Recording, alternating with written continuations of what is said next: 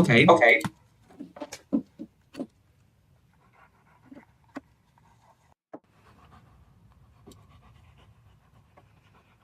Let's buy.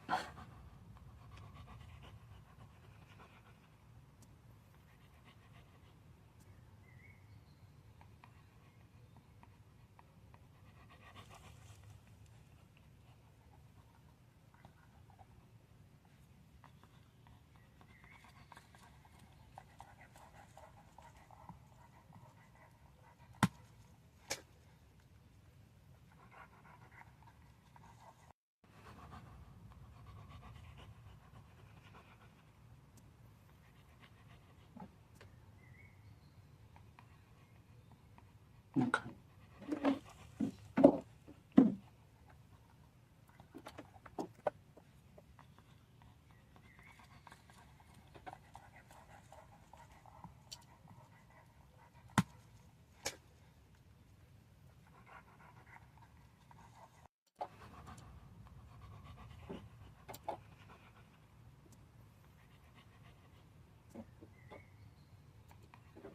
Killing Floor free now available. Let me see if it's any good. Mix. Let's get down to work.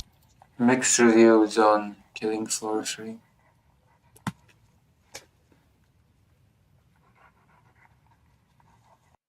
Gunplay is okay and the graphics are great. Aside from that, it lacks any of the arcade fun this genre is known for.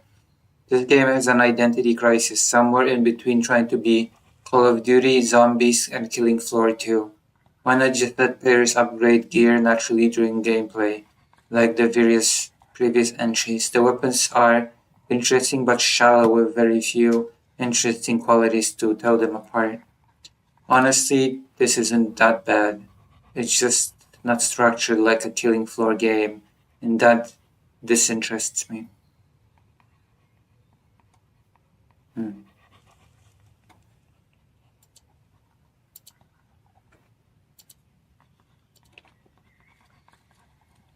Haven't really played much of Killing Floor, so I cannot speak to this review. But Killing Floor 3 is out.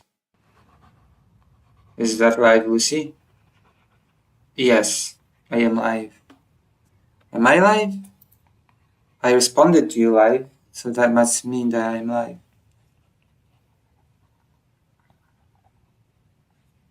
Oh yeah, that's why the title says Asian News. I'm gonna be talking about that a bit. Very close to Vietnam, as you can imagine. New war. Looks like new war is erupting. Actually, what's the update? Thailand, Cambodia war update. Tools. We're gonna check from the last hour.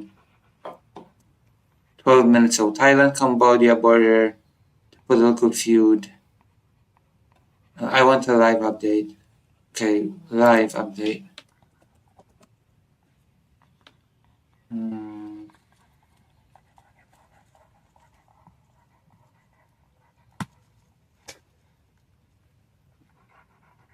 I feel like it is a sign that countries don't believe America can do anything.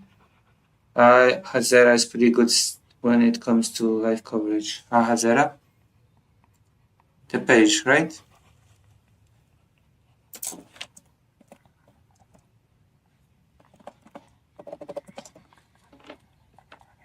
Breaking news, world news. Let me see. Oh, Thailand, Cambodia. I might as well put it on screen. Let's Fido, Fido, Fido, Fido, Fido, Fido.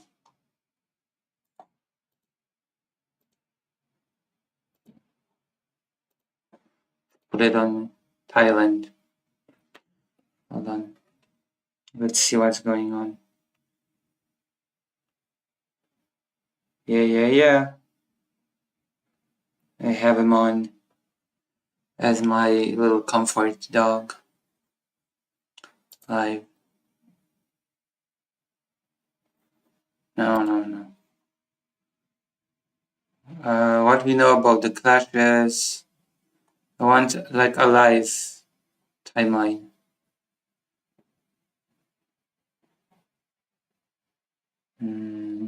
No, there's nothing really new. I want to see some tourists urged to travel to avoid travel to Cambodia. I think my friend went to Cambodia. Yes, she did. Years ago. I wonder what the publication means. We should Google at some point. Unrest, conflict, and war.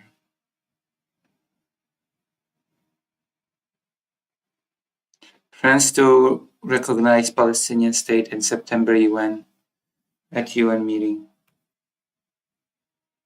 Very sad state of affairs when wasn't Trump's whole thing no new wars? Wasn't that his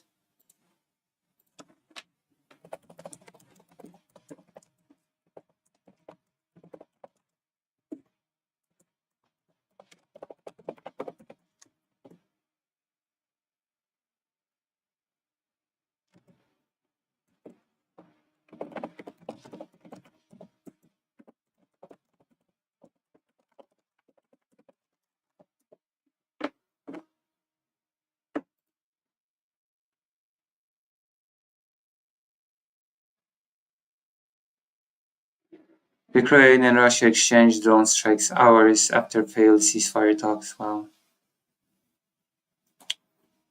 Okay.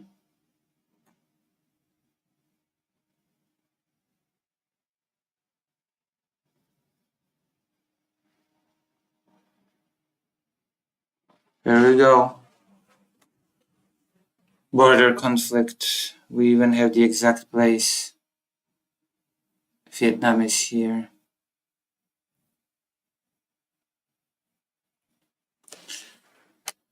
The dispute first flared in May after armed forces of Thailand and Cambodia briefly fired at each other in a relatively small contested border area that country claims as its own. Apparently there's a shrine there. Both sides accused each other and said that they acted in self-defense.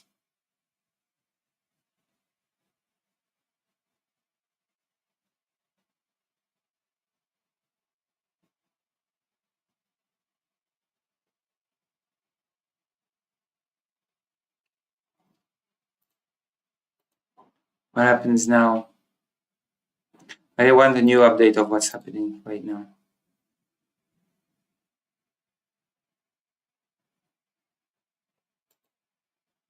Tourists urged to avoid travel to Cambodia and Thailand. Well, of course.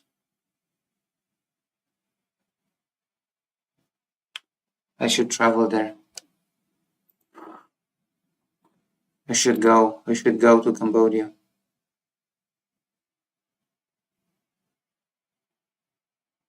I cannot find a live update.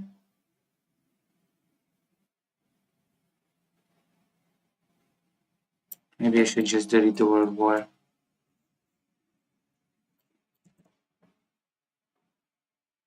More than 10 killed in Thailand, Cambodia. Conflict as deadly.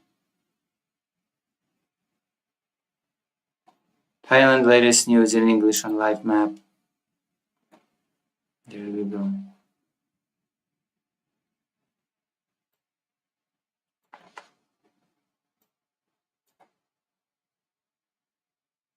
Vietnam. Here we go. Second Army region reported that approximately 6 and 40 jets conducted airstrikes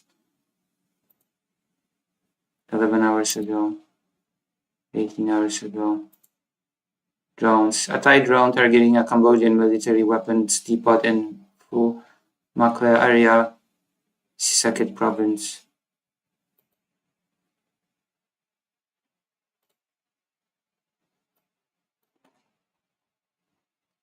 Yeah, I guess this is a live update. The latest update on casualties from the Thailand-Cambodia border clashes reported by the Ministry of Public Health spokesperson Varot Chotpitayasunod.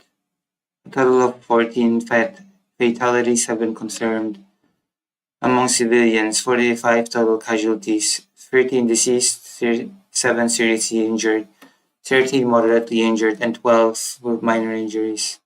Among military personnel, 15 total casualties.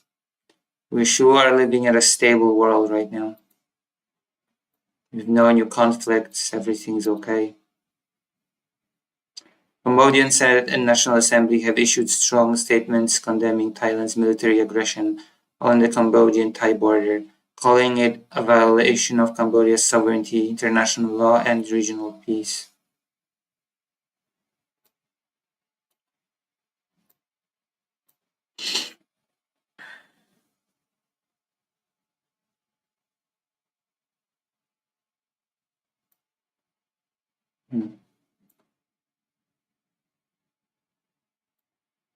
So that's basically it. We're gonna be talking about it more in detail. No new war, yeah, that is Trump's whole thing.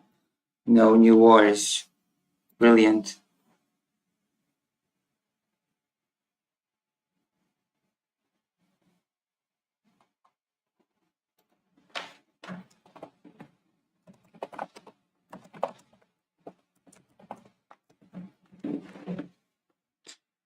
Seems to be trying to mediate between the two. Yeah, I'm surprised Vietnam is not trying to mediate between the two as a big player on the continent.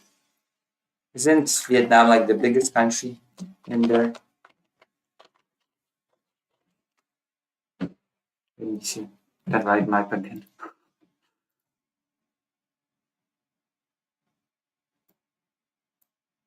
Vietnam is pretty big.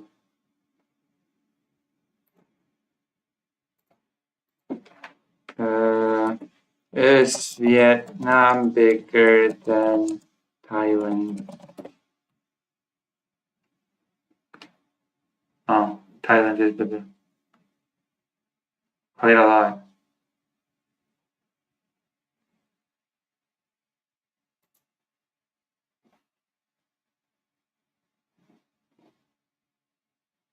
But it's like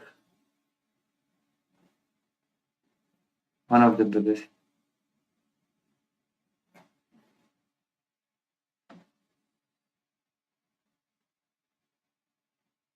Yeah, but nobody trusts China.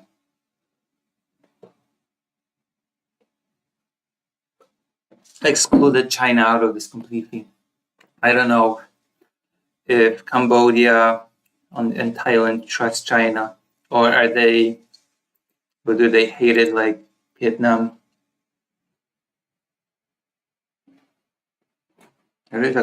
That is an excellent question. What are the relations between Vietnamese and Cambodian?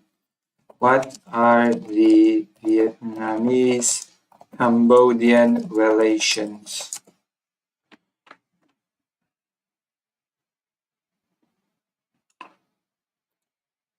What are the current relations? In 2005, Vietnam and Cambodia signed a supplementary treaty to the original 1985 Treaty of Delimitation and National Boundaries, which Cambodia has deemed unacceptable, so I take it it's not great. As a result, Vietnam has made several claims to Cambodian land based on the treaty that raised allegations of Vietnamese encroachment. Anti-Vietnamese protests 2014. Yeah, there is a strong anti-Vietnamese sentiment in Cambodia.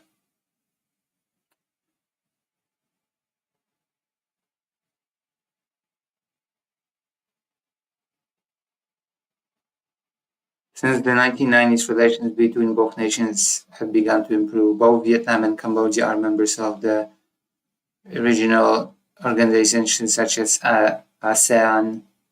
That doesn't mean anything. I need to see some reliable. Yes, that is true.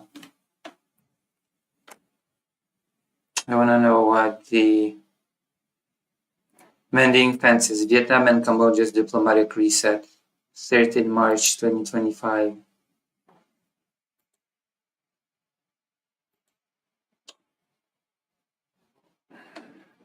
The Ho Chi Minh City Summit signals a pragmatic reset in Vietnam-Cambodia relations, driven by economic interests rather than ideology. Successful cooperation would bring the added advantage of enhancing their collective bargaining power with external actors and strategic flexibility as the great power competition intensifies.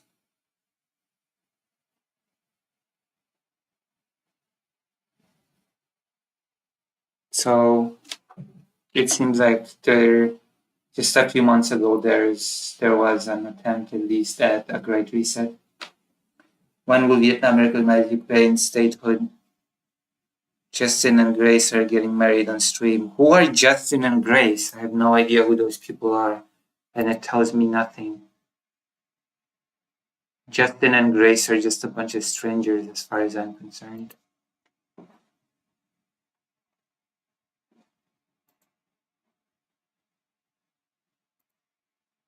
Justin and Grace. Well, good for them. Good for Justin and Grace. Even though I have no clue who they are.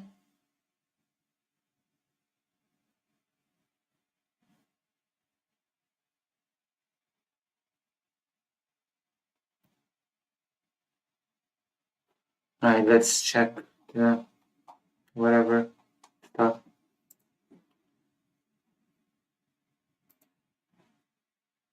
On the 22nd February 2025, a quiet diplomatic breakthrough unfolded in Ho Chi Minh City, which is Saigon. Cambodia's Prime Minister Hun Manet and his father Hun Sen, the powerful chairman of the Cambodian People's Party, traveled by road to Vietnam's southern metropolis, pointed not to Hanoi, the political capital nearly 2,000 kilometers away. Awaiting them was an unprecedented delegation. Vietnam's Communist Party General Secretary To Lam, Prime Minister Pham Minh Chinh, and almost the entire Politburo was made the 2-hour flight south. This carefully orchestrated summit, later joined by Laotian leaders, marked the first trilateral Indo-Chinese gathering in 3 years and signals a recalibration of Vietnam's approach to its Western neighbors. The venue spoke volumes. The Independence Palace, formerly known as Norodom Palace, named after Cambodia's royal dynasty, provided a symbolic backdrop, acknowledging Cambodia's historical significance. By meeting in Saigon, just 200 kilometers from Phnom Penh, Vietnam demonstrated new flexibility in its regional diplomacy, which normally involves others having to travel to Hanoi for this type of summit. The unprecedented dispatch of virtually the entire Politburo outside the capital underscores the importance Vietnam now attaches to rebuilding this relationship. So there you go. It seems like I guess that does raise the question why Vietnam is not involved in this whole conflict between Cambodia and Thailand in any way, shape, or form. Since Vietnam is actively trying to recalibrate its relationship with Cambodia. It does make me wonder. Let's read a little bit more. We're doing a research stream. We are researching. We're researchers. We are brilliant researchers.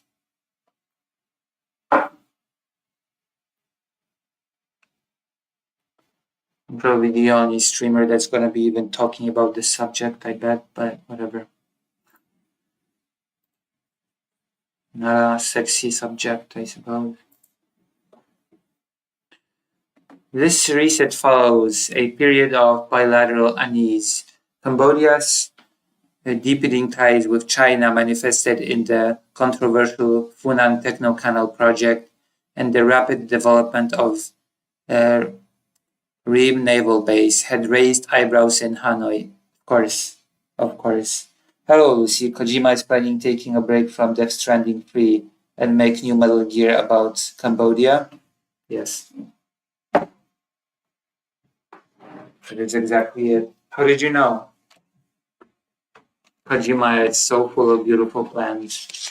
He even made friends with Konami again. He rejoined Konami in order to do the new Metal Gear Solid game. He even said that he is willing to be treated like shit again in order to make this beautiful project happen.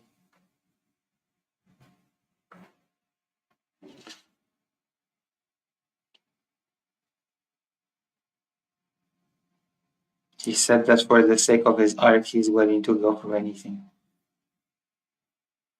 To be fair, I wouldn't trust Vosh uncovering this kind of situation. Do you trust me?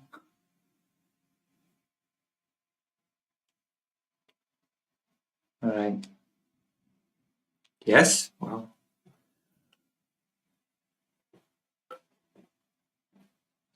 Are there any other people that you would trust to cover something like this? I can think of one.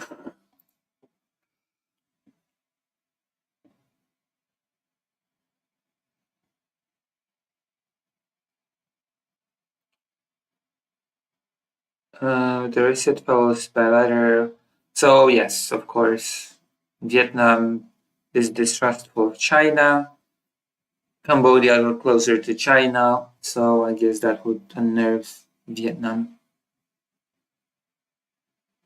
Maybe Dylan, but it would depend on a couple of things. What would it depend on?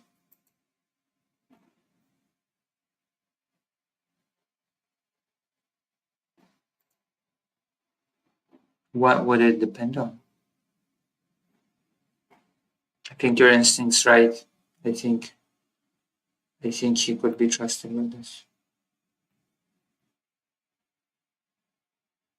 Nothing in particular, just checking the pulse. Yeah? How's the pulse? Are we alive? Are we okay? Also like the stream, okay? Don't forget that my stream lives and dies by the number of likes. I may not be a super cool streamer that covers Resi dramas, although I've been asked to cover Resi because Resi is apparently false claiming to be Polish or something. I've been told to look into it as a true Polish person. Depends on how busy with Ukraine he is. Like if he doesn't stop covering because he is tired and overworked, I would rather not see him cover it. He usually does not do that.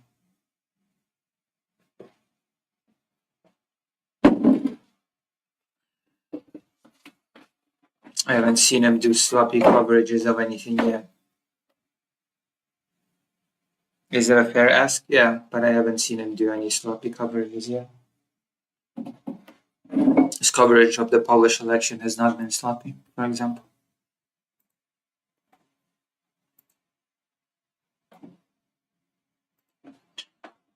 He treats his coverage rather seriously. Let me see. Yes.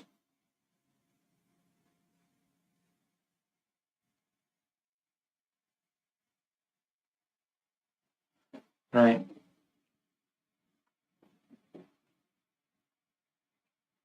So that's understandable. More unsettling was Cambodia's unilateral withdrawal from the Cambodia, Laos, Vietnam Development Triangle Area, CLV DTA, in September 2024. This 2-decade-old initiative, proposed by Hun Sen himself, had been a cornerstone of Vietnam's regional integration strategy. The withdrawal came as Vietnam was preparing for the next CLV-DTA summit and amid a sensitive leadership transition following the death of longtime leader Nguyen Phu Trong in July 2024.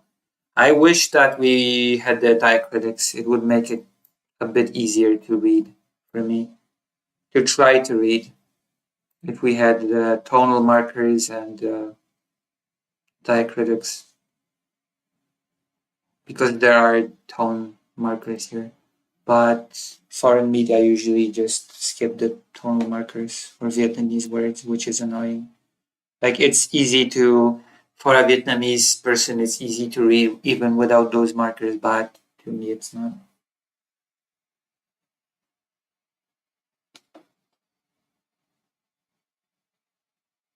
It gives me at least a little bit of a roadmap as to how to attempt to read the words, even if I don't read them correctly.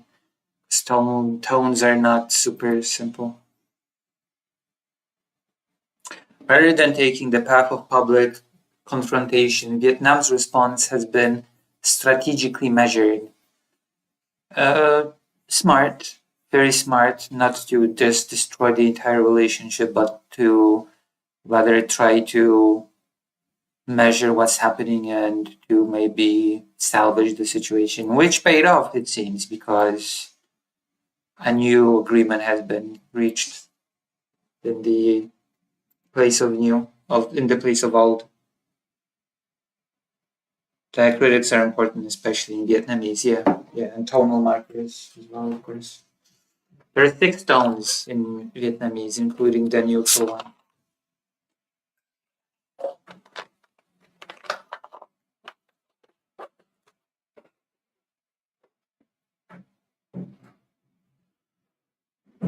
Rather than taking the path of public confrontation, we already read that.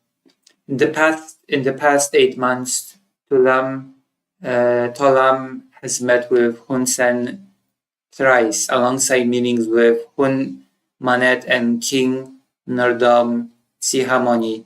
This diplomatic blitz culminated in the Saigon summit, which broke from tradition by including prime ministers alongside party leaders, signaling that practical cooperation, not merely ideological solidarity like Vietnam's ruling party, the CPP, has communist roots, is now the priority.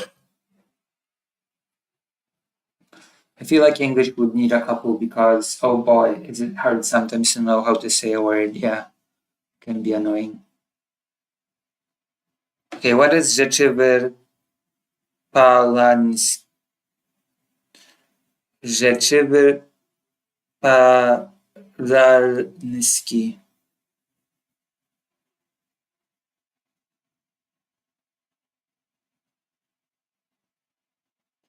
I'm confused by this.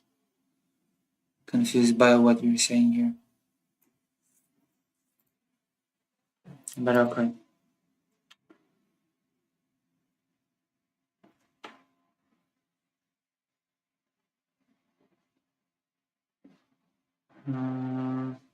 Where were we?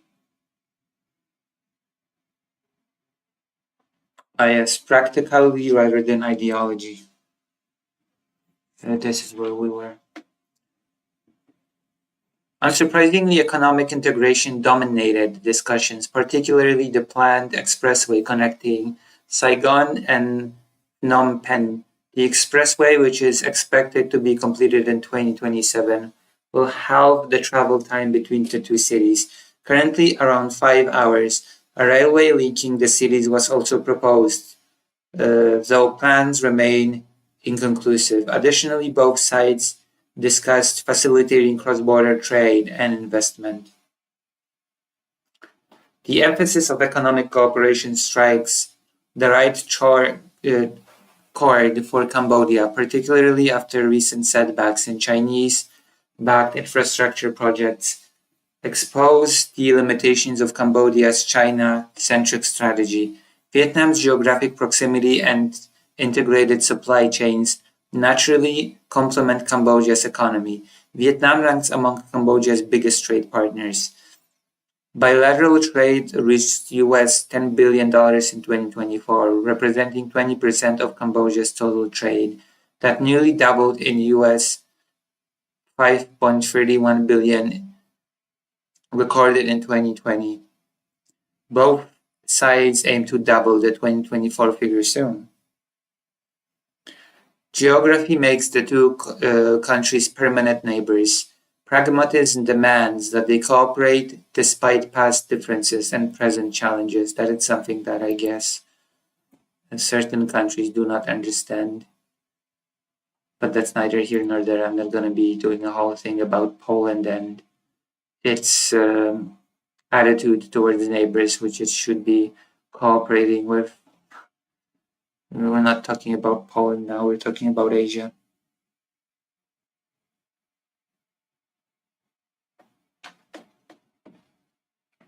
Okay, those are just made up words.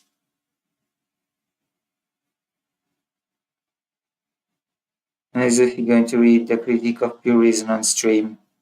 If you donate $100, I'll do it. I'm very desperate on funds, so I need support. I have important projects to fund. So, you know, a lot is happening. Not gonna lie.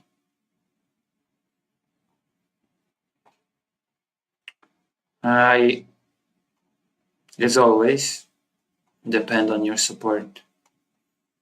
Is it bad that I depend on your support? Should I not depend on your support?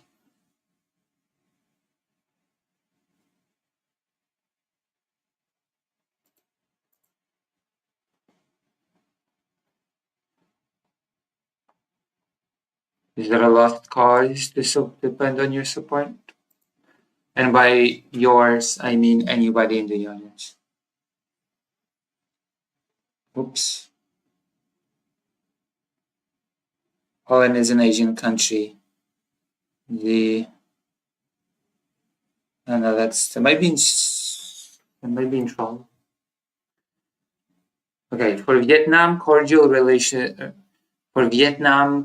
neighborhood relations serve the security and economic purposes to Laos National Rise agenda.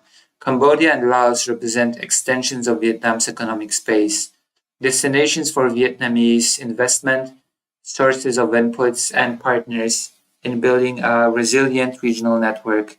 Deeper integration creates economies of scale that enhance each country's position in global supply chains and attract new investment opportunities.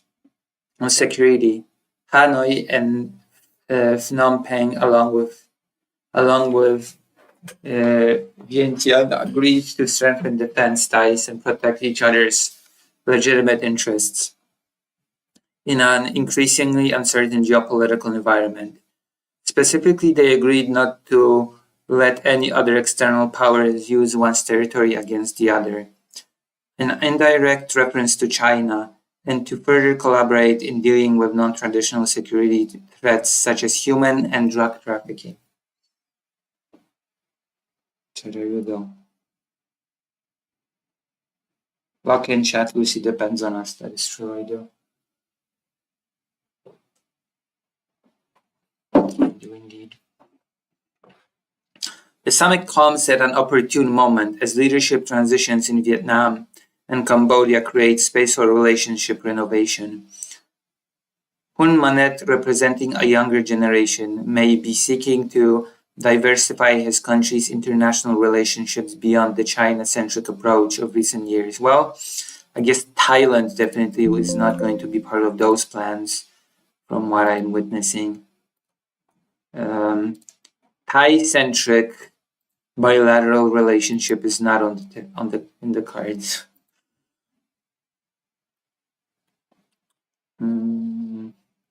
As you once noted, Cambodia desires to breathe through its own nose, a metaphor originally referring to Vietnam, but equally applicable to relations with China In addition, unlike his father, Hun Manet does not have a personal link with Vietnam, which makes it easier for him to seek a more pragmatic and equal relationship with Hanoi.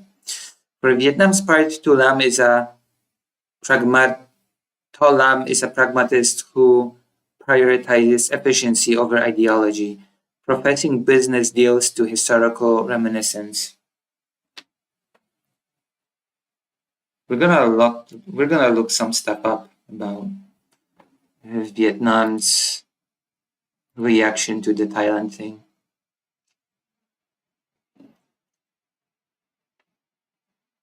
For Vietnam's part, To Lam is pragmatic, blah blah blah. The renewed engagement, however, is not without challenges. Historical grievances and public suspicions, particularly in Cambodia, could undermine partnership efforts. China's growing influence creates obstacles for both sides in rebuilding trust. For Vietnam, the test will be whether this high-profile summit can be translated into sustained policy measures. Greater transparency on projects like the Funan Techno Canal and Ream Naval Base and continued cross-border infrastructure investment. Such concrete steps would be conducive to the forging of trust between the new leaderships. And of course, considering the current situation, Cambodia very desperately needs allies, I would say. Cambodia really needs friends. The Saigon Summit represents Hanoi's pragmatic response to a shifting geopolitical landscape. By engaging Cambodia on terms that emphasize economic interdependence and mutual security rather than historical ties, Vietnam has signaled its willingness to adapt. Geography makes the two countries permanent neighbors. Pragmatism demands that they cooperate despite past differences and present challenges. A transport links between Saigon and Phnom Penh, both the expressway under construction and a proposed railway line, take shape. They symbolize new connectivity, physical and diplomatic. The ability to reset and recalibrate relationships is not merely desirable for both nations. It is essential for ensuring long-term stability and development. Success would bring not only accelerated development in border regions, but also strategic returns, enhanced collective bargaining power with external actors, and greater strategic flexibility amid intensifying great power competition. So this is where we are when it comes to all that stuff. Any questions so far about what we are discussing?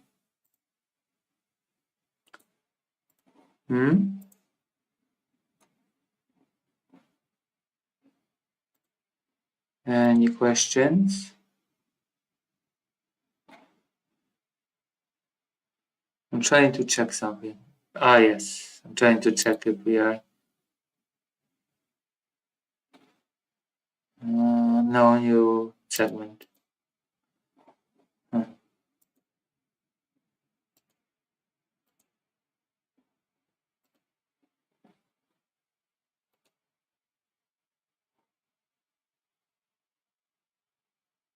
Loading page. Okay, let's look into some stuff now. Now that we have like a picture, let us look into some stuff. Shall we? Very Asia-centric episode. Hello, Greater Range.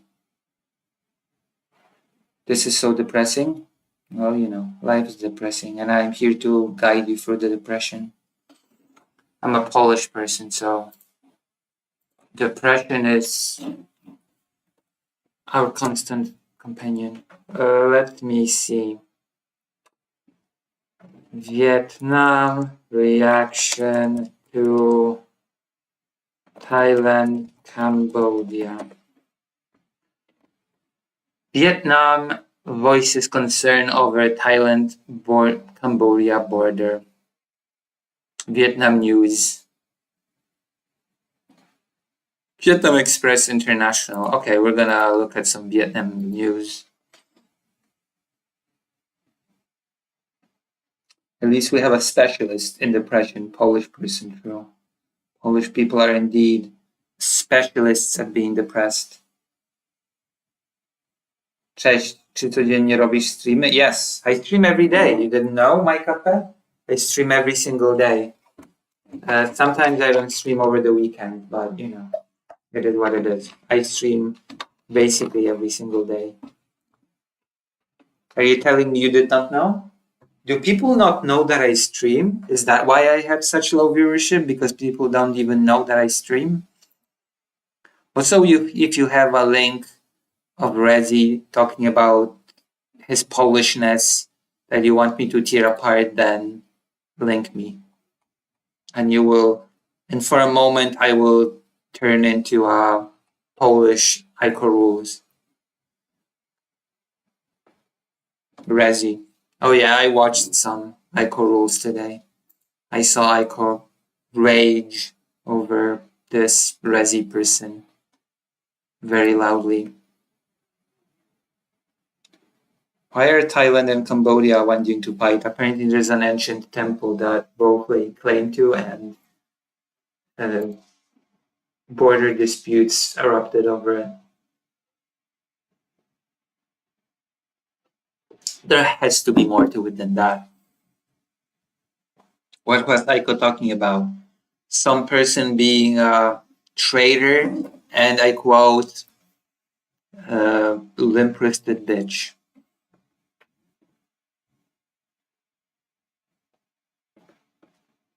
Mam wyłączone powiadomienia. Oh, you should turn them on. You should turn on notifications for me. A traitor to what? To Aiko? Yeah. Basically. Vietnam urges Thailand, Cambodia to refrain from using force. Well, that ship has sailed. What do you mean refrain from using force? It's already, the people died, okay? It's too late to say, oh yeah, please refrain from using force. It's a bit too late for that. See, here we have the diacritics. But, my, xiao. Nook. See, I'm trying to read. Nook. Okay, I have no idea how to read this. Vietnam has expressed concern over rising tensions along the Thailand-Cambodia border and called on both nations to exercise restraint and avoid the use of force. Again, a little bit late for that, considering the border skirmishes that are happening.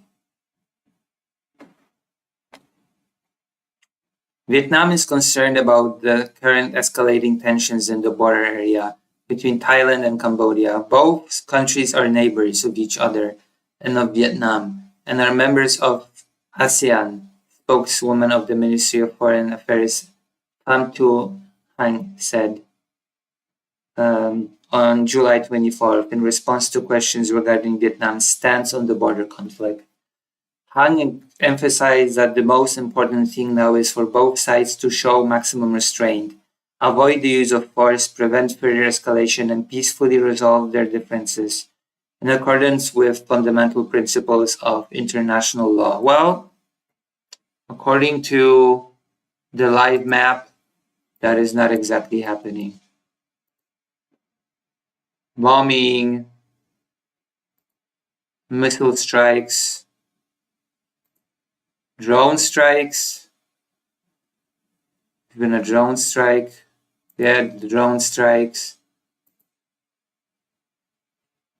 No, that's not happening from what I'm saying. Restraint and not using force, those things are not happening from what I'm saying.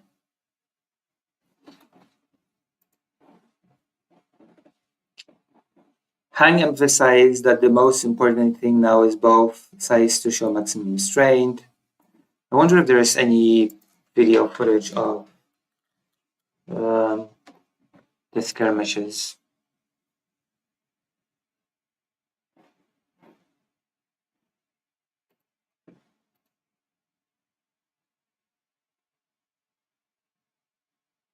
Also, this is very funny. This is so funny that this is very, very funny. So we're gonna be talking about that as well. The John Powell's thing. Okay. Cambodia, Thailand, skirmishes, reasons. Because Greater Ryan asked for this.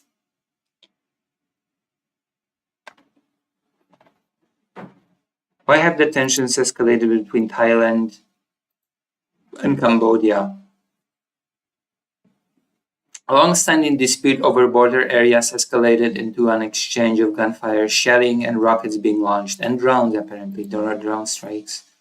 There was at least one drone strike, so. With both sides accusing the other of initiating the violence. Here is all you need to know. Let's watch a video. 1 minute. Снежка – це надійний вибір. Бо ремонт вдався. I am indeed in Ukraine, so I will get Ukrainian ads. This is evidence that I am in Ukraine indeed. Бо кожен No. Viene, no. Llegué.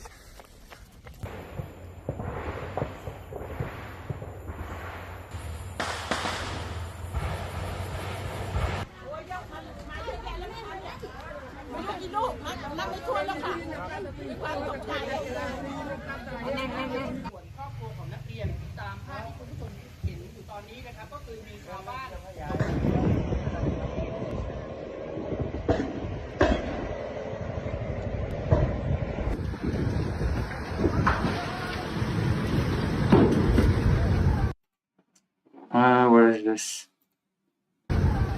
Residents local to the shared border have been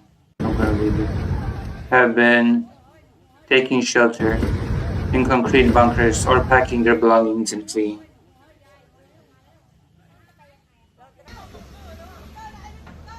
Since the situation has escalated, we felt obligated. Thailand military that spokesperson. the ad hoc center has to escalate the security measures along the border from level 2, which only restrict the crossing borders of the people and the time or the period of time that they can cross. Now we have escalated the measures to level 4, which involves the complete closure of all border checkpoints along the Thai-Cambodian border. Military clashes have erupted. A long-standing dispute over border areas escalated into an exchange of gunfire, shelling, and rockets being launched. July 24th. Relations between the Southeast Asian neighbors deteriorated sharply after an armed confrontation in May that killed a Cambodian soldier. Nationalist passions on both sides have further inflamed the situation. What is happening in Thailand and Cambodia? Tensions first broke out on Thursday morning in an area near the ancient Tham Nguyen Tom Temple along the border of Thailand's Surin province and Cambodia's Odar Mean Chey province. The Thai army said that most casualties occurred in the Sisaket province, where 6 people were killed after shots were fired, and at a fuel station. At least 14 people were injured in 3 other border provinces. An 8-year-old boy was among those killed. Thailand's health minister Somsak Thepsutin said. Thailand's foreign ministry said Cambodian troops fired heavy artillery on a Thai military base on Thursday morning and also targeted civilian areas, including a hospital. Here you go. Thailand, Cambodia. This is the Prasat Tham Nguyen Tom Temple.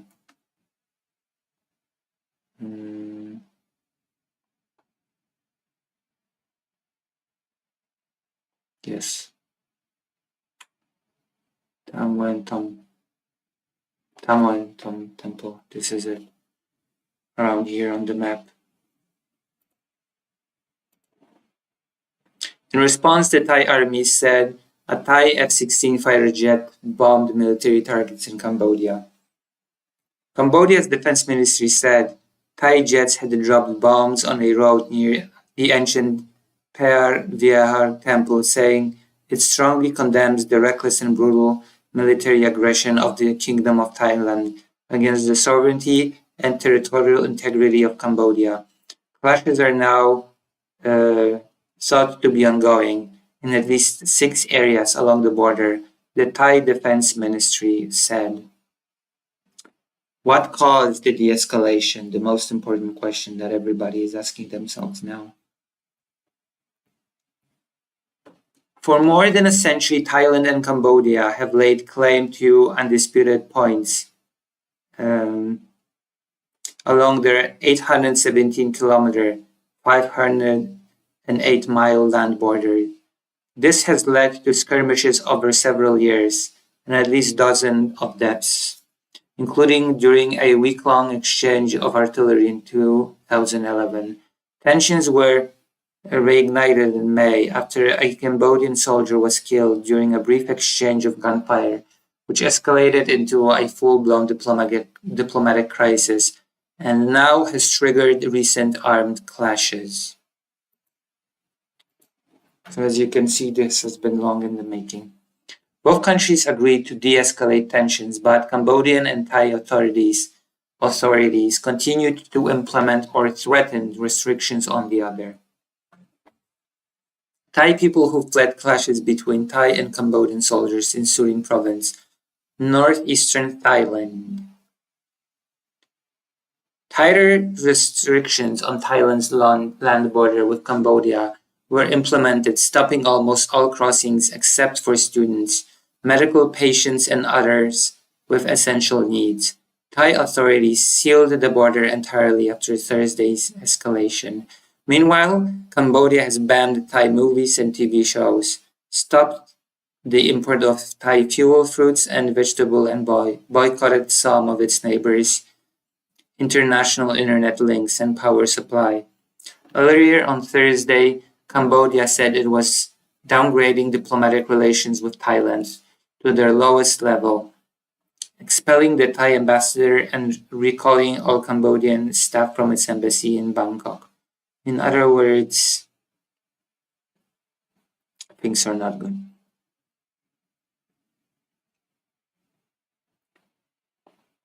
That was in response to Thailand withdrawing its ambassador and expelling the Cambodian ambassador a day earlier in protest against a number of landmine blasts that injured a total of 8 Thai soldiers.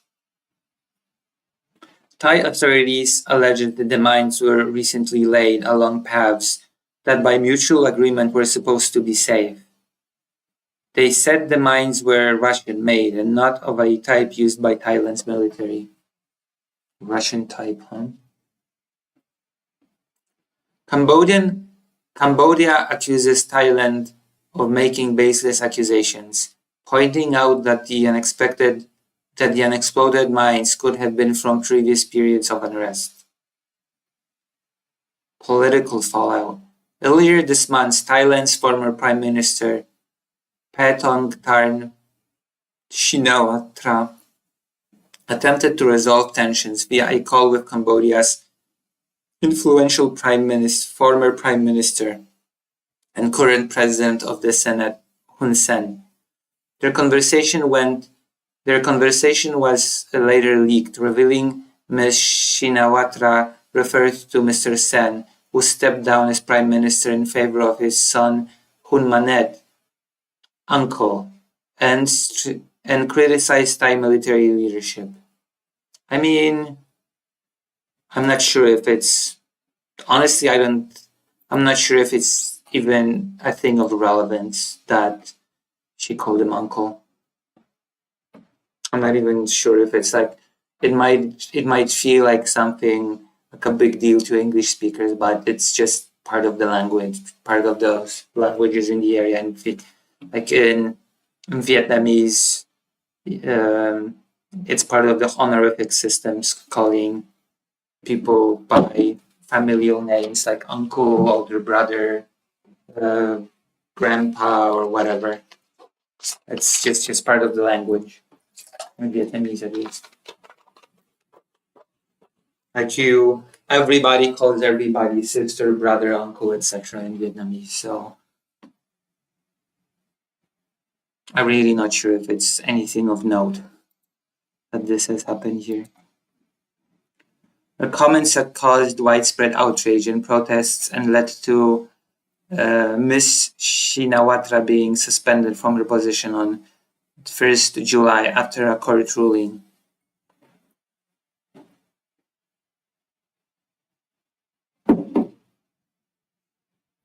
Her ally, former Defense Minister Phumtham Vechayachai, was appointed as acting Prime Minister. Mr. Vechayachai said on Thursday that fighting between Cambodia and Thailand must stop before negotiations between the two sides can begin. We'll see. So a ceasefire must happen, in other words, before any peace talks can begin. Is it safe to travel there? Probably not. What a silly question. Why is the border contested? Tensions over the border largely stem back to a 1907 map draw. Of course, tensions over the border largely stem to a 1907 map drawn under French colonial rule that was used to separate Cambodia from Thailand because, of course, whatever crappy situation, it always comes back to colonialism. Of course. Oh boy. Cambodia has used the map as a reference to claim territory, while Thailand has argued the map is inaccurate. The most prominent and violent conflicts have been over the 1,000-year-old Preah Vihear Temple. In 1962, the International Court of Justice awarded Cambodia sovereignty over the temple area, which caused irritation between the neighboring countries. Cambodia went back to the court in 2011, following several clashes between its army and Thai forces that killed about 20 people and displaced thousands. The court reaffirmed the ruling in Cambodia's favor in 2013. Cambodia has, again, that would be pretty... The two countries are fighting over this temple. It would be pretty strange if they would damage it. If they would just destroy it, the temple that they both want. Cambodia has again turned to the International Court to resolve the border disputes, but Thailand has rejected the court's jurisdiction. There you go. That is the situation. It doesn't seem that it will be resolved anytime soon. But we have to keep monitoring the situation. A stray artillery could do the job, that is true. Or at least could severely damage it. That is absolutely not out of the question.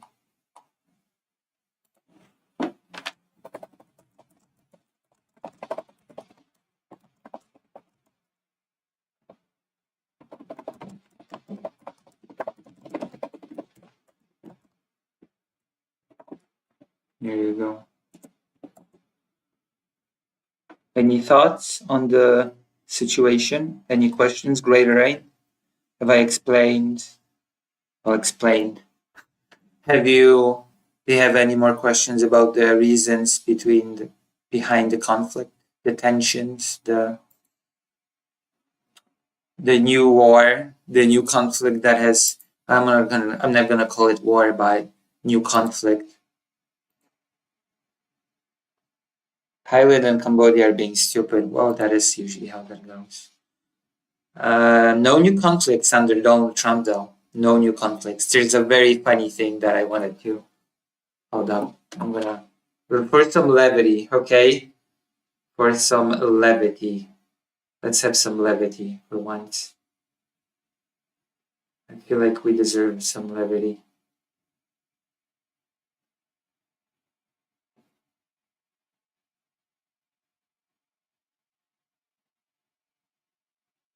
Alright.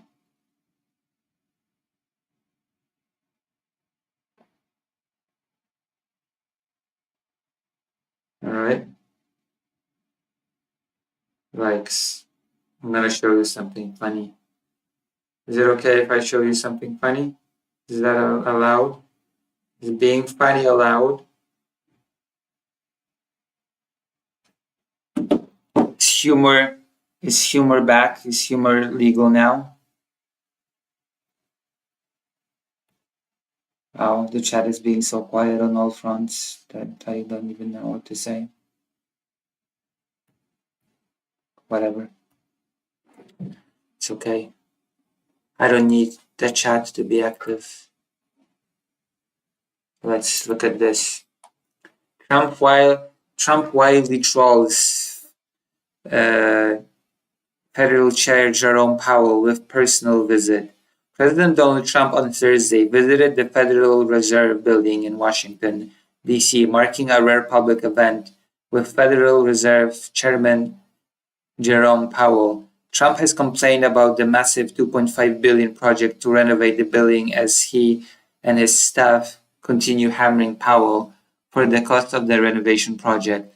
Trump arrived with Republican Senators Tim Scott, Tom Tillis, and OMB directors Russ Vought, chairman of Fannie Mae and Freddie Mac, Bill Pulled, as well as his appointees to the National Capital Planning Commission Deputy Chief of Staff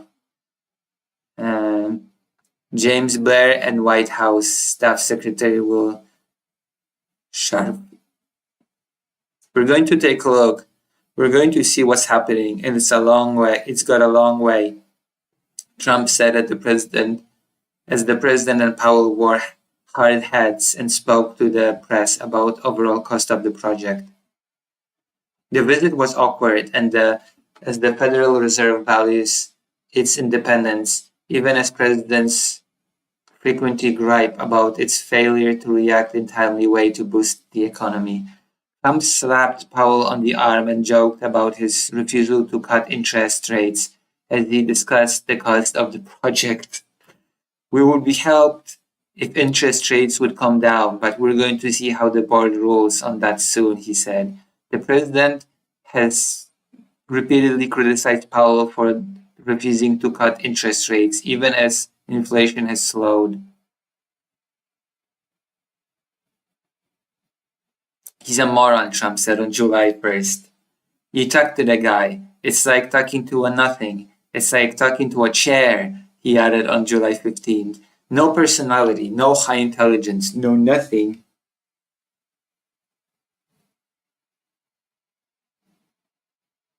Link me. I'm not super familiar with the topic.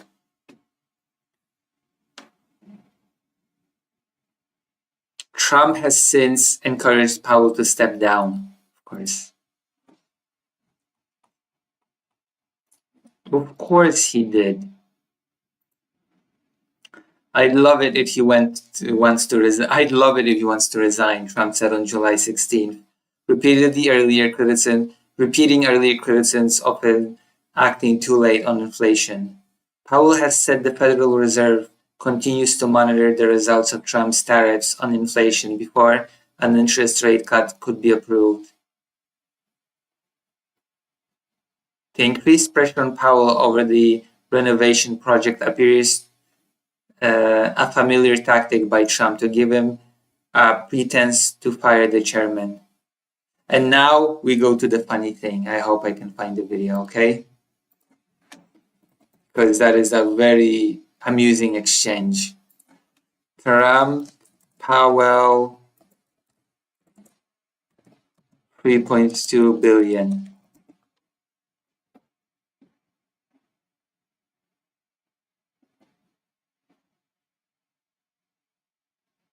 Trump and Powell disagree over renovation figures. Trump and Powell clash over renovation costs and Federal Reserve, but that is very, I find this hilarious, okay? How Trump just invents numbers. Look at this. Hold on. I have to make it.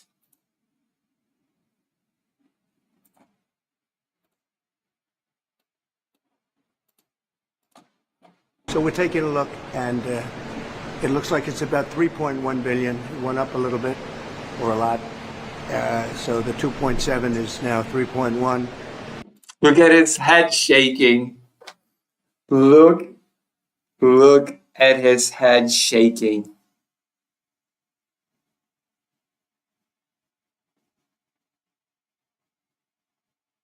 I'm not aware of that. Yeah, it just came out. Yeah, 2.7 is now 3.1. I'm not aware of that. Yeah, it just came out. Yeah, I haven't heard that from anybody at the Fed. Yeah, it just came out. Our notes had it about 3.1 as well. 3.1. 3.2. Nobody has heard about it. Nobody. I think initially it was 2.5. Now it's 3.1. Trump just decided to add a few billion. It's no big deal. No big deal. Came from us. Yes. I don't know who does that. Now, you're including the Martin renovation. You just added. Our entire capital. Yeah, you just added in a third building. Is what that is. That's a third building, Well, including no, the but Martin building. it's a building that's being built. No, it was built 5 years ago. It's a building. You've just added the cost of a whole third building to the thing. Yeah, it's a building that's being built. It's been built 5 years ago. That's brilliant. I love it. I love how competent and brilliant Trump is. We finished Martin 5 years ago. It's part of the overall work. But it's So, not new. So we're taking a look.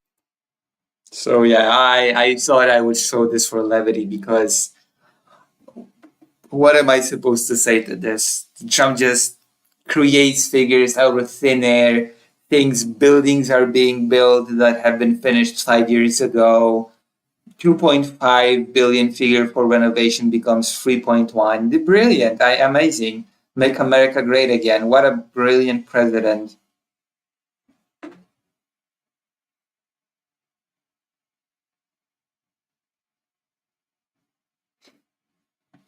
Love it. I love the American president of the United States. I love just how he makes America great again. Don't you? Let me see. You think that Trump's visit into the Fed basement is funny? How about this? Let me see. Vladimir always gives good content. Just classic fascist pandering, though. They have a thing for the Federal Reserve in the US. All right, let's see. Let me see.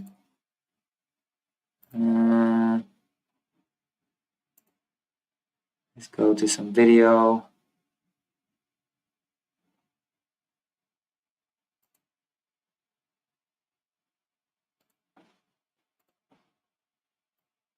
I hope I'm doing this correctly. I am. Oh my god. Can I watch this without being copyright? Okay, can I watch this without stream being demonetized? I'm gonna ask you this. I'm just gonna ask you this once, okay? Because I feel like you're doing this stream to demonetization, okay?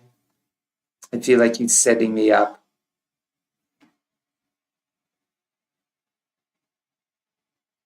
We'll see. We'll see if let's go. I say let's not go if I'm going to be demonetized. And if I'm going to be demonetized, then somebody should at least donate for this sacrifice.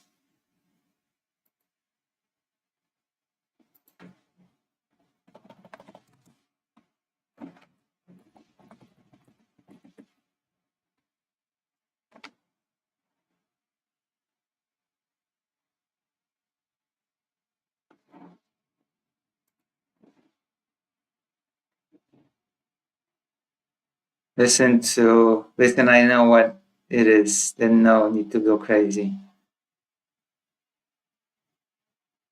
What do you mean no need to go crazy?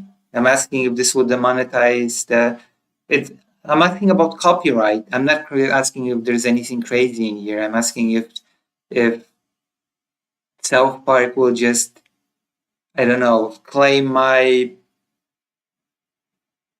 it will demonetize you. It's South Park clip. It has to. Okay, we're not watching it. Sorry, we're not watching it. I cannot risk losing everything. We would watch it if I was a billion gazillion streamer with a flow of donations or whatever, then I could afford to do something like that, but I'm not, so I cannot. You understand, right? You understand me, right?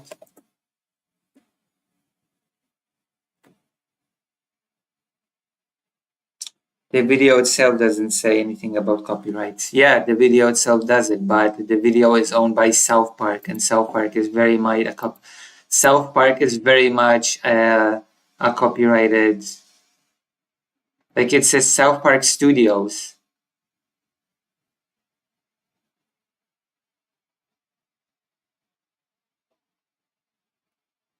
You know, it's like me. It would be like me just playing a minute of Family Guy or The Simpsons and wondering, you know?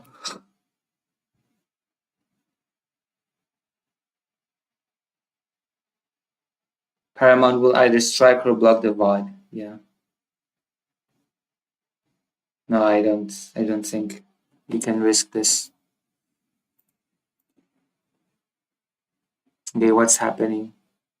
We saw Dr. John's tweet about it, by the way. This impromptu topic. What is happening with Visa?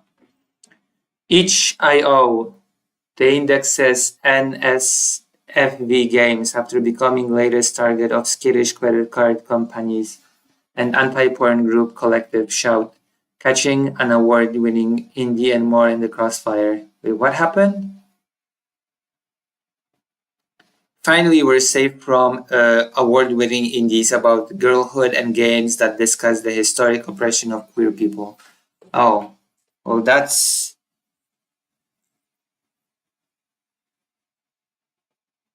They banned all adult content, not just non-safe for work. Wait, who banned it? Steam?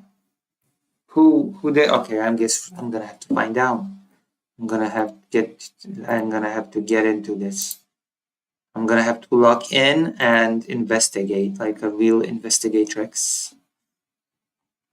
I'm gonna have to log in, and then we're going to be talking about Epstein, or Epstein, if you will. Christian anti-porn groups. What is Itch.io?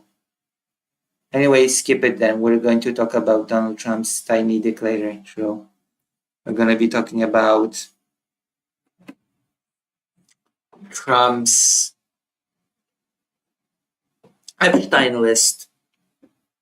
Collective Shout is an anti-porn and anti-LGBT group in Australia that bullied Visa and MasterCard into pulling out of Steam and Itch. What is Itch if they didn't remove those games? Because Visa and MasterCard threatened to blacklist them if they don't. Wait, so Steam removed all adult games? Steam removed all games for adults?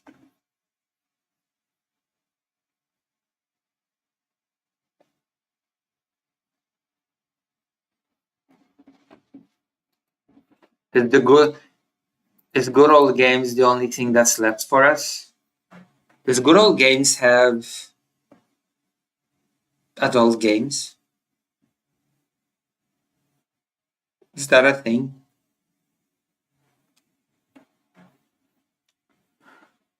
Itch.io, a platform that hosts and sells video games, particularly popular in the indie dev industry, is the latest video game distributor to fall to a recent sweep of Puritan policies by credit card companies designed to limit the sale of non-safe for work content. For those not in the know, credit card processors such as Visa and MasterCard have pressured Steam into removing non-safe for work content from its platform. But what I'm hearing from the audience, it's not just non-safe for work, it's just adult. Hello, Faye Cal Parker. Steam removed certain games. It was straight up deleting games from people's libraries. That is bad. Were they at least, of course, that's a rhetorical question. I doubt the answer will be positive, but were they refunded?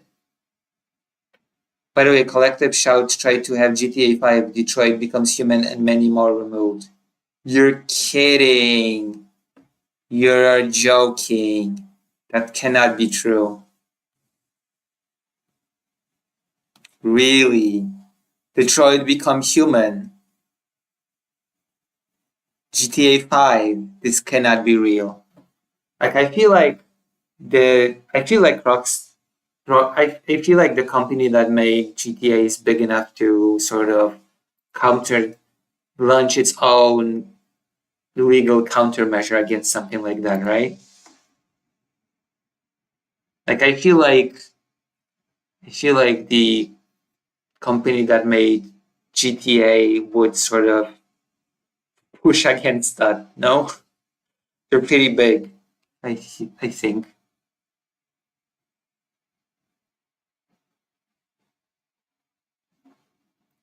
In the interest of fairness, there are some logical reasons for this. Adult content is often used for scams and chargebacks, which cost the banks money, and some adult websites have been caught displaying content featuring minors, such as Pornhub, motivating processors to drop the platforms entirely. The issue, however, comes from any company's complete disinterest in the often difficult and expensive work of applying nuance. It's cheaper and less time-consuming to go scorched earth. Consequences be damned, as was the case with Valve, and now itch.io. We have de-indexed all adult non-safe for work content from our browse and search pages, announces the site on a blog page. Recently became under scrutiny from our payment processors regarding the nature of some content hosted on itch.io.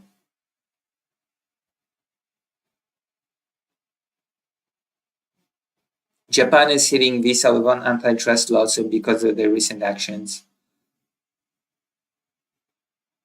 Tumblr lost like 14 billion in value when they banned non-safe for work. I remember that was when Tumblr died. Tumblr died as a platform when it banned its non-safe for work stuff. Hello, Dada. Hey, what's up? Hello, welcome. Sorry, I neglected you because usually people don't chat on Twitch, but I'm glad to have a Twitch viewer today. How's your streaming going, Broski? I'm not a Broski, I'm a trans woman. You should be more trans friendly. You've got good energy. It for real feels like one of those low-key hidden gems that deserve way more views. Really? Well, thank you. You seem pretty natural on cam too. Been streaming for a while, just getting into it. For a bit, I guess. For a bit. But for a long time, I've been streaming without the cameras. And wow, I've never been told that I feel like a natural. Thank you. Thank you very much for the compliment. For complimenting me. Feels nice to be complimented. Pretty sure South Park will claim it. Yeah.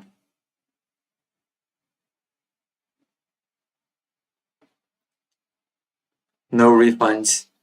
Collective Shouts is legit a crazy org. But yes, that is true. Let's see what people say on YouTube. Let's read the chat. This is also BS because no other kinds of companies are dropped because users their feature minors or whatever. It's a set of Christian, fundy, and fascist groups behind it all. Well, I'm not even surprised at this point. I'm not even shocked.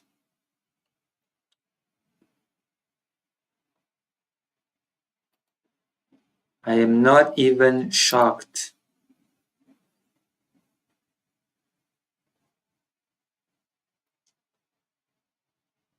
Blah, blah, blah. The site then goes on to discuss the no mercy situation. That sounds so weird, the no mercy situation. We will show no mercy to these adult games. An adult game with some disturbing themes that drew the ire of the UK government and notably Australian activist group Collective Shout. Okay, I have to look into this off screen.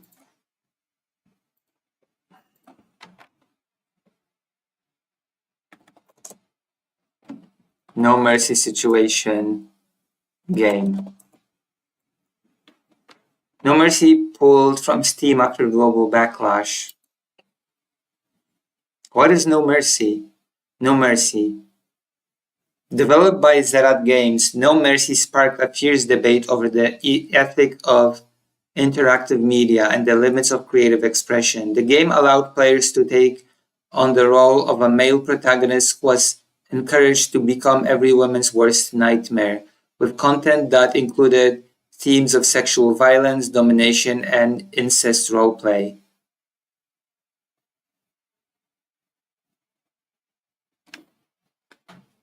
Damn.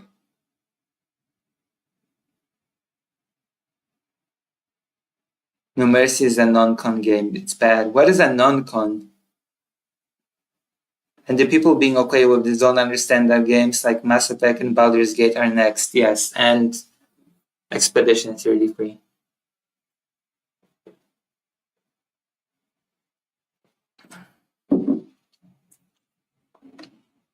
For that matter.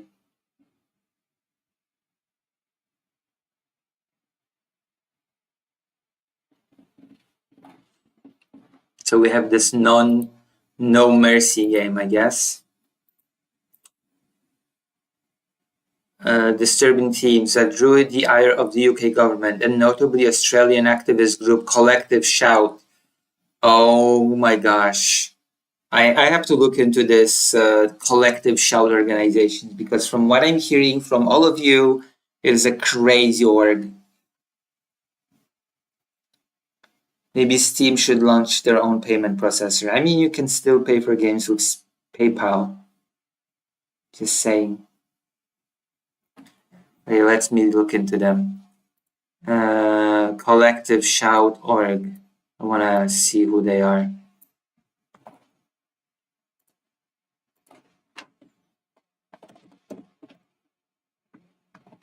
Collective Shout org. Who are they? Collective. Oh, let's just look at their own. Okay. Usually, those kind of crazy organizations do the best possible job of loudly and proudly announcing what sort of lunatics they are. Okay. When there's a lunatic organization, you don't even have to look at external reviews or external opinions. All you have to do is visit their web page to get a glimpse. Let's look at their logo first. What's their logo? This thing is their logo. This, I have no idea what this is supposed to be. Our team.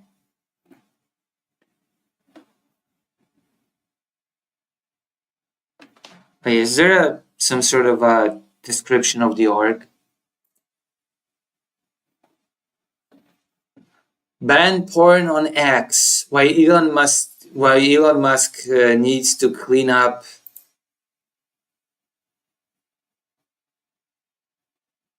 This is so weird.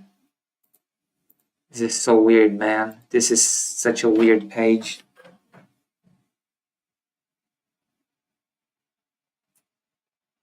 Let's check, and they also pushed PayPal at pulling Steam into deleting games. Porn is like 50% of Twitter. The other 49% is Nazis spreading their messages. Since our launch in 2010, we have achieved many wins. Billboards objectifying women pulled down. Sexualized children's clothing withdrawn from sale. Sexually violent games banned. Andrew Tate's pimping courses removed from Spotify. And an age verification trial underway to help protect kids from exposure to porn. Yeah, sure. Age verification will surely stop children from accessing certain types of pages. Yes, teens will surely be stopped by an age verification thing. I'm surprised Blue Sky hasn't been banned yet. That site can't get any more sanitized than that. Banned it yet. By the way, one of the collective shout person was defending cuties. What? That is... What? What the hell? My goodness. Find yourself in the same crowd as Mr. Girl. This was all possible because thousands of people like you decided to speak out and take action. Child protection experts backing our campaign speak out on games normalizing sexual abuse. I have no idea what this campaign is supposed to be. Oh, that is so bizarre. That is totally not a breach of privacy at all. It's totally not a breach of privacy.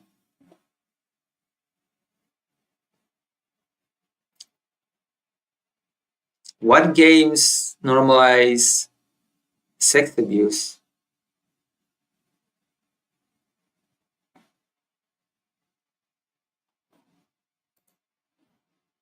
You deserve sexual assault. We won't be silenced by gamers. Threats and abuse silenced by gamers.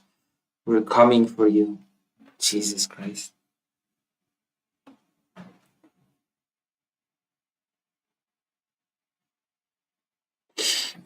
Okay, so this organization was fighting against it. Collective Shout, an anti-pornography group. Okay, this already is a red flag to me. Being an anti-pornography group.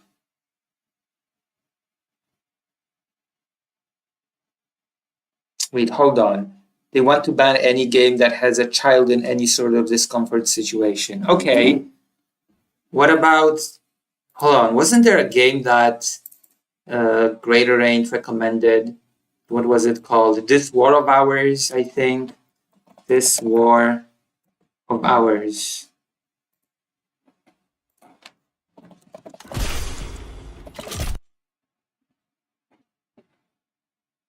This War of Mine.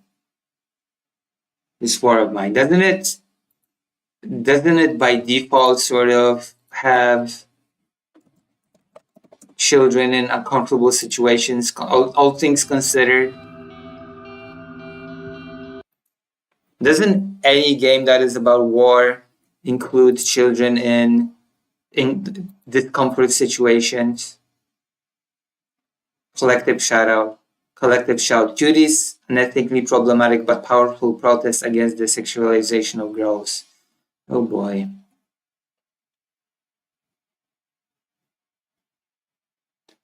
Doesn't even Papers, Please have children in uncomfortable situations? Like, I feel like any game that will depict war will have children in uncomfortable situations, quote unquote.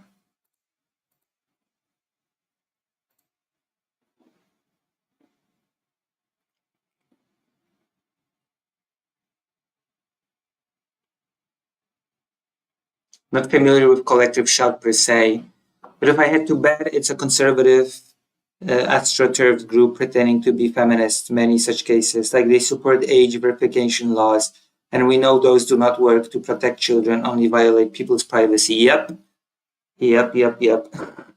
Because guess which sites don't ask for verification? The non-mainstream, very dodgy ones. This War of Mine is great. Child abuse alarm about Detroit, but no child abuse alarm about God of War. I mean, it's just tough parenting. What do you want? It's just tough parenting. Don't be a pussy. This is so weird.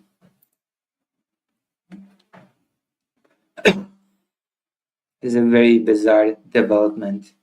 They want to standardize all art to be trad evangelical version of family friendly. It's always the think of the of the children crowd that are the weirdest about the children. That is true.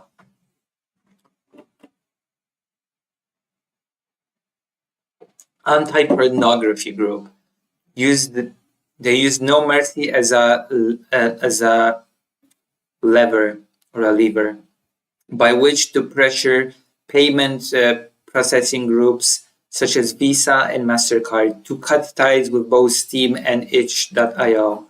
The campaign formed just over 1,000 individuals whose motives target hundreds of assault, incest, and child abuse games on both platforms, though the resultant policies will be far further reaching. Our ability to process payment is critical for every creator on our platform, the site continues. To ensure that we can continue to operate and provide a marketplace for all developers, we must prioritize our relationship with our payment partners and take immediate steps towards compliance. I do not like how that sounds. I am not happy with this wording. My goodness.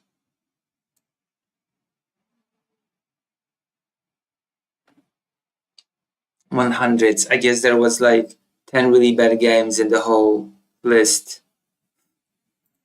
This is not good. This is not good at all. Deleting non-safe for work content from browse and search pages is just the start, though. To further comply with payment processors' demands, itch.io will have to introduce new compliance measures for non-safe for work games. This will include a new step where creators must confirm that their content is allowable under the policies of the respective payment processors linked to their account. That is shifting too much responsibility towards the consumer, okay? If I go to a gaming thing, okay, if I go to a platform that sells games, I don't want to think about whether or not I will have to extra make sure that I comply or the game complies or whatever, okay? I should be able to buy a game safely and not think about it ever again.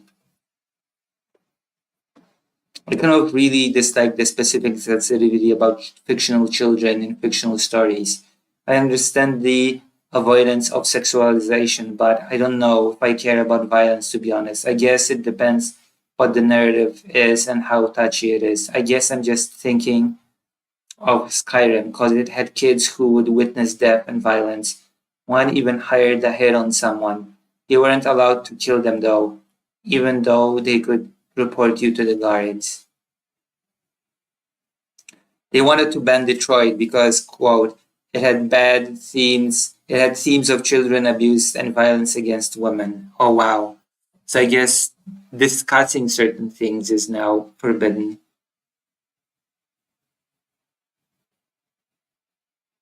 If the seller and the consumer are okay with the purchase, the processor should allow it and not ask questions unless it's illegal. True. Unless it's illegal, which would be a whole different conversation. Some games may be actively removed from the platform under these rules. Part of this review will see some pages being permanently removed from itch.io. These policy changes will have already reportedly impacted games such as Consume Me, which won the Selmas McNally Grand Prize and the Nuovo Award at 2025's Independent Game Festival.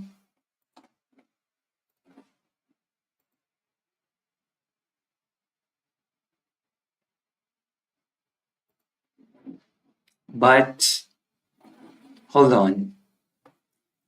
And of course, the people are not getting any sort of compensation, right? They're not getting refunded.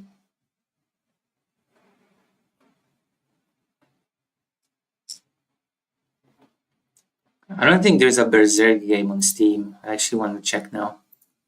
I don't think there are any Berserk games on Steam.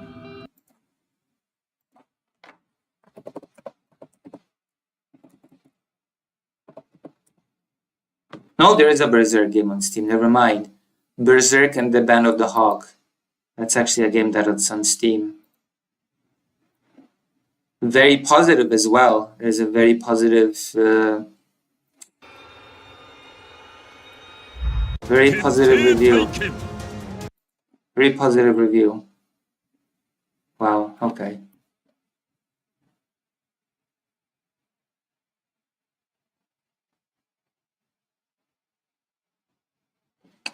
Interesting. I did not know that there was a Berserk game on Steam.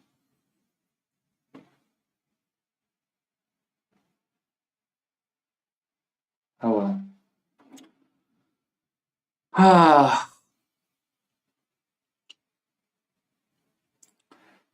Here we have a developer's deeply personal tale about the horrors of growing up as a teenage girl, a seemingly intimate and honest dissection of eating disorders, family and pressure, and sexist society, hell-bent on telling young girls how to dress and feel. And now because of a group that swears up and down that is protecting women, Consume Me has been delisted as one of its primary distribution platforms. Its satire is so bleak that it's on the nose. Let's see, Consume Me official gameplay trailer. Good thing that they've included this. Oh no, this has to be stopped. Come on, you cannot allow this filth on Steam or anywhere else. This just sets the president to ban all LGBT content in the near future. That is true. It sets the president to ban all degeneracy. Finally. Oh my god. Unacceptable. Look, do you see how much you're eating? A single person won't even be able to finish all of that food. Your face has gotten so big and round. You really need to start watching how much you eat.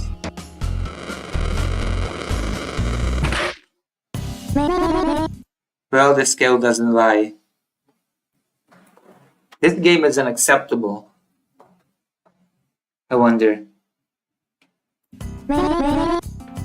I think we got the gist. The issue of games depicting adult, troubling, or upsetting themes is multifaceted.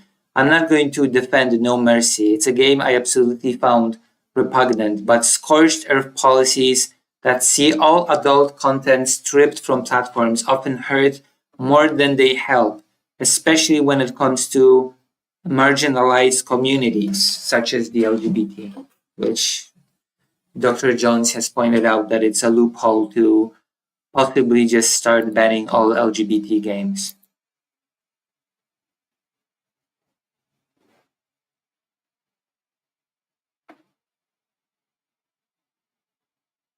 And that's the real purpose. This won't stop harmful pornography being spread to children, but will deplatform queer and feminist artists. That is true.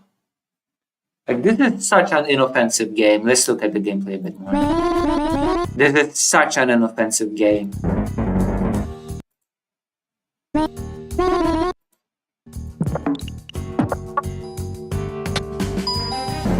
Come on, really? This game is delisted. This game is deemed a danger. Come on. You cannot be serious.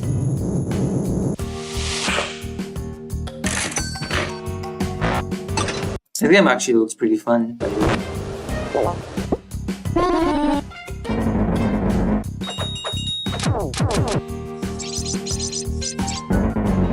It looks quite fun. It looks like something that's pretty enjoyable to play. So thank fuck we have someone with a massive audience to bring that up. Listen, if you want someone with a massive audience to bring that up, then you should fight for me to have a bigger audience. Our country should hit Visa and MasterCard with antitrust lawsuits for doing that kind of shit, like Japan did.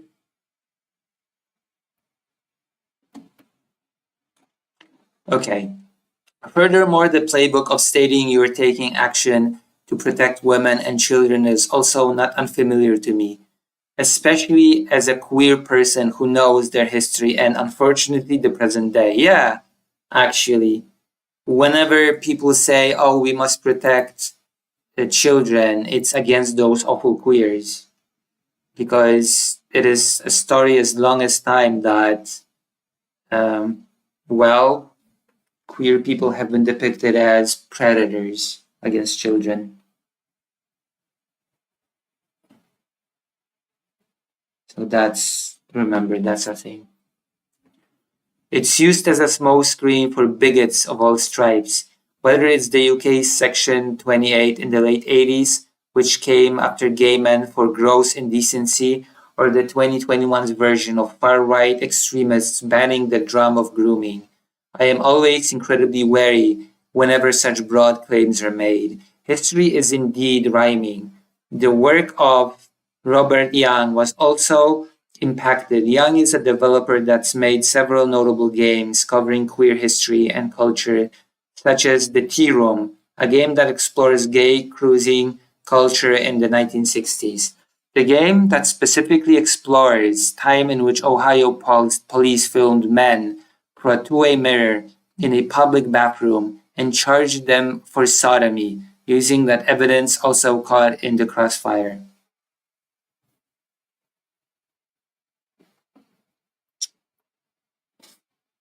Yeah, I know. I've noticed the Stop Killing Games thing. Satanic panic type shit all over again. Well, here we go again. This is a never-ending struggle. This will never end, okay? As long as there are Puritans, we always have to stay vigilant, so to speak, because this is just insane.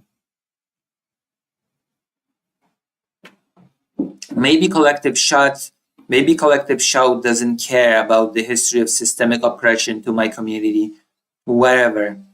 But if it truly believes that the representation of women in games media is troubling and problematic, the deplatforming of a game like Consume Me, which does represent the struggle of growing up as a young girl with honesty, nuance, and care, should horrify them. I seriously doubt it will. Of course it won't. They don't give a crap. They don't care. And that's saying nothing of the corporate dystopian idea that credit card processors who nobody voted for can have such monopolies over itch.io and Steam. I wonder how Good Old Games is impacted by this, by the way. Does any of you know if Good Old Games is impacted by this whole thing in any way? Monopolies that let them decide what art is and isn't fit for public consumption, making them powerful enough to scare the whole legal system. Call me old-fashioned, but in a functioning democracy, I don't think a CEO should get to decide what I can and can't buy. True. Unless it's illegal. But again, that is a whole different story. Okay, if there's problematic content that skirts the law, then it should be removed based on it being illegal, rather than on some, I don't know, sensibilities of a anti-porn group. Ridiculous. Any new development in this? Let me see.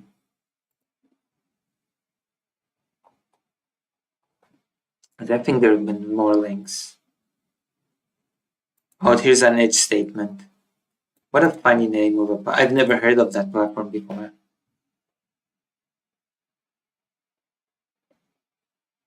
I actually don't know if Good Old Games hosts any adult games or not. I mean, you can You can stretch the definition of adult game pretty far, no? You can stretch the definition of adult games pretty far, as far as I'm concerned.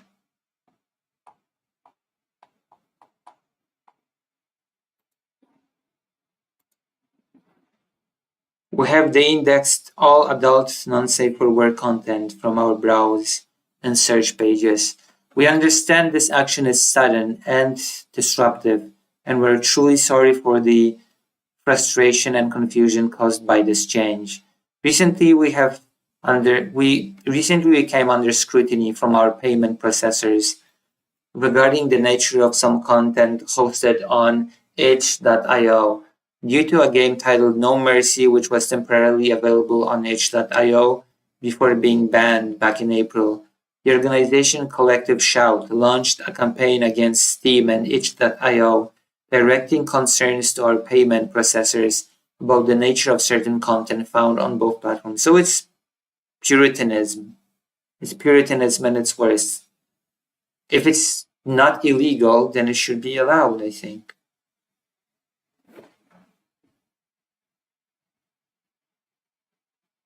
Collective Shout also privated their Twitter too. Wow. Of course.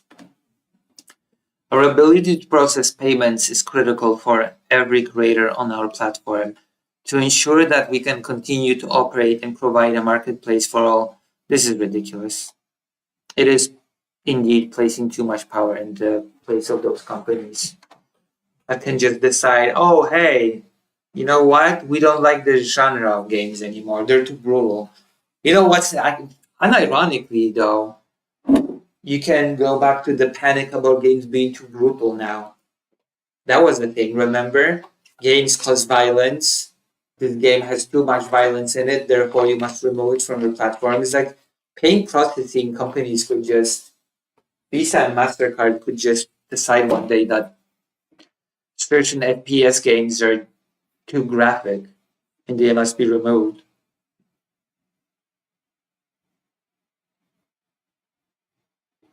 That is the next logical step when it comes to these sort of things.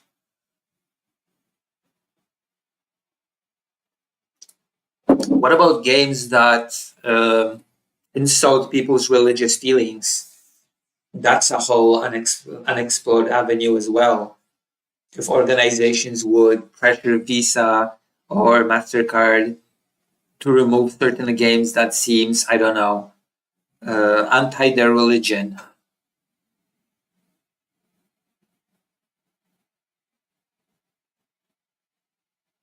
You can stretch this to anything, actually, now that I think about it. Anything that a particular group of activists doesn't like can be targeted, and they can just pressure the companies such as Visa and MasterCard to remove them, to pressure control.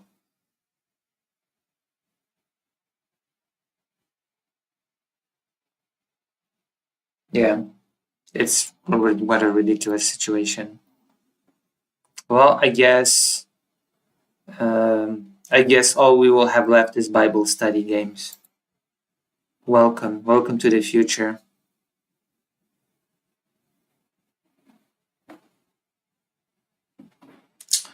Welcome to the future. I am so glad that I live in these interesting times. I am so glad. Beautiful. Do you not feel like we're living in wonderful times? I should play more games before they all get removed or something. Before it's too late. Till I still can.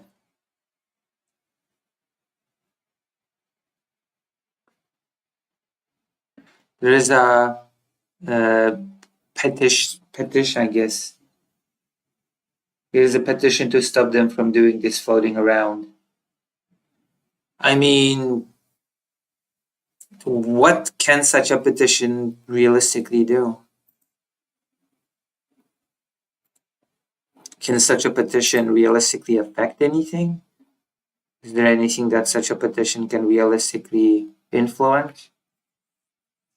I don't know. I honestly don't know if such a petition could realistically affect any change for the better. Oh boy, we have so many interesting topics today, you wouldn't believe. You would not believe how many interesting things I've got for you tonight.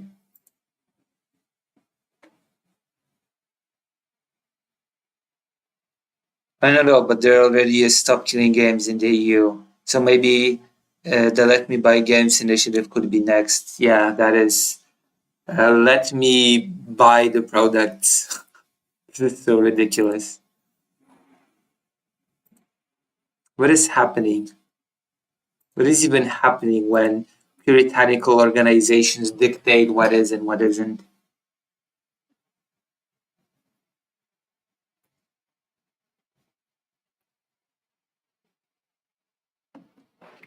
The problematic depiction. Wait, hold on. If Detroit becomes human as targeted, then I assume The Last of Us is super targeted by this, right? Isn't it? Doesn't it have a depiction of child violence? The Last of Us?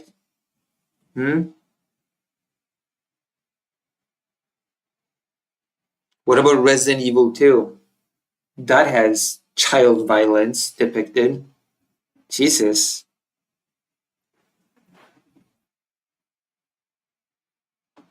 Then she's something in the M's.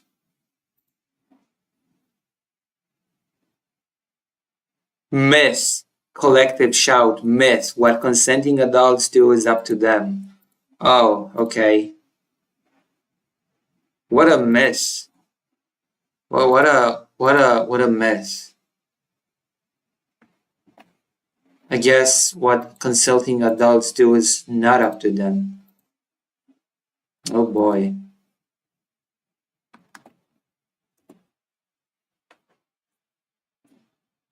This feels like a very anti-LGBT sentiment, by the way. Like that is the most anti-LGBT sentiment that I've heard.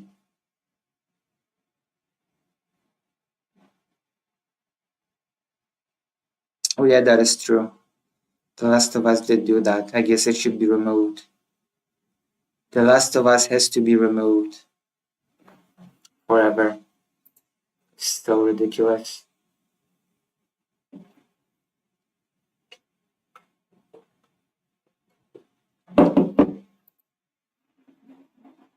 This sort of sentence would, for example, first of all, this sort of sentence would, this feels like a sentence that is anti me existing as a trans person, because what consenting adults do is up to them.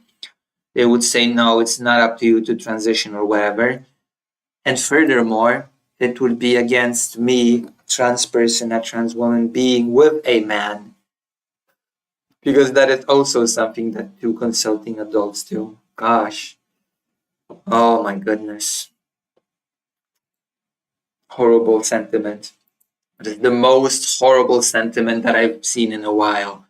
Myth. What consenting adults do is up to them. They literally said anything that has a child in an uncomfortable situation, even if it's meant to garner sympathy from the audience, is bankable offense. So depicting war is unacceptable, right? Any type of narrative-driven game is unacceptable. Expedition 33 that I'm playing right now has a teen in it.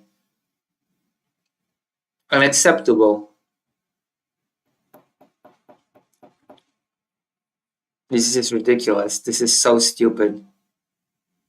There's so almost no games are safe from this in that case. Like almost no games are safe from this.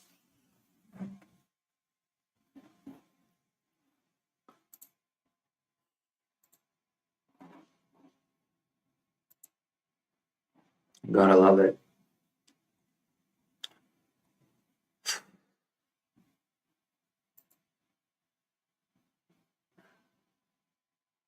Uh-oh. Uh-oh. Trouble in Lithuania. Lithuanian language chief calls for shutdown of Polish schools. Uh-oh.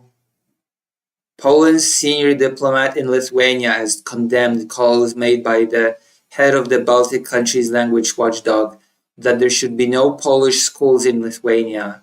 I don't like this. I don't like this at all. Okay?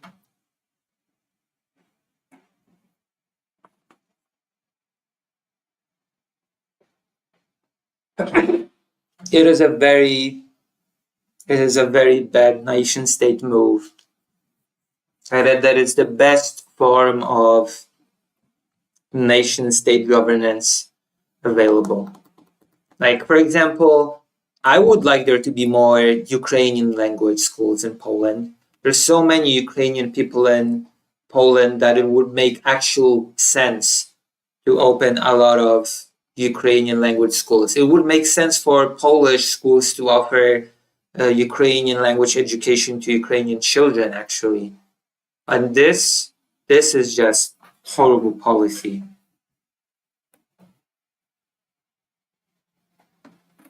That is just the worst type of policy when it comes to handling language speakers in your country.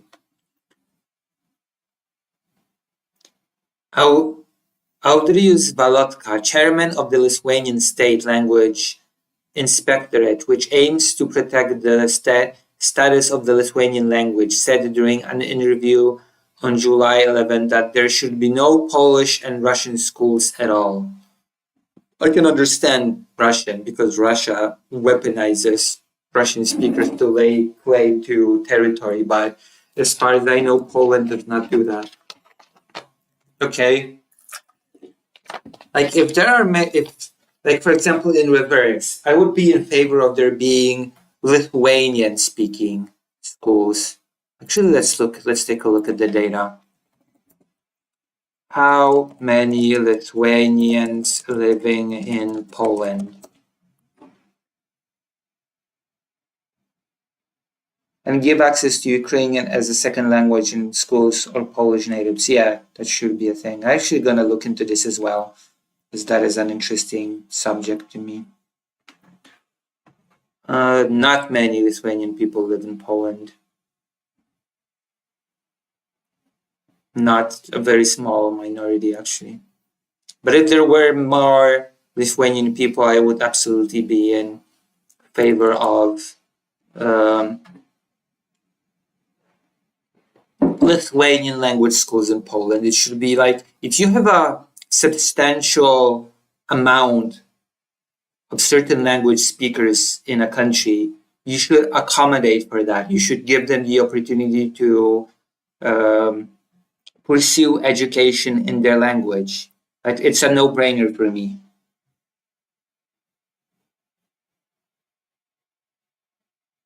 Like that feels like a no-brainer to me. Ukrainian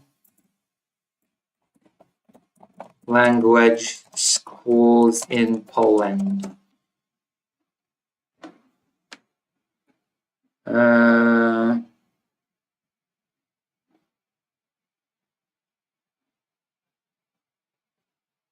Warsaw, Poland as destination for learning Ukrainian.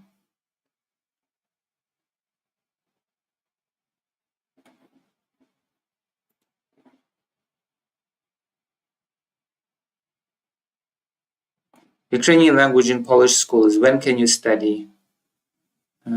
Ukrainian citizens studying in Polish schools will take exams in mathematics and a modern foreign language. Here you go. Ukrainian and Polish schools. Here's what's changing and when it starts. Not depending on their action, but I can understand the sentiment behind their actions, even if it's wrong. I'm not a big fan of these sort of policies. I think that if you have it gets more complicated with Russia because, as I said, Russia weaponizes Russian speakers in order to lay claim over territory as the Ruski Mir. But I don't think it applies across the board to any minorities that live in a country. In fact, I think if a minority is sizable enough, the state should do its best to accommodate. That is my stance. Poland supports teaching the Ukrainian language in schools as a second foreign language, according to the press servers of the Ministry of Education and Science of Ukraine. Ukrainian students can also access extra classes in certain subjects if needed. That is good. That is a good direction. Ukrainian children should have access to Ukrainian education in Poland, absolutely, 100%. It creates smooth transition from country to country when it comes to education. It limits education gaps and justice, and also fosters friendly relations between countries, in my opinion. This sort of, we will facilitate education in the language of the refugees that we accept from your country as a sign of goodwill, I suppose, as a sign of trying to build a good relationship between us. I think that this should be the norm when it comes to these sort of things, especially since, again, during World War II, Iran has accepted many thousands of Polish refugees, and Iran has in fact organized a fully Polish language education for Polish children. So I see no excuse for the Polish government not to do the same for the Ukrainian children.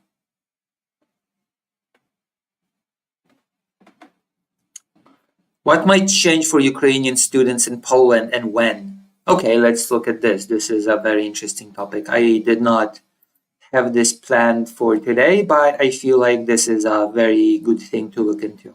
I feel like this is an interesting topic, especially since I claim to be also a language channel.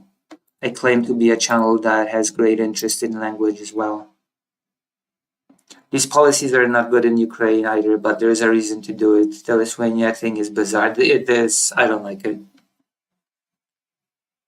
Like, it is different when you try to defend yourself from a country that weaponizes the existence of Russian speakers in order to lay claim over land, territory, etc. But again, like, it's not like offering education in Ukrainian to children and people overall will somehow mean that Ukraine will lay claim over Polish territory all of a sudden. That's just never gonna happen.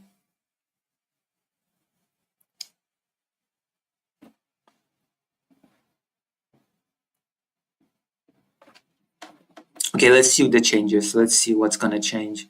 Last week, during a working visit of the Ukrainian delegation to Warsaw, a meeting took place between Oksen Lvisovi, Minister of Education and Science of Ukraine, Yevhen Kudryavets, First Deputy Minister of Education of Ukraine, Barbara Nowacka, Minister of National Education of the Republic of Poland, Vasyl Bondar, Ambassador of Ukraine to Poland.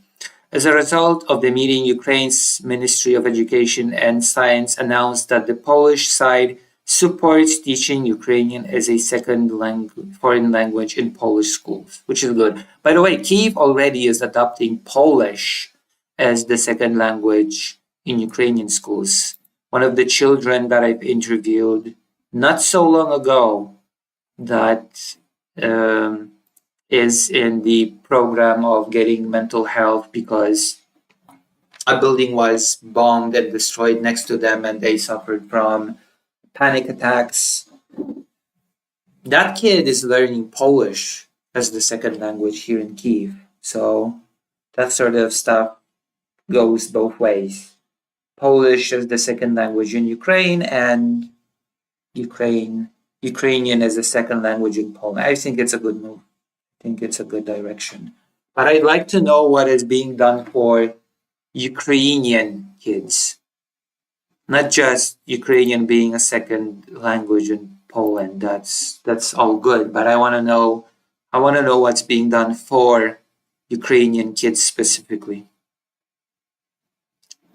During the meeting, the Polish side also stated that it would consider allowing Ukrainian to be included among the languages that students can choose for the mandatory 8th grade exam, which is required to advance to the next level of secondary education. That should be a thing. That should definitely be changed. I would expand it. Ukrainian language education should be offered to Ukrainian children, not just being able to take the exam in Ukrainian. I honestly don't think it's enough. I honestly think it's the right step.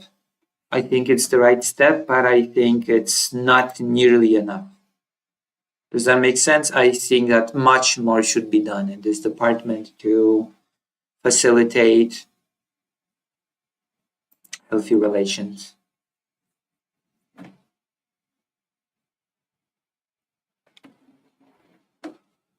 It was clarified that this issue could be considered within the framework of Poland's planned school education reform for 2026-2027. Pawlo Lewczuk, an associate professor at the Institute of Slavic Studies of the Polish Academy of Sciences, is developing programs to teach Ukrainian as a second foreign language in Polish schools. Very good, very good. The Ministry of Education, together with its partners, is working to ensure that Ukrainian children abroad do not lose their connection with Ukraine and have the opportunity to study Ukrainian studies, subjects the ministry emphasized. That is very important for Ukrainian children to go to school in Poland and be able to learn Ukrainian history, culture, all that stuff. It should be guaranteed, should be a given. 100%. When Ukrainian might be taught in Polish schools, conditions. Under current Polish law, schools can introduce Ukrainian language instruction under the following conditions. At the initiative of parents, they can submit a request to the school administration. If difficulties arise, citizens are advised to contact the Embassy of Ukraine in the Republic of Poland. If there is teaching capacity, of a Ukrainian language teacher can be hired if a student group is formed, with the approval of the school principal and the governing body. Support for Ukrainian children in Poland. What schools offer this? Okay, this is the thing that I'm really interested in. I'm really interested to know what support can be offered to Ukrainian children and what more can be done, because there's always more. Finally, the Ministry of Education and Science noted that Polish schools provide various forms of support for Ukrainian students, including additional free classes in the Polish language. That's all good, but I think more should be done in Ukrainian for Ukrainian children. I genuinely believe that. Extra lessons in specific subjects. Studies in preparatory departments. Assistance from a teacher's aide who speaks the child's native language. This is good. This is good. Assistance from a teacher's aide who speaks the child's native language. Support from an intercultural assistant.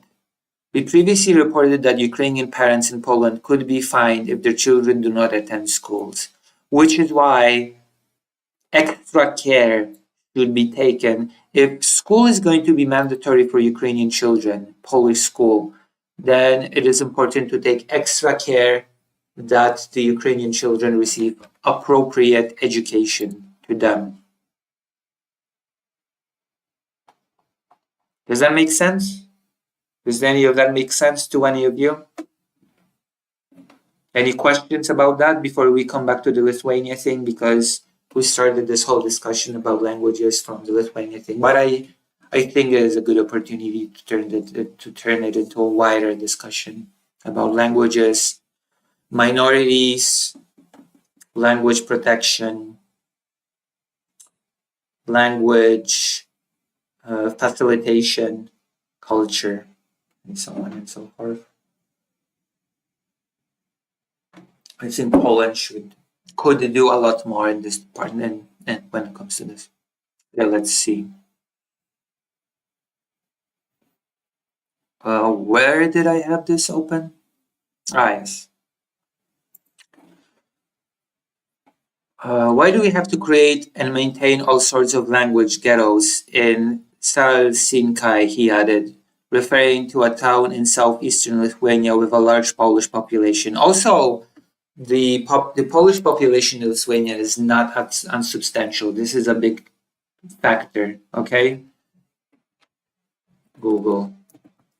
How many Polish people in Lithuania?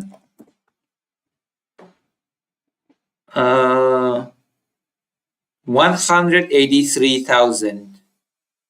And that was in 2021. So not an unsubstantial amount of Polish people live in Lithuania. In the city of Vilnius alone, there are more than 85,000 Poles who make about 15% of the Lithuanian capital's population.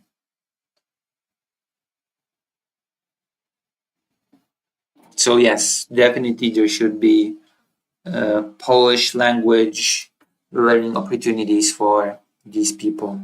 That is definitely a thing that should be protected and not destroyed. I don't know why people would put kids in a school without giving them support in their language. Might as well just do it right and then let them learn in their language even as they... Yeah, of course. There should be like a no-brainer. Like a lot of the more difficult subjects should be taught in Ukrainian to Ukrainian children. Mathematics, literature. That's history, Ukrainian history especially. That should all be provided.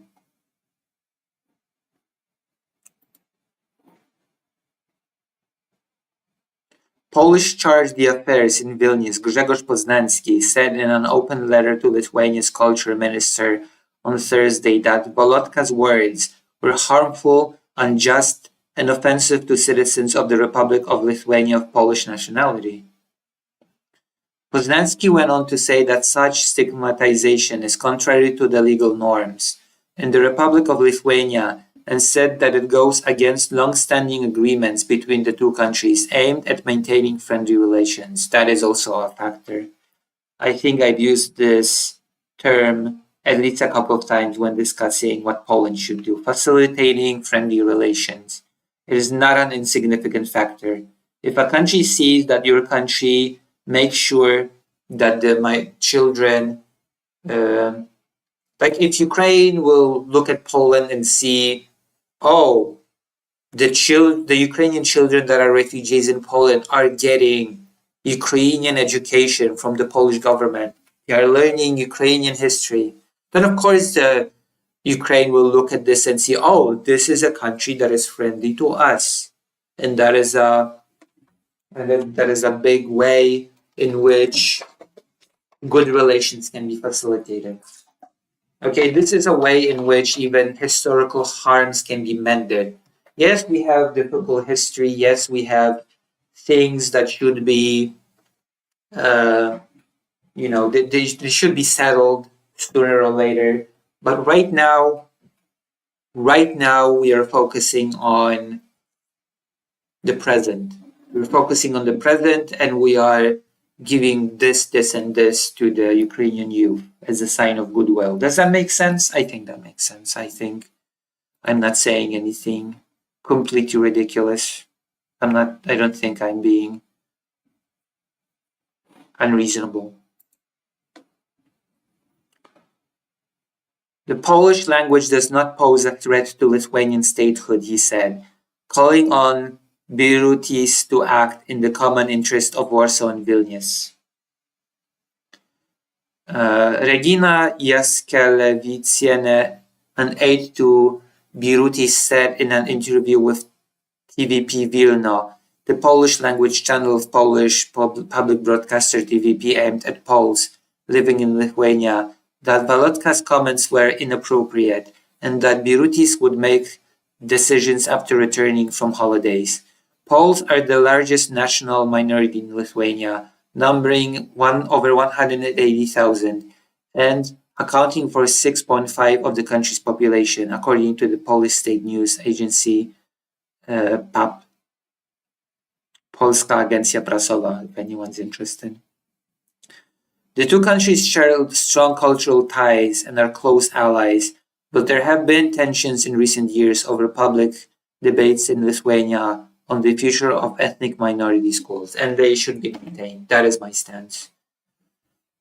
Just as they should be ethnic minority schools in Poland for the substantial Ukrainian minority. That is the stance that I will maintain. I don't see why not.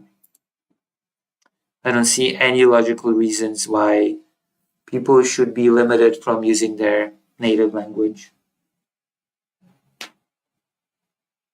Here we go. That is my hot take. But you know me, I'm a hardcore nationalist, so you know my stance on these things. I am just a rabid nationalist that thinks that Poland for the Poles, etc. You know me. So how is everybody doing? I want to check in with the audience. I want to check with how everybody's doing right now. Audience check. Shall we do something more lighthearted? We're doing only very gloomy topics.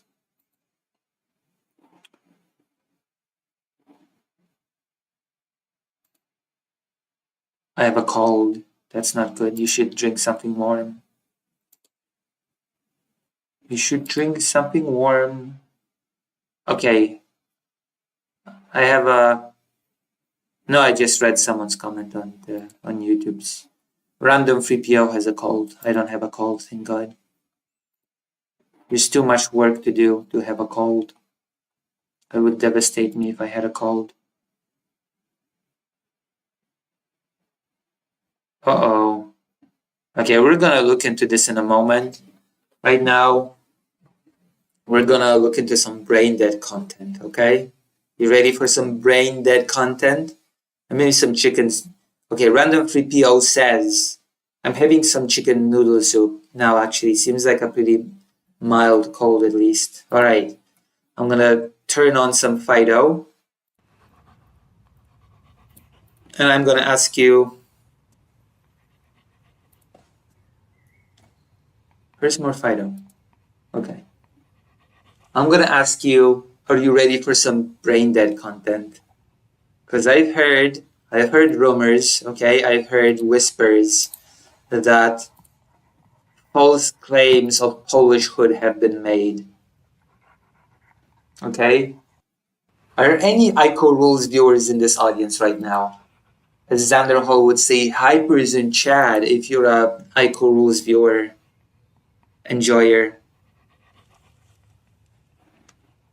Hypers in chat. Lock in, please. Please lock in.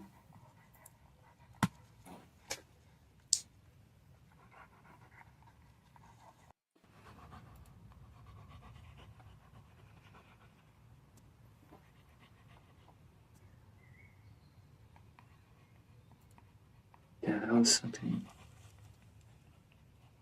I wished a bit of her, but it has been a while. Anybody else?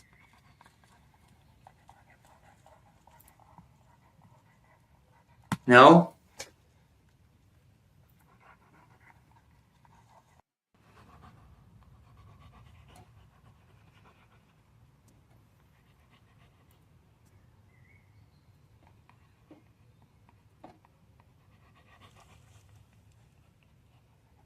Oh, not like this. Nobody else?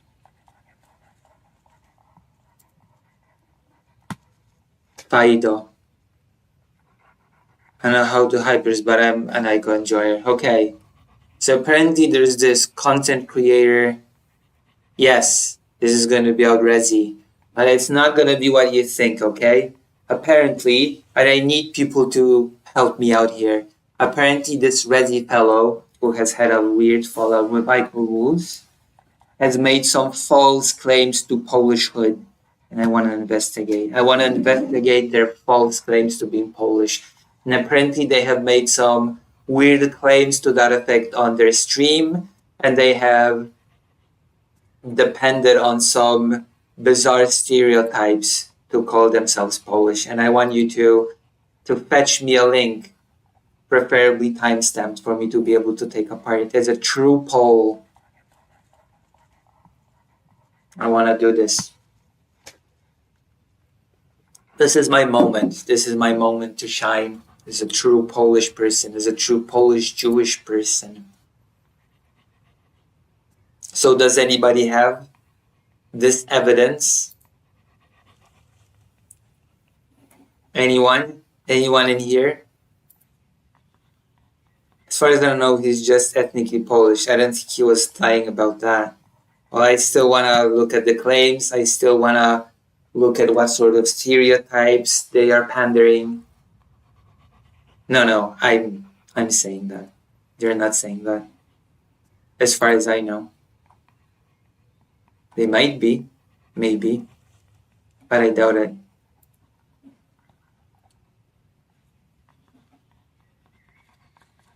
Also, 11 people watching, only 8 likes. I'd just like to shame you for that a little bit.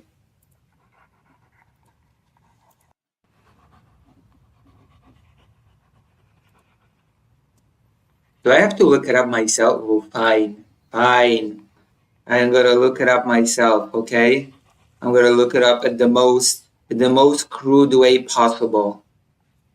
Okay? I'm gonna look it up in the crudest way physically possible. We're gonna go into YouTube.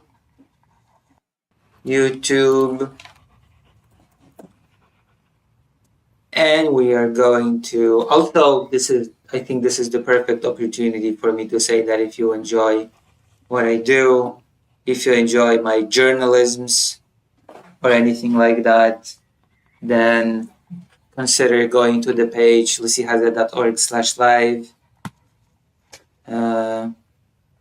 and donate or subscribe for me to be able to do further journalisms and Ukraine-related projects. And they are very ambitious projects, so consider. As he says, he's a Talmudic slime ball because he's into woo, occult magic stuff like. Okay, that's just offensive. To be quite honest.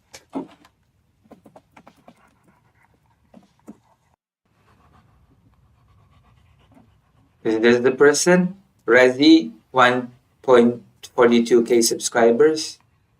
Is this the person? We're going to war. Maybe. Is this the person?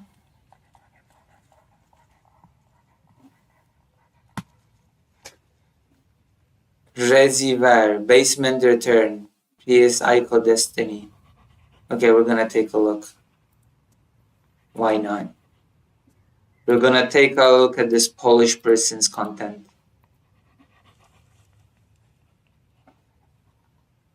Wait, one more fight. There we go. One more fight out. Has been purged.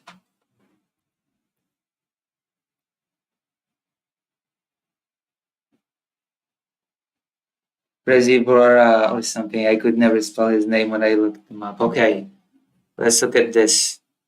Let's look at the Polish content, okay? The basement.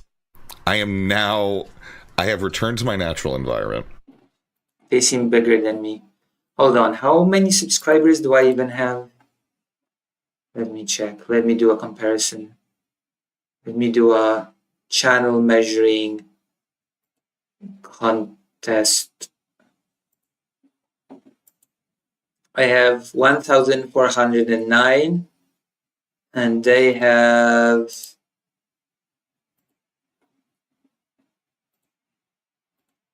1,040. I think they're slightly bigger. But we're in the same ballpark, so, fair game, right? We're in the same ballpark when it comes to size. Although I think they have a bigger amount of concurrent live viewers. Does anybody know how many live viewers they get on average? Punching sideways. Well, we'll have to see. Okay, we might have the same amount of subscribers or similar, but if they have like 100 concurrent viewers every stream and I have 11 on a good day, then I'm not really punching sideways, okay? Anymore. Rezi has a similar number of subs on YouTube, but he's more popular on Twitch and he gets 30, 50 viewers per stream. There you go. That makes them bigger than me because I definitely don't have 30 to 50 viewers per stream, no matter how you slice it. We have to be honest. We have to be honest about reality, about assets and reality, and, you know, I cannot sugarcoat it. I have to be honest. You like me for my honesty. That's between YouTube and Kick. Yeah, well, I have Twitch. So I have a Twitch thing. And yeah. We have to be honest about Lucy Haz's success. Is the cold hard truth, read it and weep. You want me to weep? You want me to weep? Is that what you want me to do? Is that what you're here for? To make me cry on stream? That is not very nice.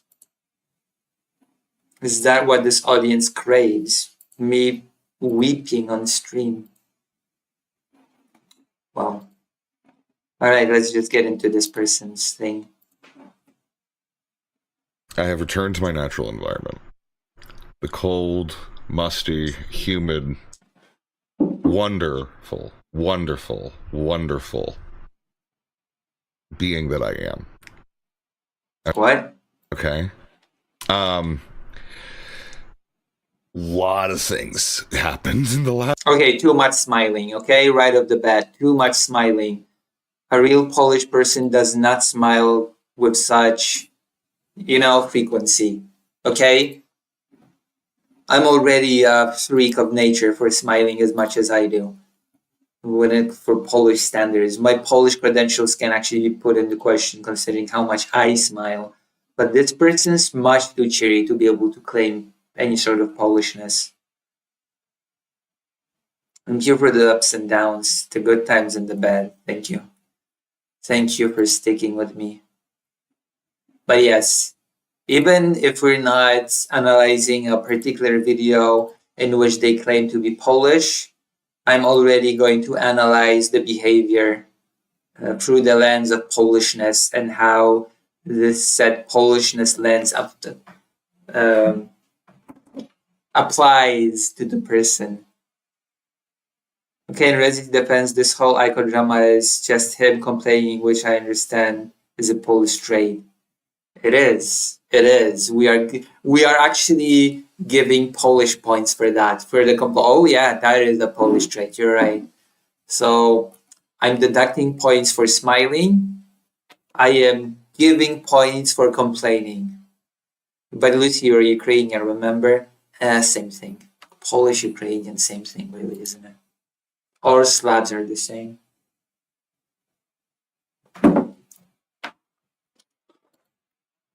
Yeah. Oh, yeah. It's gonna be clipped, isn't it?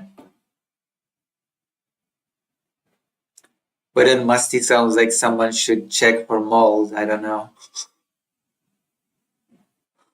Definitely not Polish, but I'm not gonna deduct any points for that. Alright. Is this a video in which they're gonna be talking about the drama? It says Aiko. No, PS Kylo Destiny. Last couple of days. I have nothing more to say about that. That's literally it. That's all I gotta say. The cats are gonna be here soon. Alright? The cats. The cats will be here soon. But yeah, life's weird. That's it. And that's all you need to know. Drake didn't die. Okay? Drake didn't die. I watched the Super Bowl thing. I know. Are you gonna cover Kanye? Nope. Straight this We're doing Lucy. community content today. Okay, we got You know me. I'm here for the what do you call it? Edgy content. I'm the edgy streamer. I'm the edgy leftist. The whatever something edgy left. I'm the edgy leftist that you need, but without short sack goblins or sexual abuse scandals. Leaking people's nudes. I'm that streamer that you didn't think you needed, but you deserve.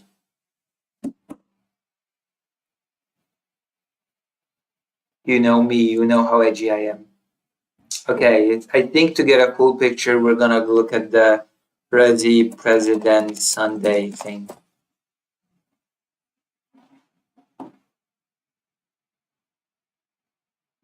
Rethinking streaming. President Sunday can't read. Antonio Wolf. Why is this? Why did this come up? Come on. basement. Okay. How do I what's that Resi? Okay. No, I did what? Can someone link me that conversation that they had or whatever? What is this? Last night on Destiny 2 years ago. This is nothing that I want. This is where's the thing that I want? Where's the thing that I actually want? Can I please get what I want? Somebody, oh, there you go. Thank you. Copy link.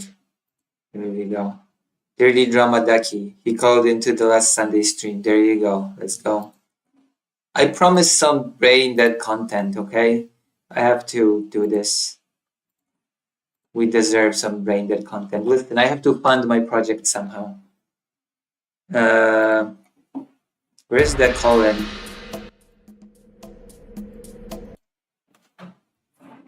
If you know, I don't know anything about Polish claims. It's all gonna come out. We should preamble this a little bit. So, I've seen like tiny bits of this. I did see the homophobic rant that's coming up. It gets interesting. I want to see a bit of this because this is really silly. So I want to see a bit of this. It gets interesting apparently, but it does. I hadn't seen. It gets weird. Basically, any of this. Really quick. Okay. But what? Yeah. I was in a server. Oh wow! Somebody had mentioned me after I had covered this because this was. Guess why? I was in a server too. I have so much in common with President Sunday. You wouldn't believe.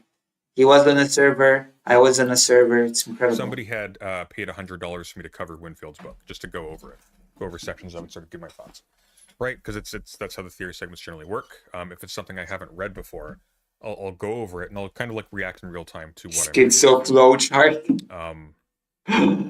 But somebody mentioned me, and.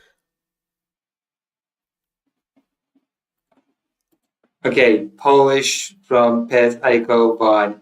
You were just watching 7/21/11. He's saying being Polish makes him into a large Russian woman. Okay, I have to watch that claim because that is the opposite. That is actually that is such an anti-Polish thing to say, okay?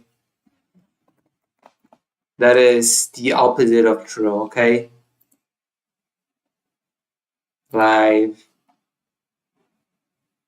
This one?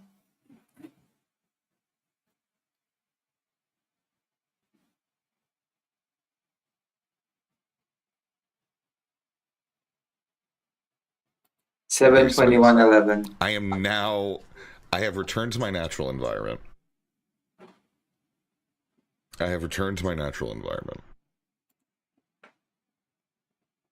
Okay. And it's just vibes, nothing more, nothing less, just being real. Okay. Because I'm thinking, who else would I put at the top if not Aiko? But I also don't really think Aiko is like commentary. I think Aiko is just her own like little side community drop. You know what I mean? Okay. I don't. Hellbent. Looks. Ooh. Hellbent. So here's the thing. If we're doing this rule, okay, looks, voice, and mind you, I am Polish, and Oh, there you go. There you go. Mind you, I am Polish. you know, I got some vibes. All right, so Okay, I want to hear the vibes. I want to hear what Polish vibes this person proclaims, and I'm gonna judge them. I'm gonna judge them harshly. Okay, no nonsense here. Okay, this is gonna be a very, very blunt and candid judgment. listening to a strong Russian woman tell me mean things, yeah, okay. Voice plus over Aiko.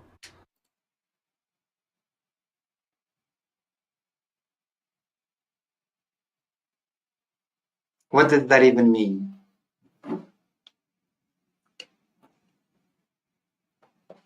I hate to go that route, but Polish people hate Russian people. Jesus. I hate to go the bigotry route, but Polish people just hate Russians. Why would you say that as a Polish person you love strong Russian women?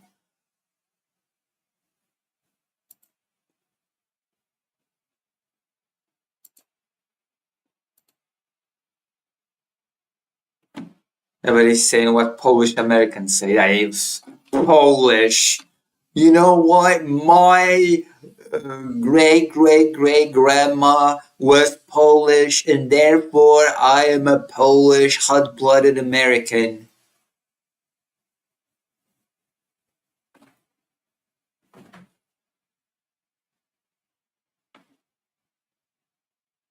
That is, I think he means he likes Russian accent more than Aiko's accent because he's Polish. That's just stupid. I hate to say it, but as a Polish person, I'm gonna say that's just stupid. And I do not approve of such fetishization. Like, Russian accent is nothing special to a Polish person, okay? Polish people have a heavy Slavic accent as well in English. It's not like, oh, Russian accent. What does that even mean? What the fuck does that even mean? It means nothing to a Polish person. Oh, the Russian English accent, so sexy. No. No. No.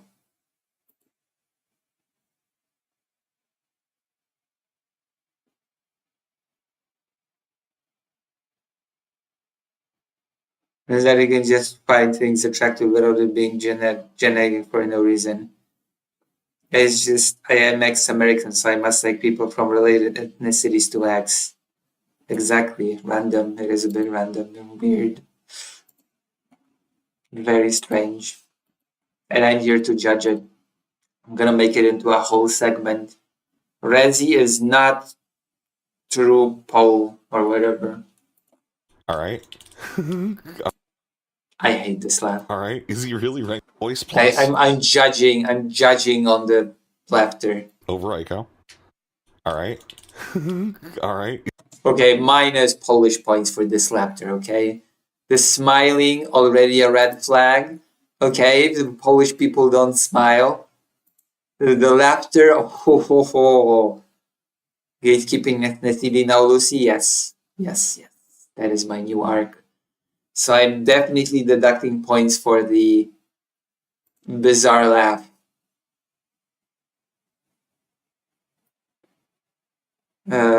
Lucy is Lucy.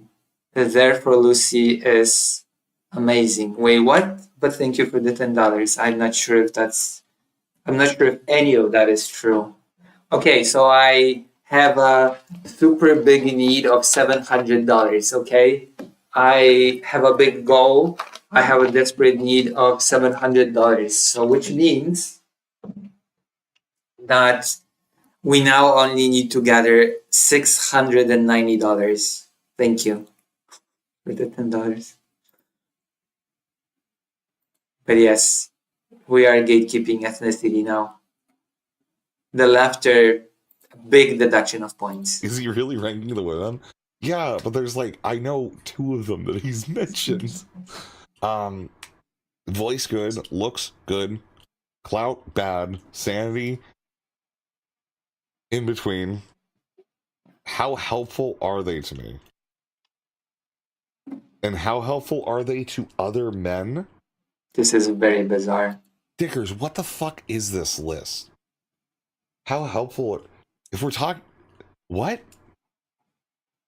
How is that a part of the attributes? Okay, that's enough. That's enough. The polishing has ended, I see, and it just went into some bizarre territories that I'm not sure I want to explore. So there you go. If you find any more Polish claims from this person, then link it. I'm gonna include it, and we're gonna Frankenstein it into the judging Rezi's Polishness segment. Thank you. It's gonna be amazing. It's gonna be the most popular segment on this channel, I'm sure. Because screw my serious content, okay? Screw me trying to do anything serious.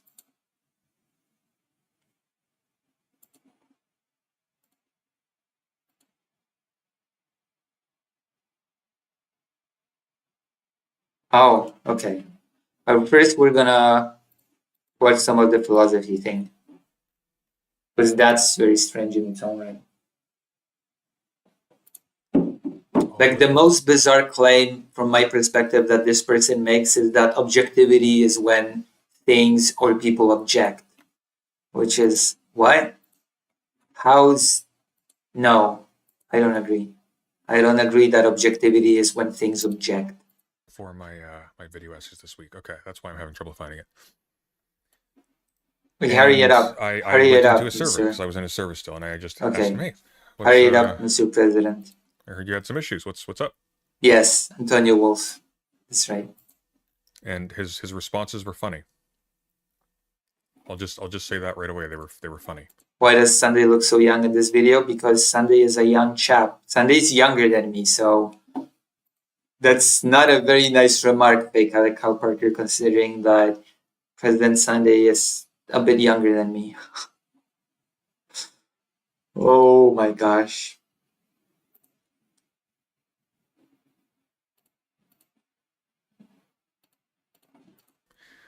Let's see here. Oh yeah, here we go. Okay. No, the whole thing is painfully stupid and incoherent. We're talking about actual Right, psychosis territory. Yes, yes. Up kind of as they... Which actually makes it perfect content for my brain dead section. Thank you, an entropy fan. It just makes me want to watch it even more.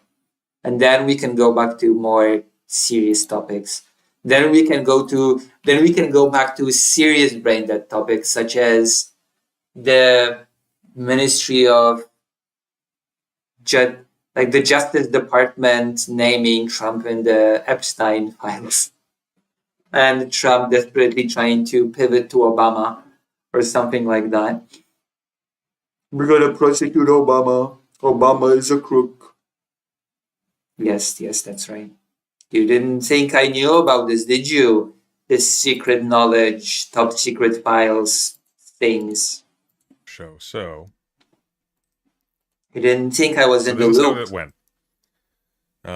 His first Lucy, did you know that President Sunday is trans and also lumberjack? I have learned that from the person. I've learned this from this Wolf person, that President Sunday is apparently trans because President Sunday talked about it in one of his streams. Hi, first 2 comments are outright stupid. Wait, is President Sunday gonna read these, or do I have to read them myself? Sometimes President Sunday is too lazy to read comments. So, are you streaming tomorrow? I might. Why? Depends.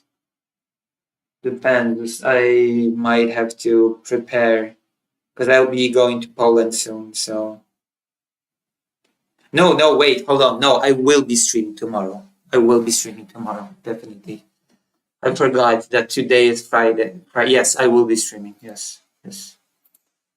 I was thinking of Saturday and Sunday, so yes, I will be streaming. Hello, Estelle. We're doing brain dead content, so make yourself at home and make yourself comfortable. There's also the official Homeland Security Twitter account posting the 14 words. Wow. Wow. I was at the hospital for my grandpa. Well, that is sad. None of my grandparents are alive anymore. Unfortunately.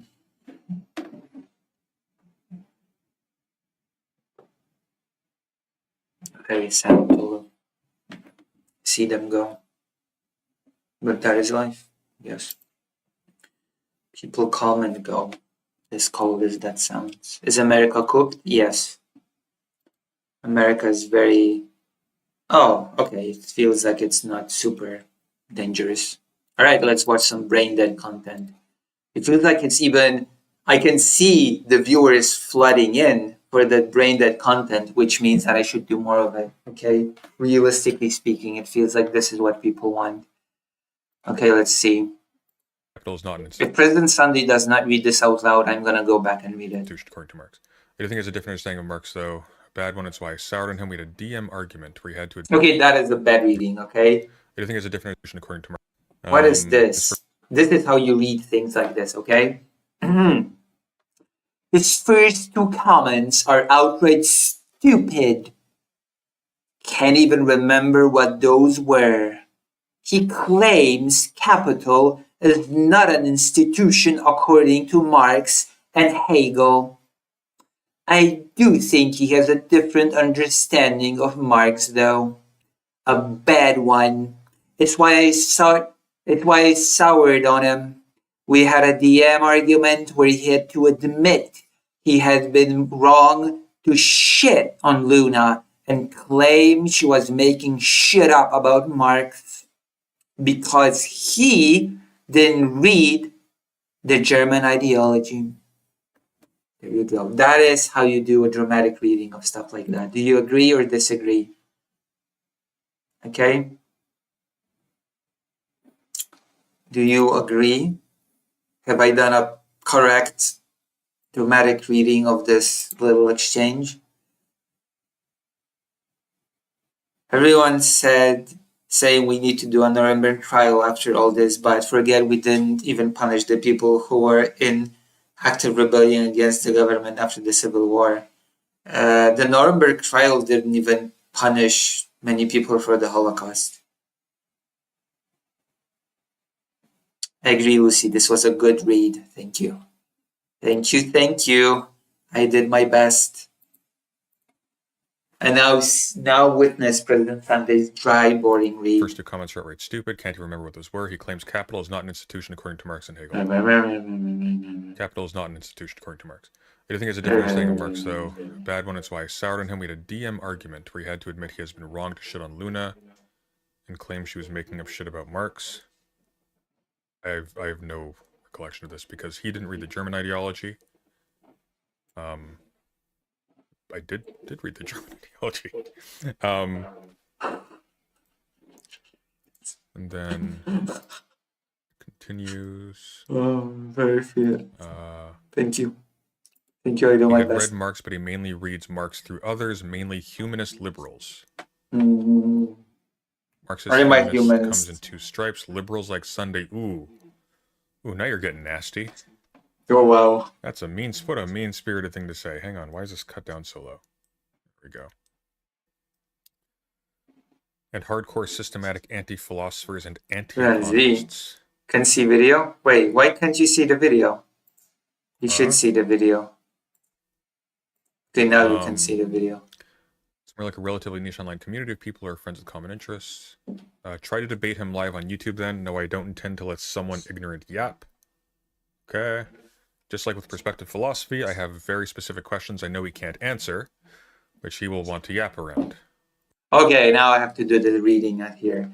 No! I don't intend to let someone ignorant yap. Lol.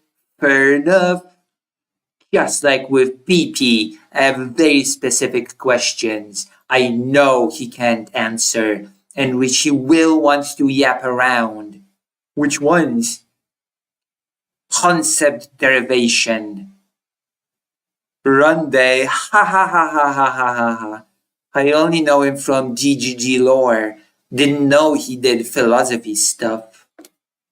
Well, the one thing that is President Sunday's actual main thing, philosophy.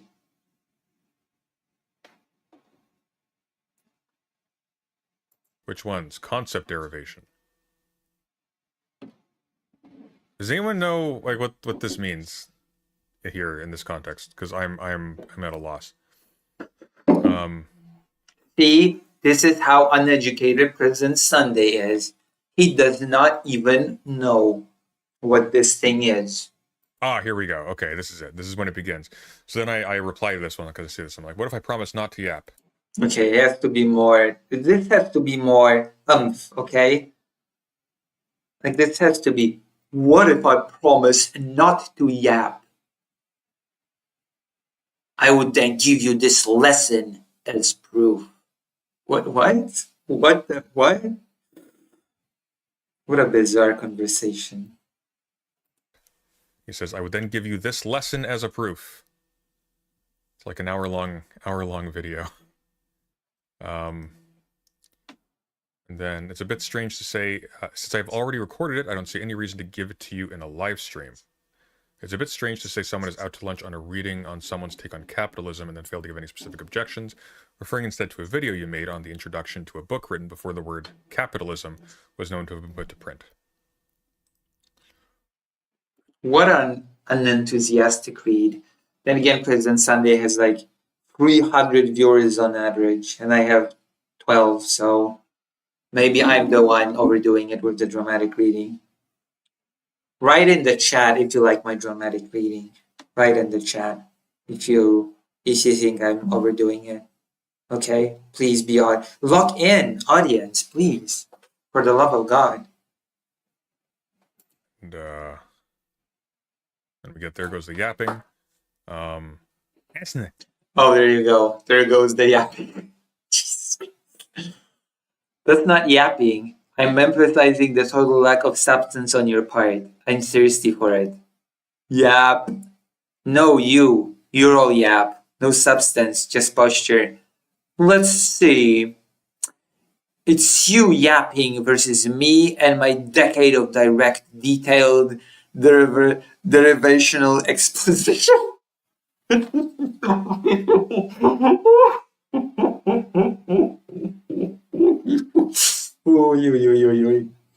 I'm acting very not Polish right now, but you know what? That is funny.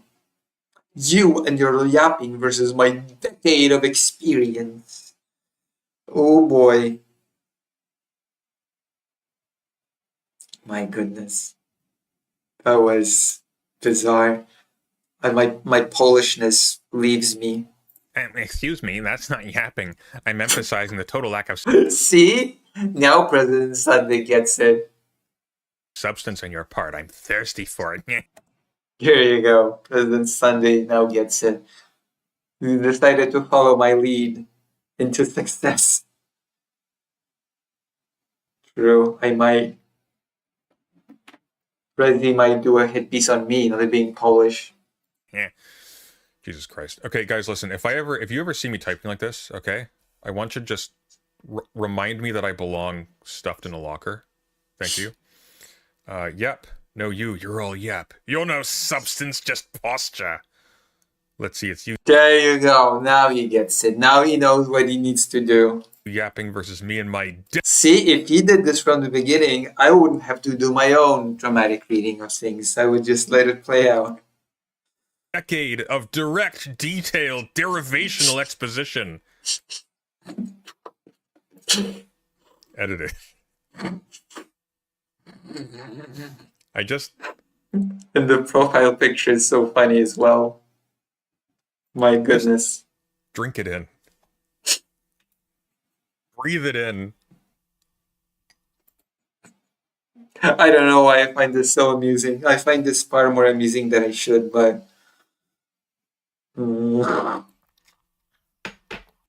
Okay, let's Google it. We're too stupid for this person. Derivational exposition. Derivational exposition. AI, derivational exposition, or derivational morphology, is the study of how new words are formed by adding affixes, prefixes, suffixes, infixes to existing words, or by other means like reduplication, or I don't think that is what he meant. Derivational affixes in writing, analytical exposition text. I didn't know that this became a linguistic conversation rather than a philosophical one, but whatever.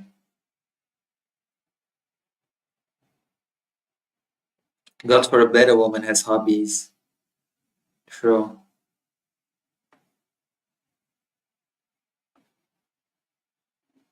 Okay, let's go. You deserve a swirly. I absolutely do. Beautiful. Imagine writing this.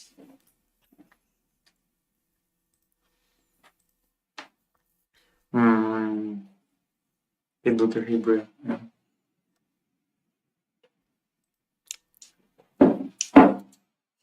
If you mean you read books and commented on them for a decade, congratulations on your first undergraduate degree. If you mean you read books and commented on them for a decade, congratulations on your first undergraduate degree. It's like... Then you will know you are in no position to critique anything.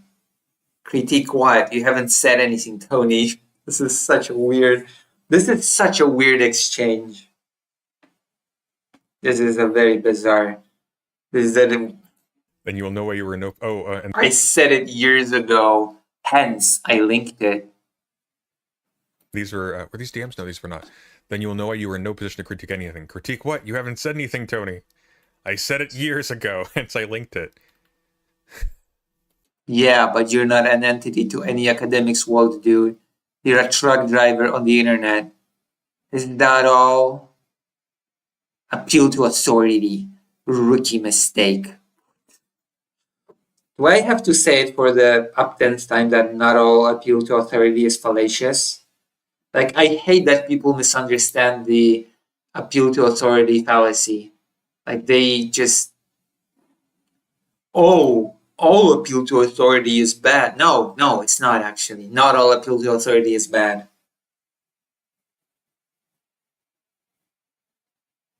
This is a bit classist, but doesn't matter, bro. But not all appeal to authority is bad, actually. Nothing wrong with being a truck driver on the internet. That is true.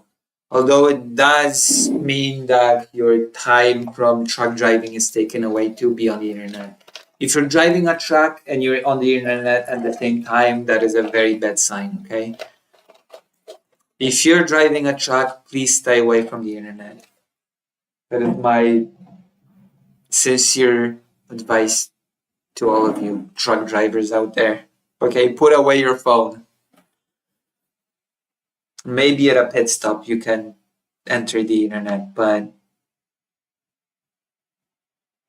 yes. That's fair, right? I'm not being awful by saying that, right? It's it's basic road safety, okay? Is that all? You see how pathetic you have become.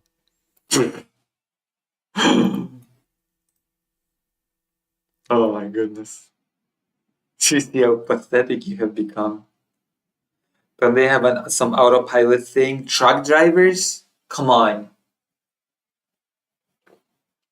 What do you mean some autopilot thing? Like what?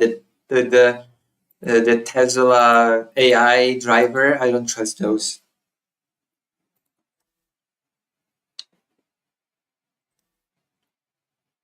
Okay, this What is where is- it gets funny. AW is typing. You have no. So I say you have no idea what your objection is because you wear Hegel reading as a costume. And then Antonio says, derivation proof. Put up or shut up. Put up or shut up. I want you to like just really keep in mind here. Truck drivers are not to be trusted with autopilots. True. Okay, true. That I have just asked him what his issue is at this point. I've asked him a question. Like, hey, Antonio, what's your problem with what I said? Give me a proof. Of what? Of what? Put up or shut up. Of what? Hold on. Am I speaking to someone with a fully functioning set of mental Put up faculties? or shut up. Of what? Going once, going twice, one more chance, Sunday. Yeah, you're a LARPing fraud. And he's gone. And then I didn't get banned. I quit first. I quit first. I don't know if I quit first, actually. It was close. Okay, It was calm down. close. My goodness. So, it's like... You say I'm going to send you some pictures. Hopefully they're safe for Word. Otherwise, I might have to pressure Visa and MasterCard to go after you.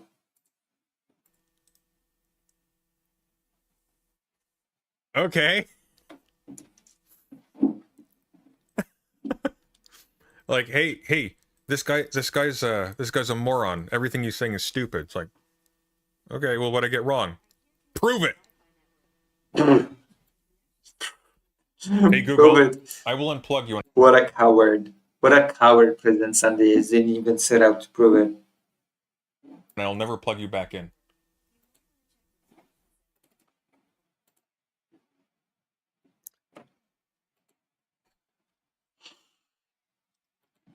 So, Very perverted. I guess we'll find out, okay? I guess we'll find out what his problems are. He's a suit. There's no other way to put it. Okay. I mean, go look at his channel.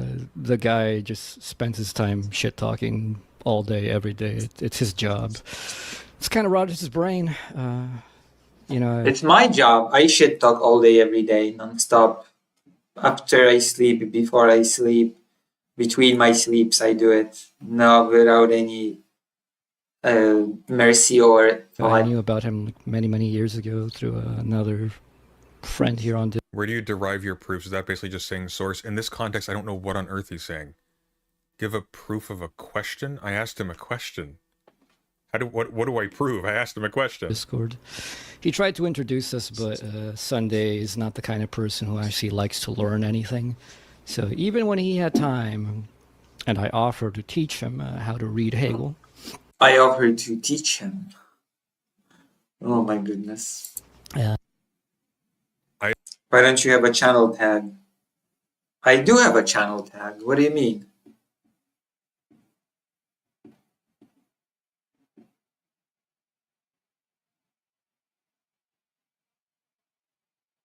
I have no memory of this.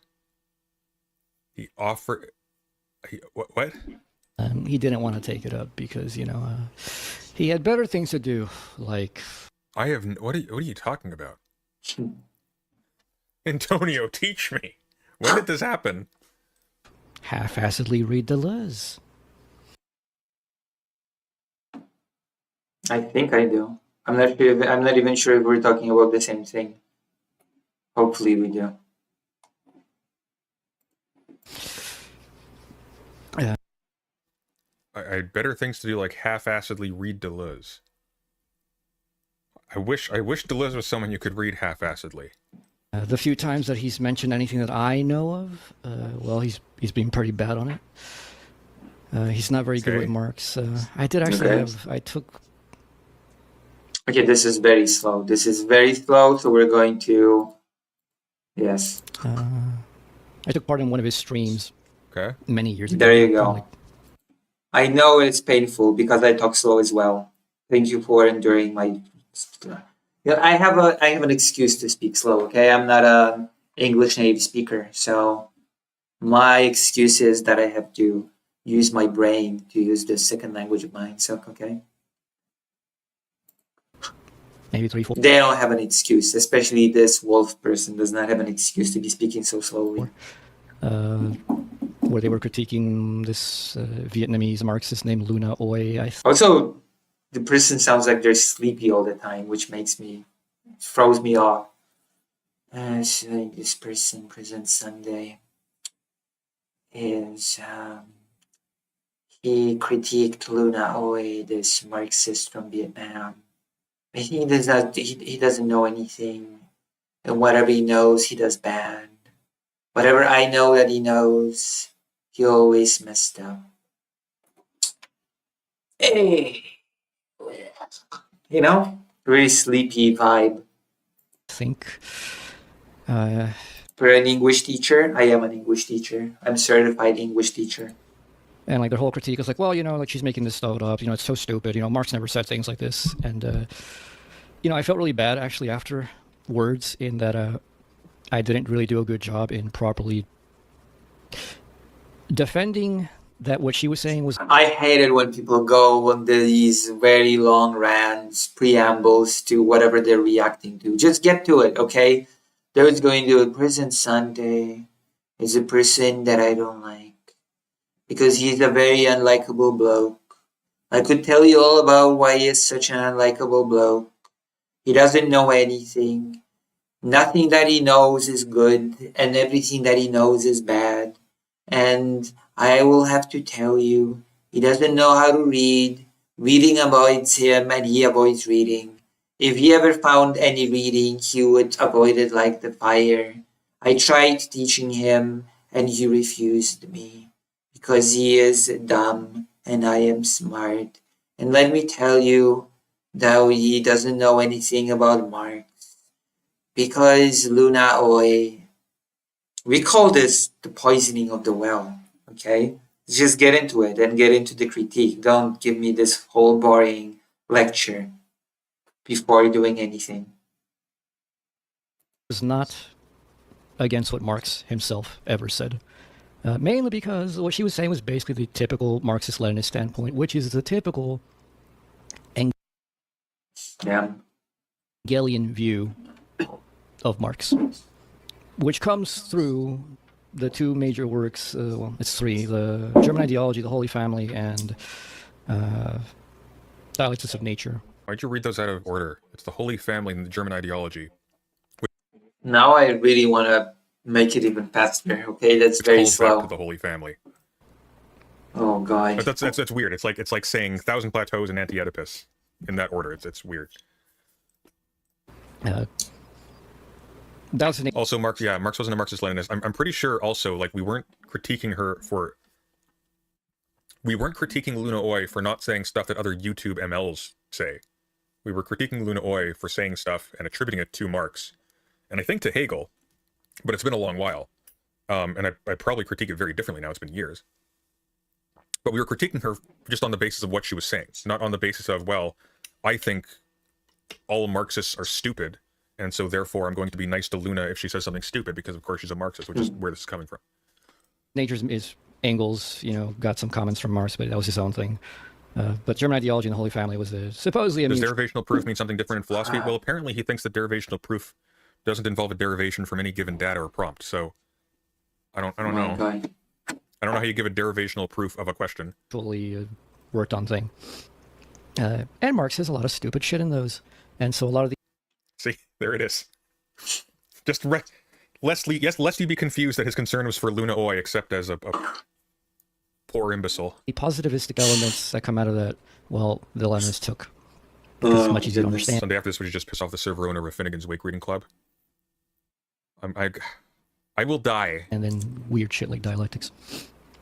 Okay, can we get to it, please? After that just left a bad taste in my mouth, and I never really wanted to take part in any of his... You could have, in all those years, you could have, like, just published a thing and, like, disavowed that critique, and you could have just told us what we did was wrong.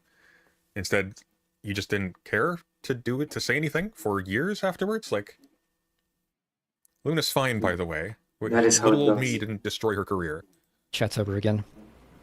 I think Luna's anything but fine, but I think he invited me once for like they were talking not about a big fan of Luna. freedom, but one, I had no time that day, and two, I looked at the panel of the other people, and they were idiots. That's rude.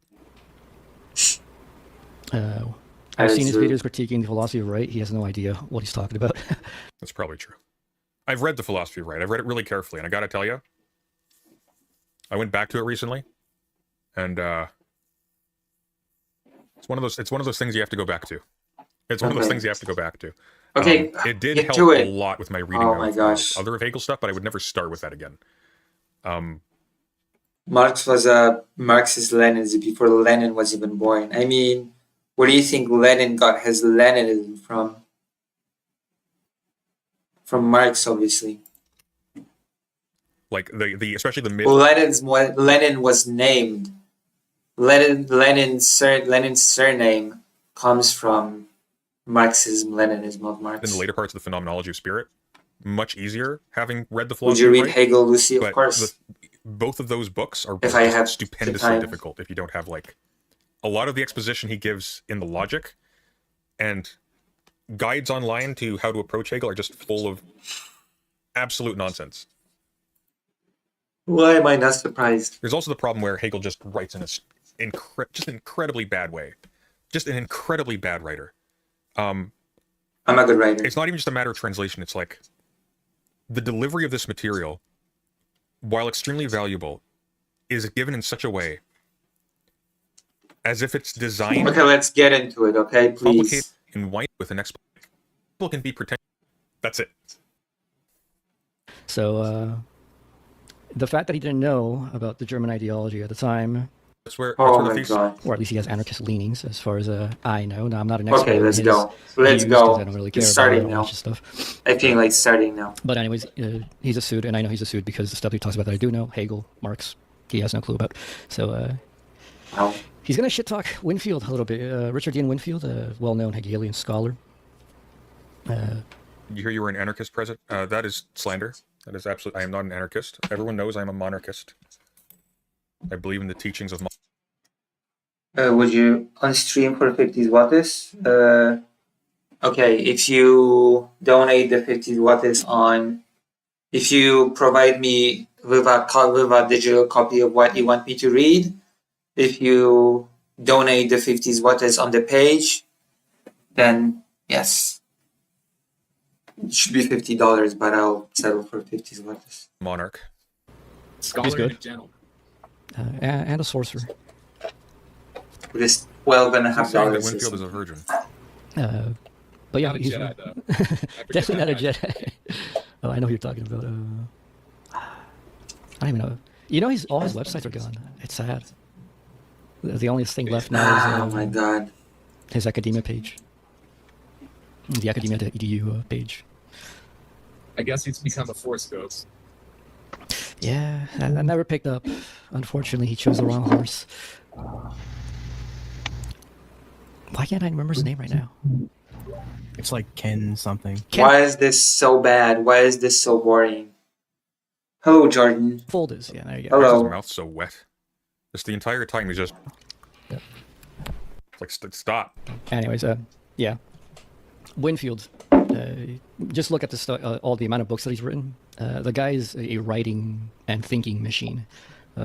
Incredible output, quite frankly. Much respect in that, like. Okay, yeah, just because we have output, it doesn't automatically translate into quality. Okay, you can have incredible output of crap. Okay, you can be a shitty machine, basically. You can output very bad quality stuff. Okay, just output doesn't mean anything. Okay.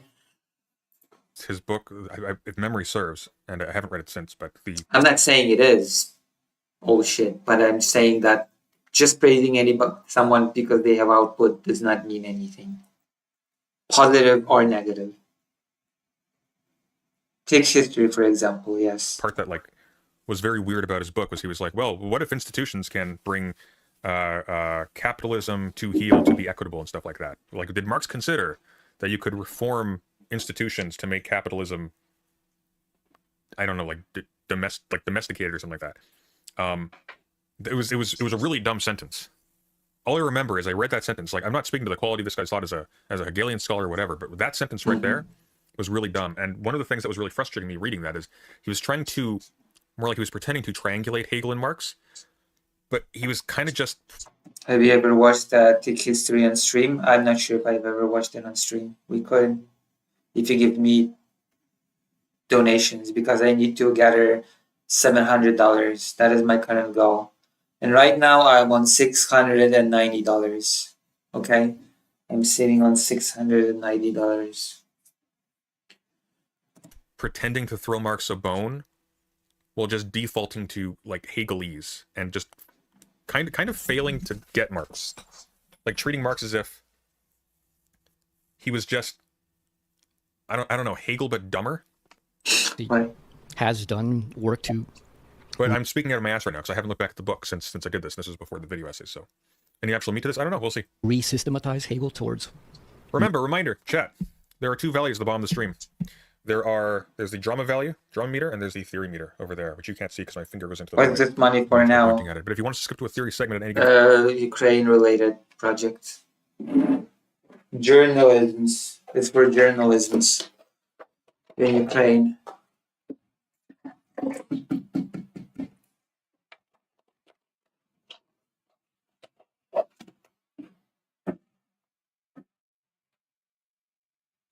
It's for paying subcontractors. Does this include the mic? It's actually separate from the mic. It's for paying people for services. All of it is for paying people for services, actually. The whole $700 is for paying people for services. Time. Put the word There theory is into super services. chat. If we get $100, we skip to a theory segment. If, however, you'd like the drama to continue, put the word Translating, voicing. drama into your super chat. If we get $100 in drama, the theory value goes down by 50%. If you donate $100 in one super chat, you get to choose whatever we do next. Period. Full stop. No conditions. modern day categories, which is Listen, it's all for a good cause, okay? It is all for a good cause. And it doesn't go to me. It goes to the people that I'm paying. exactly what you ought to be doing, quite frankly. So he knows what he's doing. I don't agree with him completely. I really lucked out when I went to Kharkiv and my expenses were cut to a minimum thanks to Anastasia. I'm gonna say that much.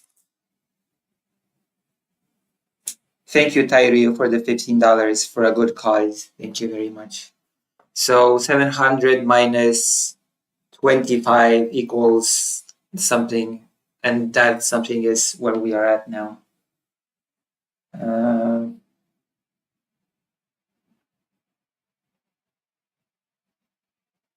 Is Anastasia in Kharkiv? Yeah, Anastasia is from Kharkiv. Anastasia lives in Kharkiv. And that's where we met. That is where I met her when I went to Kharkiv. 675, thank you. That is where we are at. That is the amount that I am in need of. You live together is what I'm getting. No, we did not live together. She found me a nice place and I was in it for a few days alone.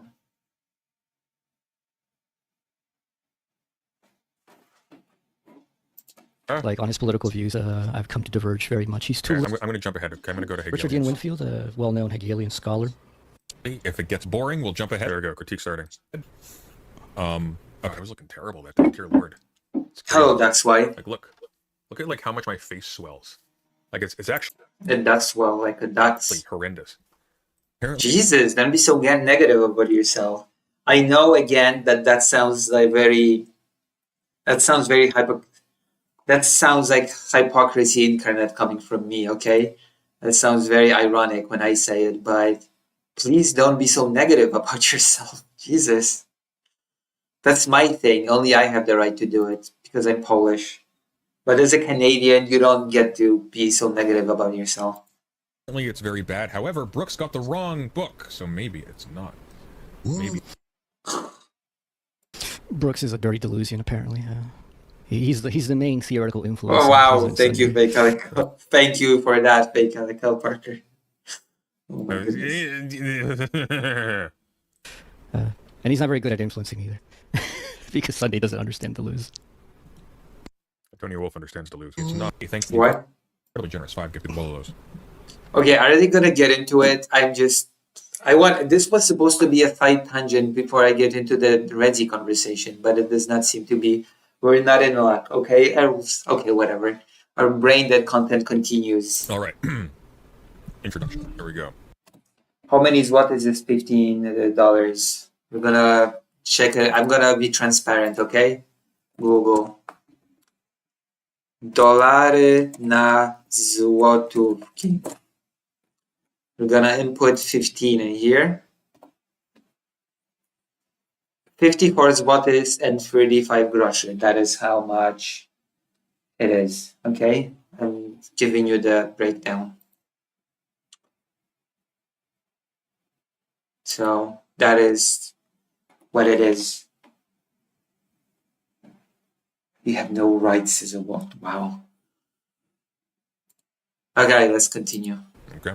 We are rethinking capitalism. I really want to see how President Sunday reacts to the whole objectivism is when things object, because I found it to be profoundly stupid, and I want to see if I'm just the only person that feels that it's stupid, or if President Sunday is gonna find any objection with that as well.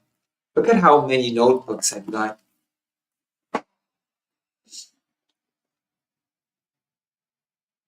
Does Lucy need 700 Polish money or 700 American money? Unfortunately, I need 700 American money. I always round up. Richard. By the way, did you see James Lindsay released a 2.5-hour long video about the Communist Manifesto? Andy, when Imran, if you ever say the phrase Brooks's teat again, I will ban you forever. The what? Brooks's what? Imran, if you ever say the phrase Brooks's teat again, I will ban you forever. What does that mean? Ian Winfield. Teed. That was completely wrong.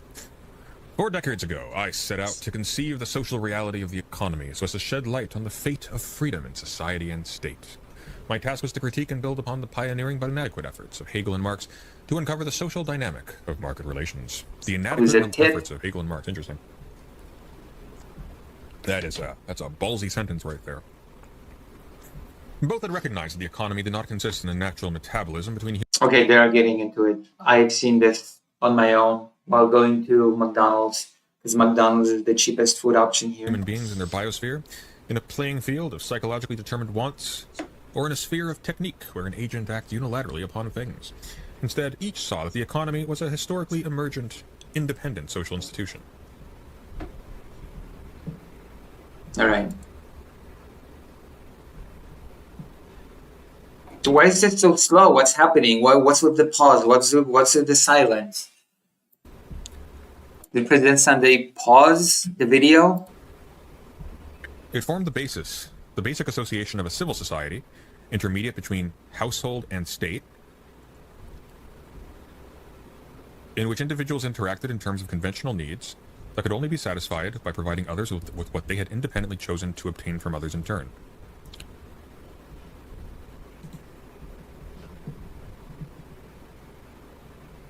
It's pretty cheap. Hegel and McDonald's is pretty cheap in Ukraine. The economy was a historically emergent independent social institution that formed the basic association of a civil society, intermediating between households and state, in which individuals interact. See, the problem here... $20 for a chicken nugget? What? For $20, you can get, like, a lot. How much is $20?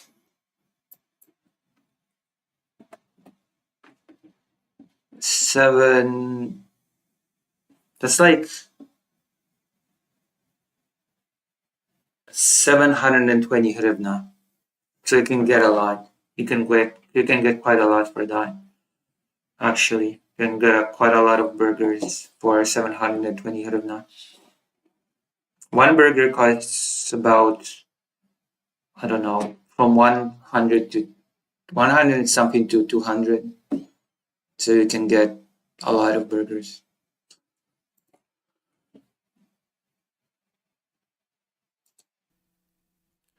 is that Marx doesn't presume the state. That's one of his major critiques of Hegel in the Critique of the Philosophy of Right. Thank you for the $20. Money equals rights. Thank you. Lucy Alex says he took away all of your rights. What?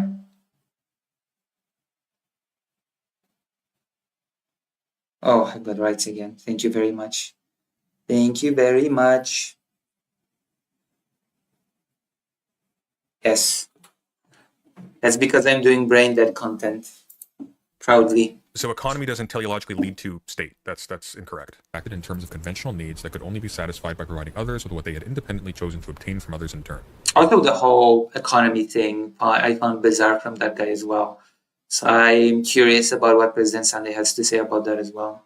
About the whole economy precedes society, which President Sunday poses here, or rather in that video.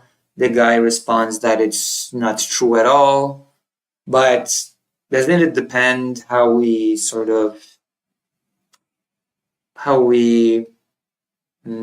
define economy? Let's see. No. Like that's trading stuff between people count as economy? I would say it does, doesn't it? Trading goods between people. Now the funny thing is, they don't say that. In fact, I'm pretty sure that it's been a long time, but I'm pretty sure it's actually something. Is this even specifically part of the? Oh yeah, I think this guy might be a religious nut, from what I've heard. I'm pretty sure this guy might be a religious nut. From the small fragments that I've glimpsed of this reaction to President Sunday.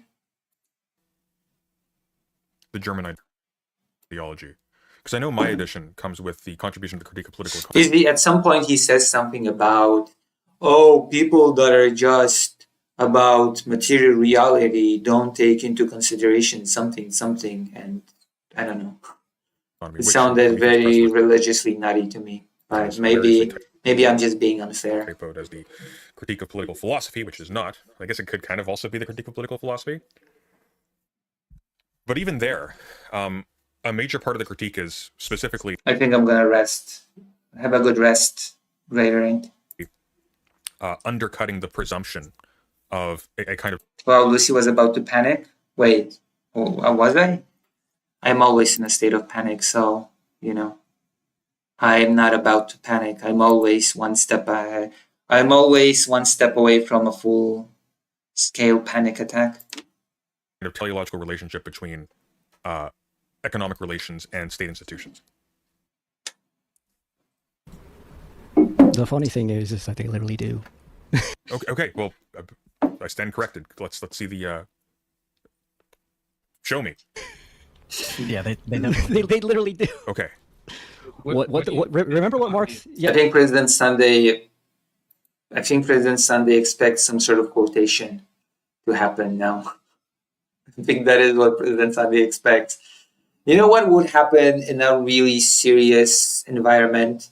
It would not be, they literally say that because insert a ton of fluff.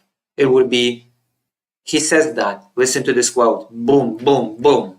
There you go. This quote says that he said it. Okay, moving on. That would happen, okay? Ideally.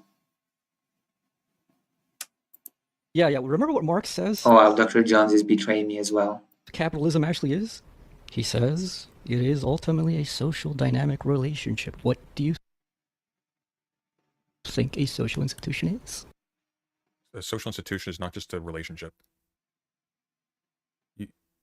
Social societies have relationships with their environment. That's not an institution. Yeah. Societies have relationships with...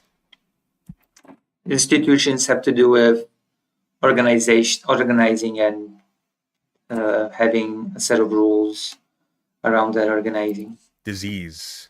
They have relationships with time, with history. They have relationships to each other. Those aren't institutions. Institutions are formal.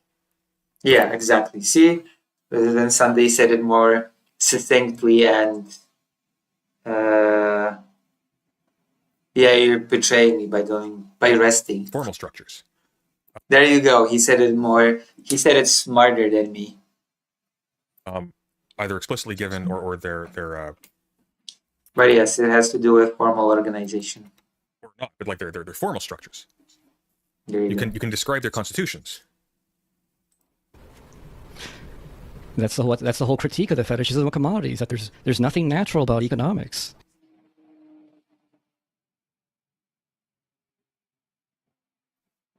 There's nothing natural about commodities. I'm sorry. The critique of the fetishization of commodities is that there's nothing natural about them? No, the critique is that they are given properties that they don't actually possess. They're fetishized. They're given like sort of like how a literal that actually specifically what he's referring to is the use of fetishes in anthropology. They are ascribed like a little stack. President Sunday is so angry that he's flabbergasted. He's gasping for air. Of a deity is ascribed to personality and magical powers and stuff like that. They're ascribed things, values, exchangeability, so on and so forth. That I was talking about how I'm always on the verge of a breakdown too. Oh, well, see. I guess it makes sense that I would attract an audience of like-minded people. they don't have as like a raw piece of material or as a product. Yes. This is in the first couple of chapters of Capital, dude. This is like the beginning. This is the basic boring stuff. That's the whole critique of the fetishism of commodities, that there's nothing natural about economics. They aren't critiquing the fetishism of commodities, they're describing the I try to discern a circle direction of philosophy, but can't make it out. fetishism of commodities. They're not like there wasn't an existing presumption that they were. I'm still waiting for the. We're gonna listen to this until they go into what is objectivism, and then we're gonna move on to the conversation with Rezi. Fetishized. He had to show that they were fetishized. He was arguing that they were fetishized. He's applying an analysis in anthropology to commodities. There's nothing natural about commodities. They are all social institutions. Yeah, it's the cult of the fetish gods, isn't it? Because I know that Latour got his title's a pun off of the cult of the fetish gods. His is the modern cult of the factish gods. It's factish as opposed to fetishes. Latour does weird shit like that. I'm not going to talk too much about that because Latour, for whatever reason, I have so much trouble just getting his writing into my brain. We'll get there. He just these people, these critical theorists, man. Ugh, they write so goddamn weird. That's what social. President Sunday showing us his literacy in real time in the past. Relationships are. I do not sleep. I'm a loyal soldier to Lucy. Thank you. Well, up to cry myself to sleep, Lucy. Have fun, Lucy. Thank you.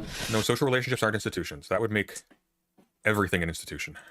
And Hegel. True, it would. That is why I felt so strange listening to that guy.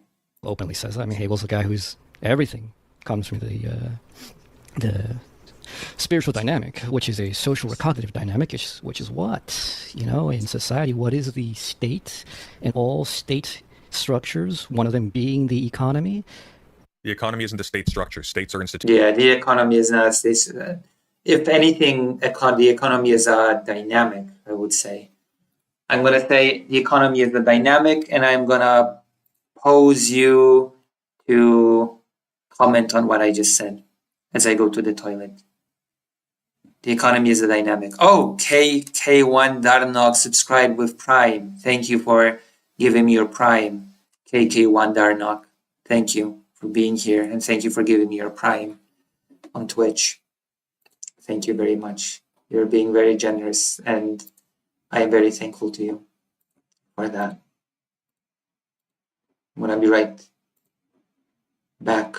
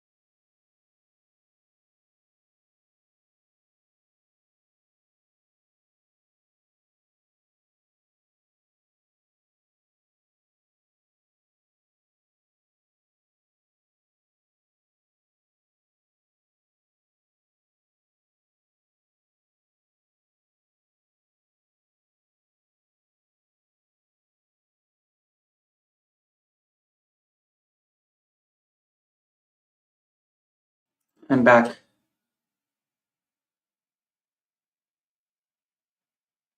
Have returned.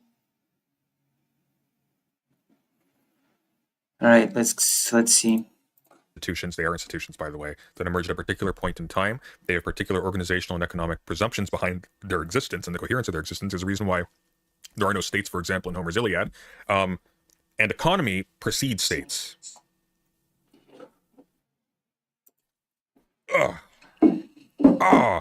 are economies prior to money. There are economies prior to... Yeah, trading goods is a form of economy, right? You don't really need money to trade goods between themselves, to trade a good for a good, right? There's no money involved there.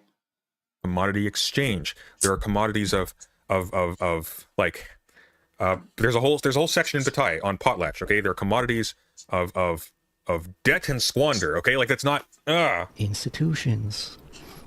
You don't have to make those noises, okay, to emphasize your point. I need to massage my jaw. This is actually, oh my god. Okay. How much more wrong can? Jesus Christ, what's happening? What is happening to President Sundays? He's younger than me, okay, and my body does not fall apart like that. That is an excellent question. Let's find out. I mean, verbatim, Hegel mentions the family, because as you know, there's a system of needs which leads to the family, and verbatim, the market is part of civil society. There isn't a system of needs that leads to the family unless you presume that the family is the constituent part of, namely the state, is a part of the teleology of mankind. If it's not the case, then there is no needfulness for the family. Human beings do not need the family. We are not Aristotelians. We've moved past that. In which families negotiate needs. Family and the state, in philosophy of right. The market is an institution. That's what it in the philosophy of right. Yes, we're talking about Marx right now. Institution is an institution. I just don't. Yeah, go ahead. I don't understand what the hell you think the economy is, if you don't think it has anything to do with satisfying needs that you can't provide for yourself. Like, I don't think anyone said it doesn't have to do with satisfying needs you can provide for yourself, but that doesn't make it an institution. What do you think commodity exchange is about? Well, you see, I assume that he's saying this because he has never seen the literal words of Hegel saying this is an institution, or Marx saying this. I mean, I don't remember if he says the literal words "this is the institution," but that's literally on the middle part of the philosophy of right before he's on the state part. Fuck, what are those chapters called again? It's been like 4 years. I know because I was reading the philosophy right at the on the kitchen counter of my old place, like at 3 a.m. one night. Kitchen counter is an institution. That's the only reason like one could say such a thing. Like this. Hang on, this is gonna bug me. 1 second. Is it just on the family, the middle part? It does go into that. It's on now. No, it's ethical life. That's what it is. Abstract right, ethical life. Okay. Abstract right, ethical life. That's the family section. And then at the end we have... No, it is just all... Is my brain not working? Hang on 1 sec. Uh-oh. He's getting owned in real time. President Sunday is being owned by himself. Part 1 is abstract right. Oh, and then morality. Right, okay, morality. Good. So it's abstract right. That's part 1. Part 2 is morality. You get the family section in there. I think, unless ethical life is later? This is sped up. Keep in mind. I might be getting it mixed up. This is sped up content. I've totally got it mixed up. The family comes up in ethical life. Yeah, because ethical life is where it talks about social institutions. Oh. And then I think that one ends off in the discussion of religion and talks about the 4 spirits, I guess. I'd have to go over this again. 4 spirits? There's fire, section. Water, earth, and... Yeah, and then the state is within ethical life. Okay, that's what it is. Okay, so it's abstract right, morality, then ethical life. Ethical life's the giant one. That one deals with the family and the state and all that stuff. Okay. Mm-hmm. Yeah, there you go. There you go. Very well. Well done. But anything within ethical life is going to be a moment in the in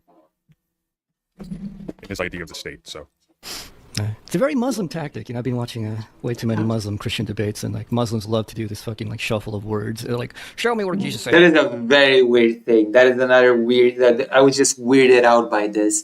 A very Muslim tactic. This is how I know that this is a religious nut, okay? That he's God. A very weird argument. I don't even know where this came from. I don't think anybody expected this to go there. Yeah, I did not. I honestly did not. I was put aback by this comment, actually. Quite a lot. Show me what the Bible or the Quran says exactly this. Well, you know, you can play that game. Show me what they say it isn't.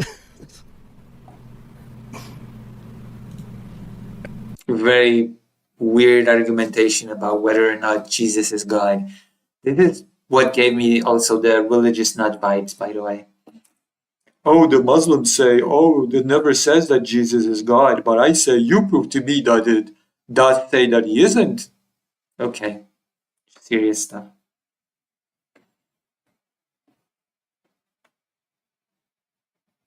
Those Muslims always asking for sources. True. Ever. Very weird. They never said it. Ever. It's also not an institution, by the way. Economy is prior to society.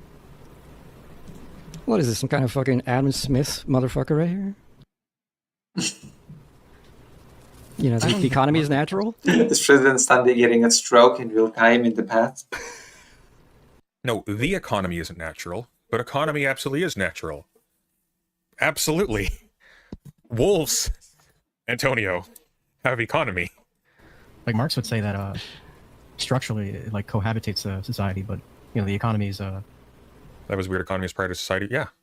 A society fundamentally is an economic relationship. You're talking about a relationship of accumulating and distributing the needs of life. You don't have a society services. Economy. Yeah. You can say they're coeval, but like it's a prior, it's a prior condition of society. Like full stop. Yeah, it's not prior. Yeah, no, it's not. It's not prior. Well, that's exactly what Marx to have an economy. Yeah, like the economy is a structure of class relationships.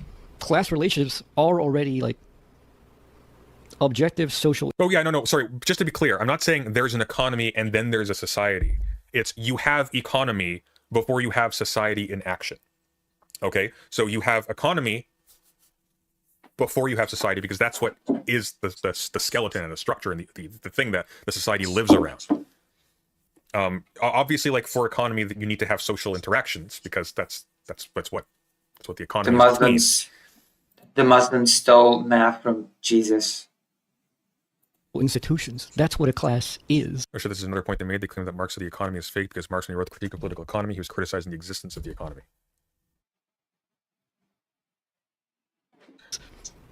Like the only reason he could say this is it must be that he literally. His brain is right, and he's like, they never said the exact words in this sequence. You should quote them. Please, show me. This is an institution. Just quote them. Just show me where. Well, maybe he thinks classes are also prior to society. Maybe some kind of it's like a Hindu caste system. So classes are like class, though. What? Metaphysical. Hindu. What? I did not catch that when I was listening. I was too focused on my burgers, I guess. Like I mean, not metaphysical, but like ontologically prior to everything. You don't find class in nature. Don't sweat it, Sunday. No one cares what this moist mouth is yapping about. I care. He is wrong. They're wrong. There's people wrong on the internet, and I need to beat them. Nobody's talking about here. Well, class is like relationship towards. Oh my goodness, President Sunday, showing his true colors. Production. So if you're going from like I primitive need society, to beat them. what is production per se? What is the means of production? No, but class is already an institution. So, you know, once you're in the class of, say, you know, you're the priest and everybody else is a normie, and everybody recognizes this. The world, like your world now works this way. The priest has a certain role, you have a certain role. There you go, class dynamics. You could have just like gone with gender. Gender is arguably the first class. You have people relegated to reproductive roles. You have other people relegated to hunting and combat. That's true, but this person's view on gender is very questionable. So roles. Boom. let's not even go there right now. Right there. It is an institution. Like there doesn't have to be a piece of paper or somebody say this is now an institution. Yeah, I agree with that. I think with Marx, though, I'm pretty sure it's really just aligned with like production itself, though. So the priest class, well, it depends on like what exactly they're producing or the relationship towards commodity production in general. Yeah, but that's not the question. The question is just like his problem is he's saying like this is not there's no such things as these being institutions, which is literally stupid. Okay. There's no such thing as these being institutions. No, economies can be instituted. But economy in an absolute sense, it's not an institution. Right. It just doesn't work that way. There is nowhere you can run. Someone should donate, okay? Whenever President Sunday gets donated, I should be donated as well. Thank you. That's I the appreciate rule. it. Very exciting. Theory, I take it? Put that in theory. You're a theory head. Wow, assumptions. We also cover this amazing Hegelian explains homophobia through Hegel. We'll get there. Assuming the viewer's identity. How bigoted. When we get bored, we're going to jump ahead to some of the The imperial president comes out. timestamps. I think he's equating markets in a liberal state with the economy. No. In fact, he has to be. No. Okay. No. No. No. It's a man of few words. Antonio, you going to elaborate at all? No, what? No. And I'm going to bet he's actually only working with Hegel here, except that the table No. of contents does not suggest that. No. He's not. Huh? No. Anyone have an idea where I can post current news topics in Discord for somebody to engage with his convenience? There is a stream suggestions, stream notes channel in the Discord server. I would put it there. If it's crazy dumb news, you can put it in This Week in Stupid. No. This is very bad. You read one paragraph in which you're wrong about what it says, and you're like, this is very bad. Okay. I think Brooks, I would love to hear why I'm wrong. I actually do like learning, believe it or not. Listen, don't expect people to do the work for you, President Sunday, okay? Don't expect to be educated, all right? Don't be lazy. I admit to being wrong all the time. You never admit to being wrong. I've like changed my tune on, I changed my tune on Dune a while back. I changed my tune on Deleuze. I admit to being wrong constantly. I was literally like a reactionary. I will never admit to being wrong on anything. Like conservative a few years ago. I Just kidding, I'm wrong on everything. admit to being wrong. Got the wrong book still, but this one is also very bad. Watch out for books with rethinking in the title, apparently. Hegel had established that normative validity could only consist in self-determination.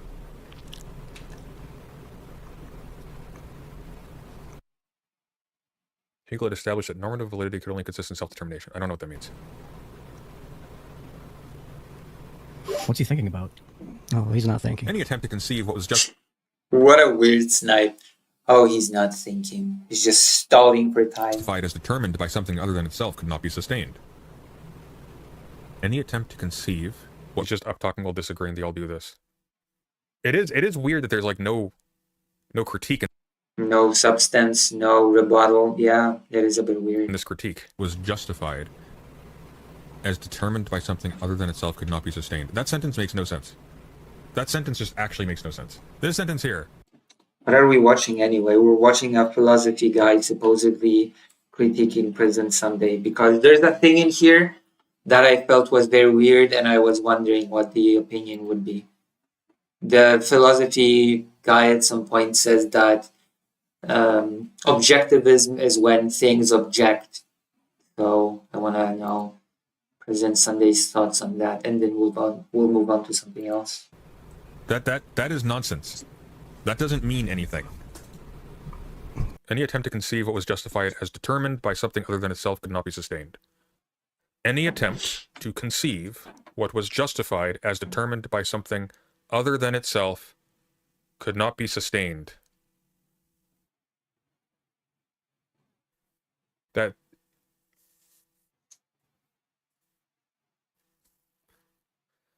so long as what was justified was held to owe justification as some other privileged factor, the foundation of justification could claim validity on its own terms only by being the source of its own justification. That sentence means something. The previous sentence does not mean anything. It is literal. It literally is not saying anything. It is very clear. Anybody who studies Hegel knows what that means. Huh? That- But I'm sure. I mean, if you watch my channel, you know about. Oh my god. See, if you watched my video on this subject, you would know. You would know if you only watched my content, but you don't. You're a loser. You spell it out for. Yeah, please spell it out. Okay. Okay. All right, let's Yeah, I'll do go. it for you, Josh. Thank Bless you, Josh. You're the saving grace of this guy and the people viewing once I post this. Okay. Okay. The basis Right. of all claims to knowledge is that you actually have a well, let's just put it this way, an independent standpoint that stands on its own, not because of anything you say, do, or any other relationship that it has to. Hello, Trashfire. I saw you at ICO. Oh, nice. Antonio Wolf things. Yes, yes, yes, yes. I'm doing this for you so you can watch a Trashfire. Some other thing. Call that the truth. Wait, what? Hang on.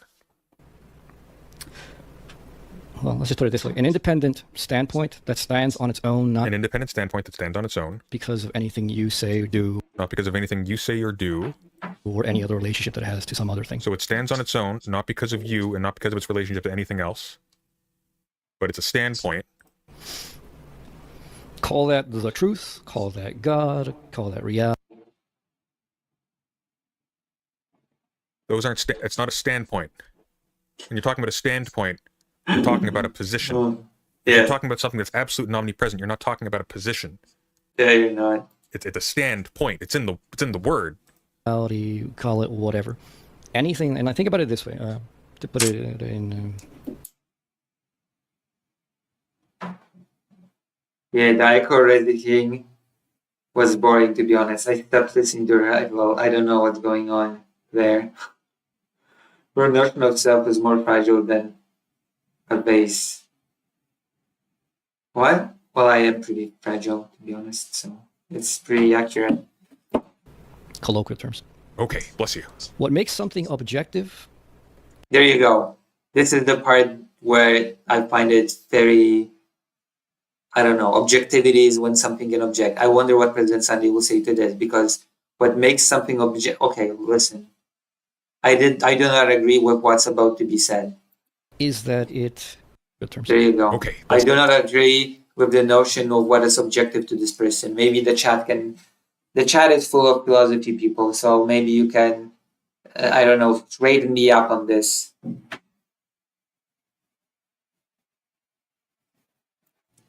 What makes something objective is that it quite literally can object. Just like, you may object to something in court. Okay, I can see that President Sunday is baffled by this as well. This baffled me. This literally baffled me. The thing that makes something objective is that it can object. I find this to be stupid, okay? Maybe I'm just uneducated. Maybe I'm just an uneducated lout, but this sounds just stupid to me on its face. No, I wasn't talking to you, Zoshelix. I'm speaking to what is being said by this wolf person right now.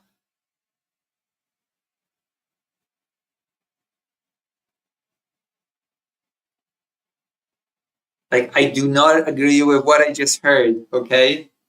I was like, what the hell is this?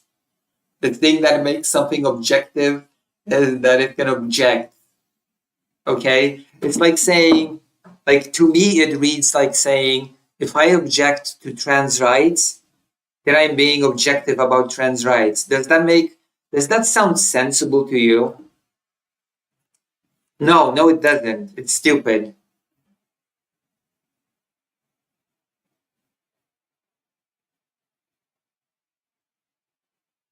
Listen, I'm going to defer to President Sunday's opinion on this.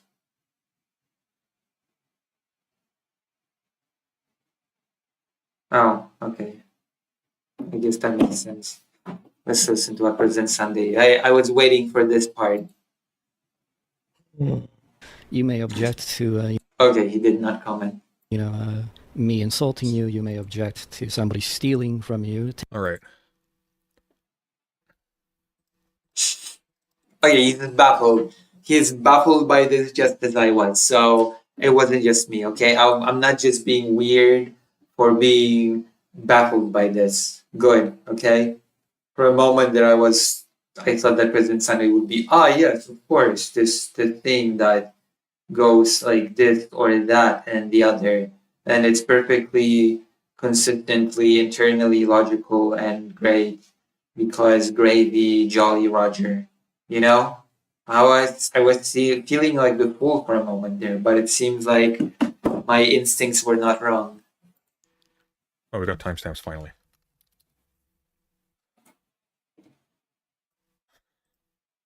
All right, what is the difference between synonyms and homophones? Taking your stuff in the same way, video. yeah, or like how I object to him in this video and, you know, his stupidity. Also, in this, if objectivity is when you object to things, does that mean that subjectivity is when you subject yourself to things? Is that how that works? Things are subjective if they can subject themselves to things?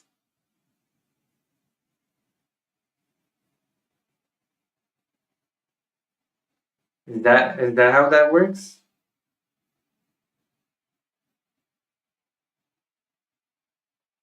Ace Attorney, yeah. Ace Attorney is full objectivity. Objection.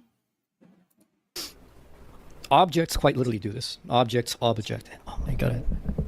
Sorry, like I'm noticing that like my microphone is peaking and don't And what is even this? Object. blow out your ears. It's gonna sound horrible. So in the same way that objects object, it means that they have something about them that resists the determination from outside. For something to be fully objective, 100% objective, it must be completely self-contained, cannot be affected in any way by anything else.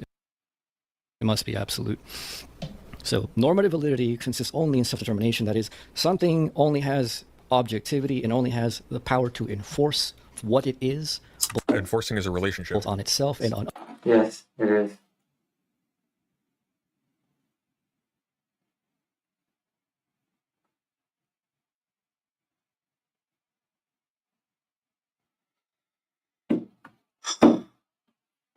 other things. That's a relationship. That's a relationship to other things. If it actually is a self-determining, self-making, self-generating... But it's not self-determined because it's determined by its ability to impose itself on other things. Therefore, it needs the presence of other things to be itself. Therefore, it's not. That doesn't make any sense. Self-sustaining entity. What on earth is he like? He's not. You're not saying anything, Tony. Yeah, I agree. Thank God. Thank God. I'm not a big, I'm not a big philosophy person, so I'm feeling unsure of my critique. But I guess there you go.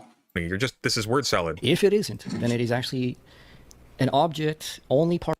For a second, I was like, okay, am I right about this? Am I being dumb about this? Partially, it is something that is mechanically being determined. I was seriously doubting myself. But now I can see. Now I see that I should be more, I don't know. I should be more, what's the word? What's the English word? Confident. I should be more confident in myself. Side by something else. Okay, the sentence is, any attempt to conceive what was justified as determined by something other than itself could not be sustained. How are we answering? But she is subjective. She only existed to you. Take her into your heart. Am I Jesus? That sounds like Jesus. Like I'm Jesus. How are we explicating this sentence? And in a way, because it is under an external power... Is he doing word association? I don't want to presume... Word association. Because maybe he's explaining something badly. But kind of... Anyone framing Marx as anything other than materialist will always be barking up the wrong tree, I guess. He kind of looks like it. The pseudo-object to a certain extent. So in order for the economy to be treated as a real object, something that is really to be studied and not a mere appearance, it must manifest some level of actual independence, objectivity, self-determination. If it This is weird. This is just... wasn't self-determining, then what we'd be talking about is we'd be playing this game of like, it's just like how materialists go and say, look. There you go. This is the part when I thought that this person might be just a religious nut a bit. Determining, then what we'd be talking. This is what the dumb materialists say. Talking about is we'd be playing this game of like, it's just like how materialists go and say, look, those thoughts in your mind, concepts and whatnot, they're just words, and words are just like actually neurons firing. Wow.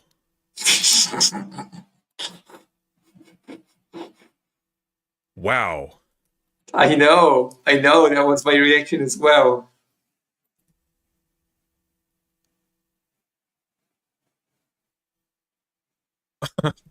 Let me hear that one more time. I'm sorry. Okay.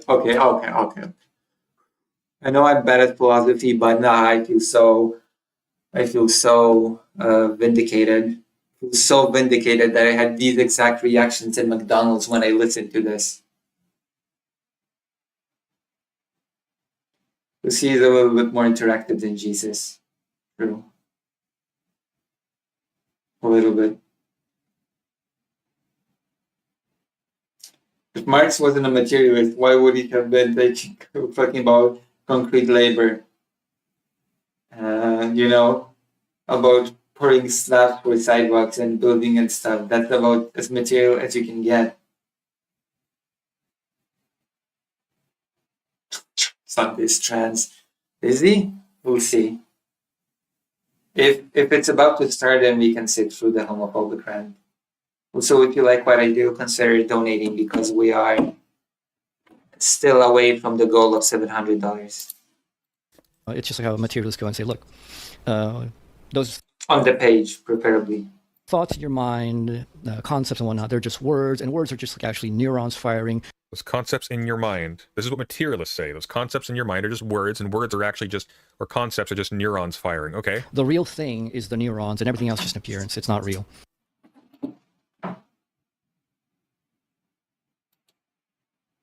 But the neurons are also an image in our virtual experience of the world. Like what? It's just an illusion. And so the meaning of that, any attempt to it's like that Donald Duck meme. Oh boy, that did not give me the right Donald Duck meme.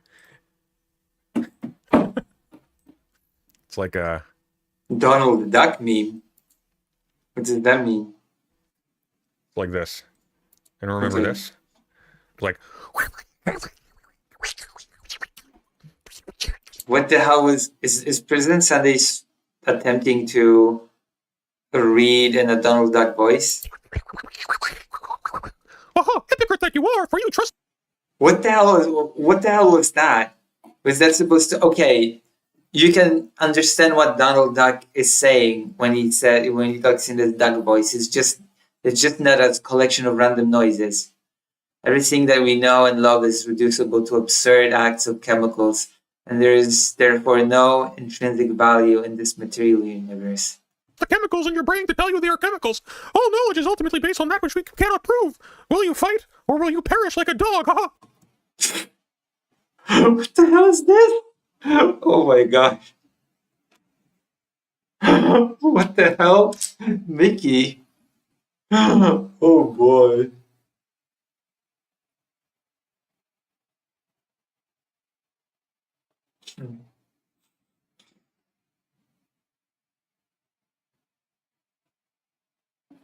Oh boy. Right? Right. Anyways. And see what was justified as determined by something other than itself could not be sustained means that insofar as what we're trying to do with objects and we're not claiming that they're real, so long as somebody can point out, look, there's something else determining this, and the essential relationship between things is that something else is always the determining cause and condition, that has logical problems. That logical problem is what skepticism originally attacks, classical skepticism. And it's why during the Enlightenment era, the problem of skepticism from Descartes onward becomes I'm waiting for the homophobic rant. Is it really about to begin now? a huge problem that they're trying to constantly... Because that guy's video is 3 hours long.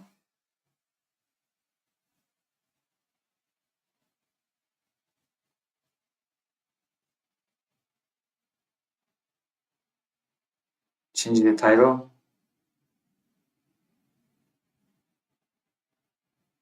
Oh, okay. I'm gonna change the stream title to something appropriate. You're right. Let me see. Let me try to, how do I say it? I'm gonna try to attract all the appropriate viewers. Brain dead content philosophy guy versus President Sunday. There you go.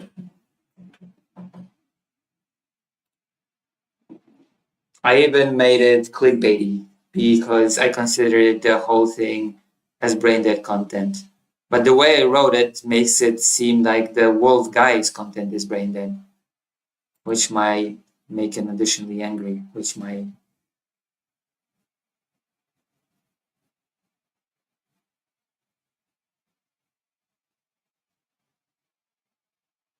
What? There's a timestamp for it in the comments. I think by Sirius. Oh, yeah. There is, yeah, that is true. That is true. There is a timestamp.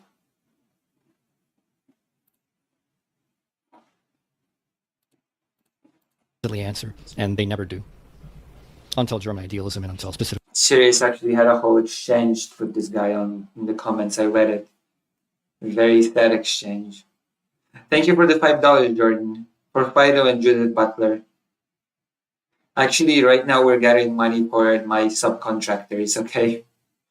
We're gathering money for me to be able to pay people for the journalisms to be able to happen in Ukraine. Specifically Hegel. So, pretty intelligible. I mean, to be honest, this book is the equivalent of President Sunday opening a calculus textbook, and he hasn't even... What a burn. Just listen to how much President Sunday is about to be burned. Even learned arithmetic. So if you... You haven't even learned arithmetic, President Sunday. What are you doing? You don't know 2 plus 2, President Sunday. What are you doing here tackling the more complex ideas? What are you doing? Calculus is arithmetic. You open up a calculus textbook and you see a bunch of symbols, algebra, and these equations that you don't fucking understand. Okay, no, you're whatever. It's arithmetic's elementary math. But just shut up. Like, well, this is nonsense. Asshole. Well, you don't even understand arithmetic. You can't do 1 plus 1 equals 2. They just call it math now. Of course, you can't do a derivative. Of course, you can't do an integral. See? I can do Judith Butler anytime. That sounded very inappropriate, Estelle.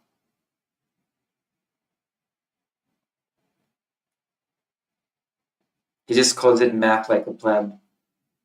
I can't focus anymore unless someone is helping me. It's easier if someone reads to me. I mean, we're gonna return to our Judith Butler reading at some point. Listen, if I can get the better microphone, I can do the Judith Butler reading, okay, with a better audio quality. You don't want me to read Judith Butler with the current quality of sound, okay? It would be very bad, very grating, and you would hate the experience.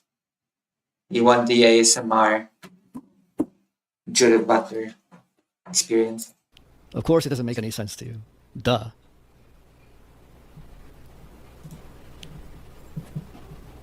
This doesn't mean anything. That's what every theory channel says.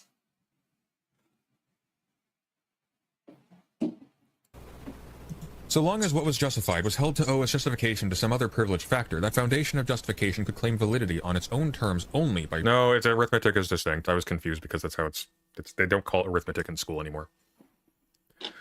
Oh, that one's gonna cost me. Being the source of its own justification. Nice save, President Sunday. Well done. Although, by the way... Oh no. Oh no. He's about to undo all this savings. When I say things I'm not sure of them, I check. Okay. Well done. Nice save. And I correct myself, okay? Which is nice not save. The behavior of somebody who doesn't like to learn. The foundation Excellent. of validity is then compelled to ground itself, eliminating its own defining difference from what it justifies. They don't call it arithmetic in school. They just... 14 lovely people are in the chat right now. Let's see how many likes we've got for this stream. Let's see.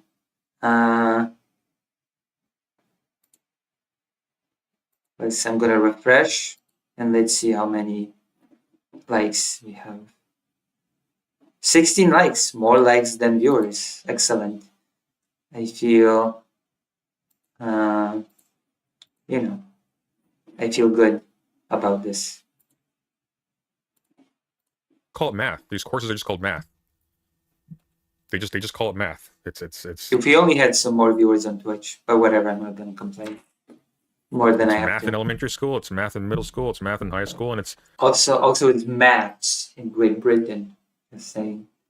It's math in North America, I guess, the US and Canada, but it's maths in England. math in university. Plural. This also does not make any sense. The at least in a university I've seen. No, it makes sense. The skeptical problem, it's if everything has a cause and has a reason, it's called the law of sufficient reason. Like, I'm sure if you were to, like, ask a mathematician, hey, what branch is this that we're doing that's the arithmetic, right? But the actual... Vertical streams. I don't like the idea of doing vertical streams. Like, I could do vertical stream if I actually literally took my phone, went out the street, and did a stream at a cafe, which I might do during the day. We'll see if it'll get me any. I might do a real live stream in, I don't know, in Kiev. Would any of you like a IRL Kiev stream? I would take my equipment, go to a cafe, get on ice. You can dual stream vertical and normal, I think. I don't know how to do that. I have no clue how to do that. You would have to tell me how to do that. If you can tell me how to do that, then I'll do it.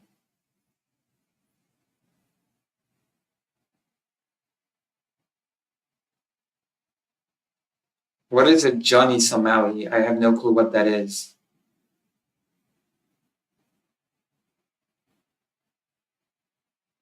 I have no clue what a Johnny Somali of Ukraine is.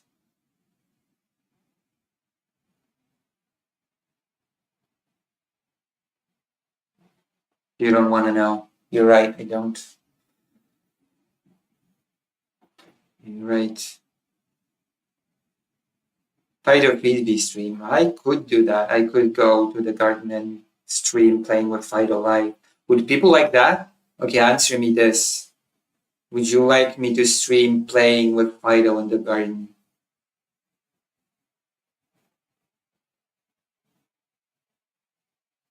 Is that content that you would enjoy, actually? The hashtags. Oh, I guess. Yes, both?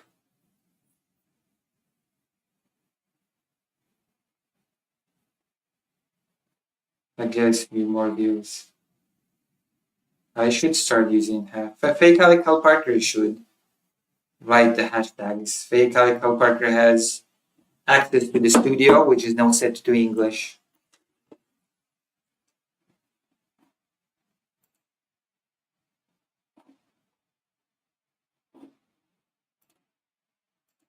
It's now all set to English. One moment, I'm gonna go grab a drink. Grab a drink. Be right back.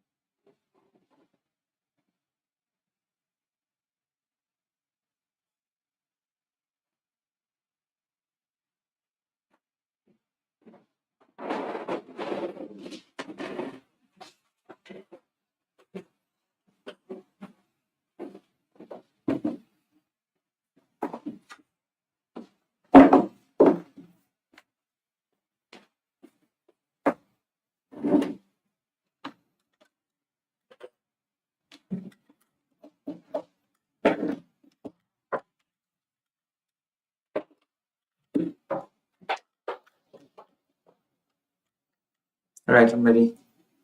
actual courses themselves are called math. So you take arithmetic and really Maths. math. You can always ask why, and the assumption is, well, Like if you Ukrainian Pepsi, this is a Coca-Cola, but it does have actual Ukrainian writing on it. There you go. Let me show you. It's a Coca-Cola.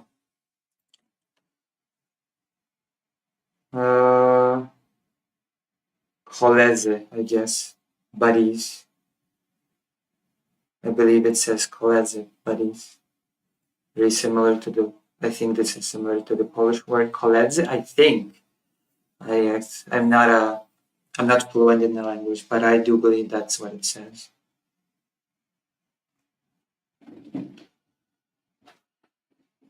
Right, let's continue. you read like old like novels on like that mentions. No. You have those little. It doesn't mean cola.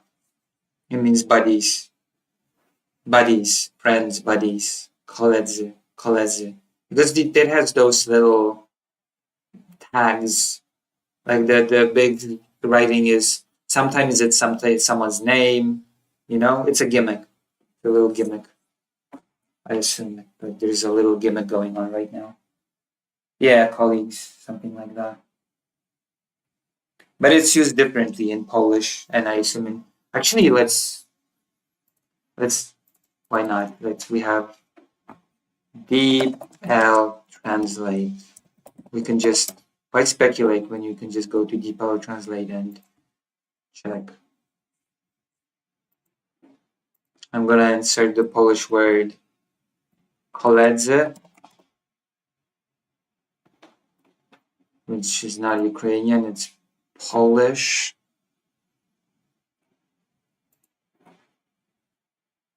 Colleagues.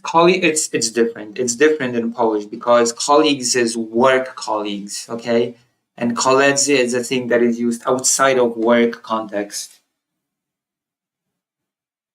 Yeah, it's like a share a Coke thing, yeah.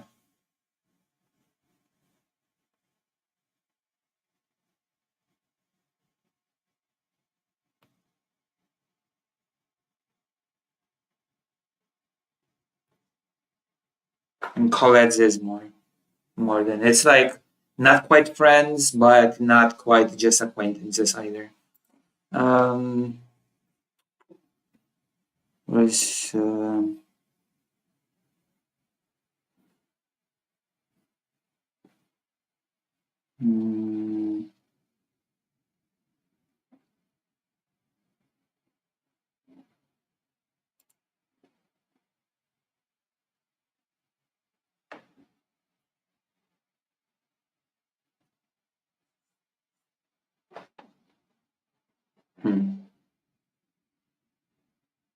It says kolegi here.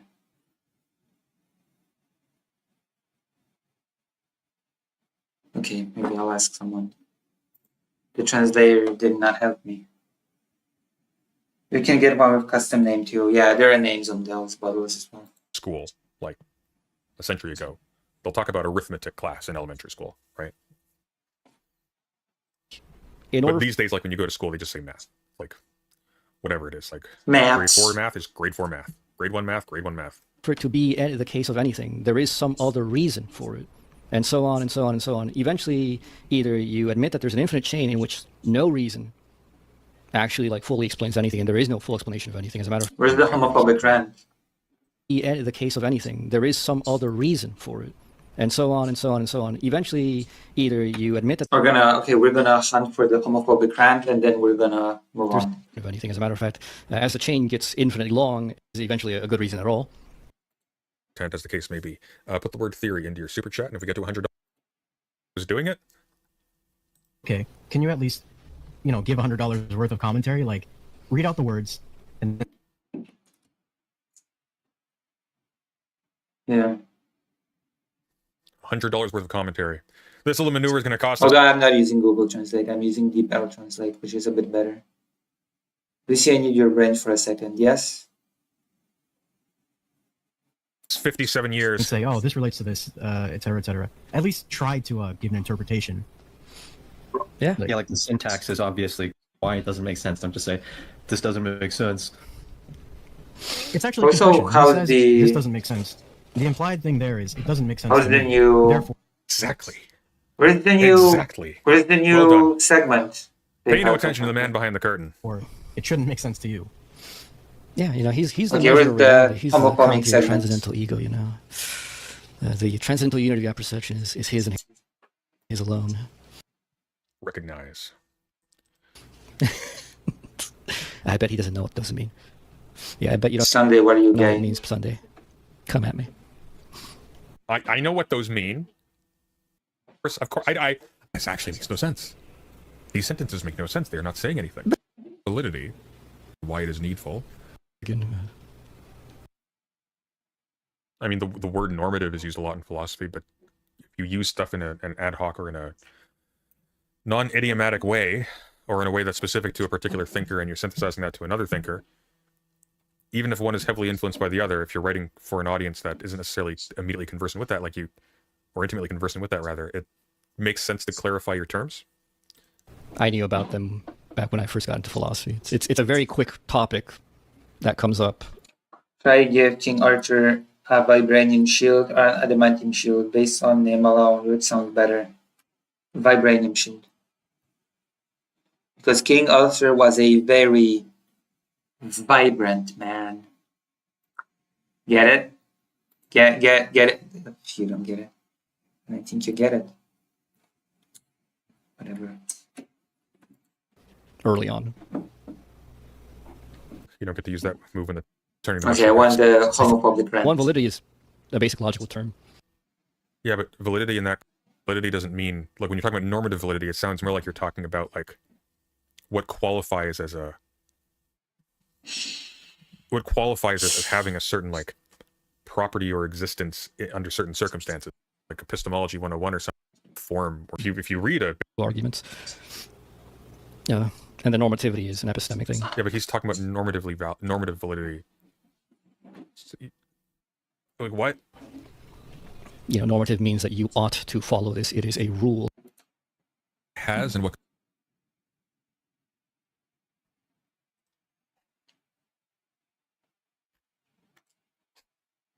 Do that with Free Willy.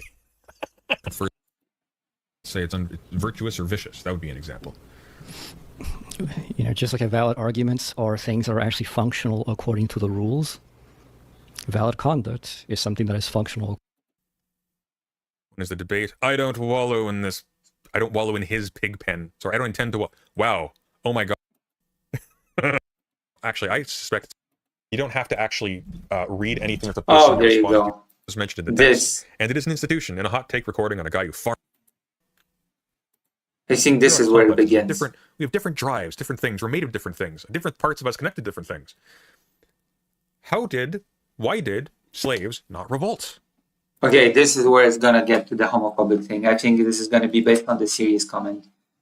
It's a great question. Why didn't they revolt? I mean, sometimes they did, but why didn't they overall not revolt? Why were you able to have slavery as the basis of just tremendous economic expansion? Why? Well, because slaves were humans and they had relationships, and those relationships were purposed to keep them in chains. How? Well, it's very simple. Let's say you're a guy and you've been enslaved, and you are out working a field, and then some people come by to grab you. Mm-hmm. Your master has sold you to some other master far away. I'm getting grabbed. And you don't want to go, but they tell you this: hey, we have allowed you to have a family. We've allowed you to marry someone and to have children.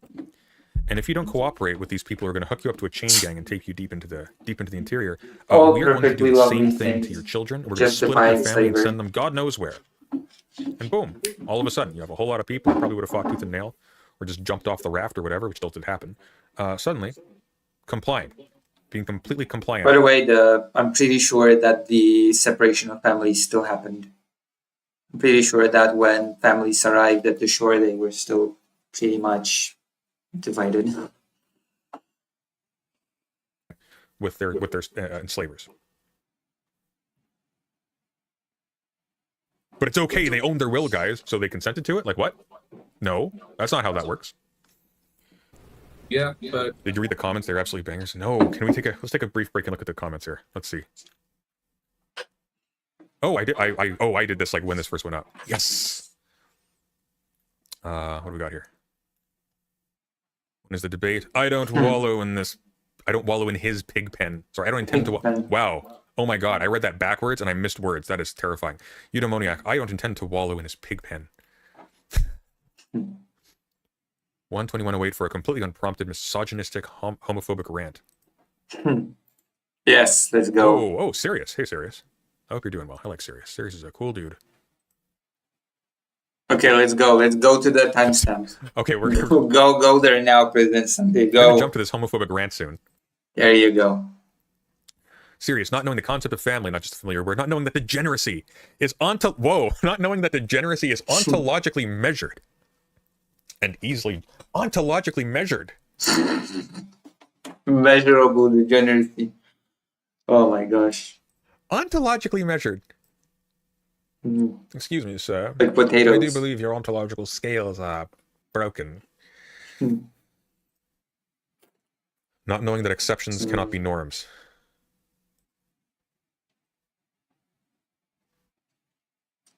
States of exceptions are norms. I'm just saying.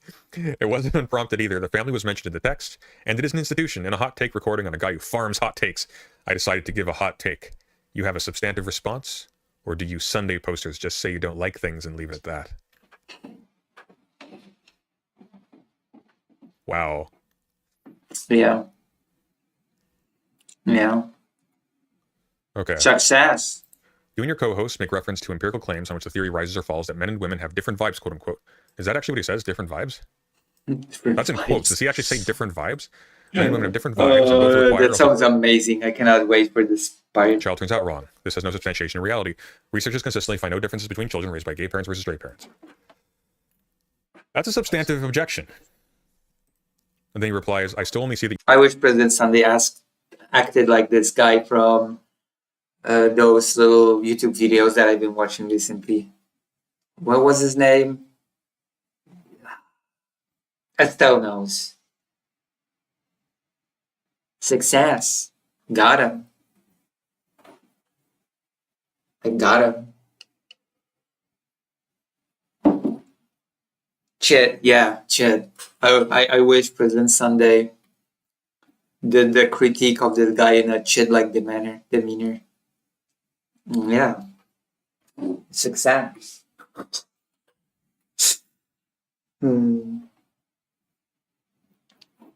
that you don't like it, that's not a critique or criticism, it has no substance. Yeah, because you didn't read what he said. What's great about this sentence is that you don't have to actually read anything that the person you're responding to said in order to make it. Because it just signals to people who are watching you have a parasocial relationship with you, which, guys, for people who are like in this guy's little like fan club, like guys. Fun club. That was a weird laugh. Northern Americans laugh in a very weird way, okay? I'm just gonna say it. I'm just gonna say it without any reservation. Northern Americans have a very strange laugh. Let's see. I like your... Oh, this is an interesting one. I like your content, but your views regarding homosexuality, family, and climate change. Climate change? Science Climate change. See, climate denier? I don't know you quickly add these quick remarks and then never explain them. If you have time, I would very much like to listen to a full-fledged discussion / essay regarding hot takes of yours, or you can link me to them if you have me, just a video essay.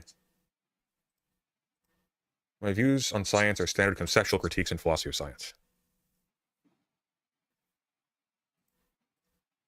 Standard conceptual critiques. If you've read Kuhn and looked at the history of how scientific ideas arise, as well as have the Hegelian position on objective concepts, you get my general, concretely negative skepticism towards empirical science having valid claims no matter how they cook their evidence. Mm-hmm. What?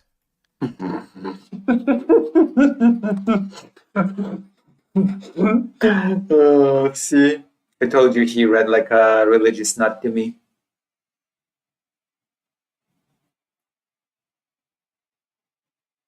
Cook.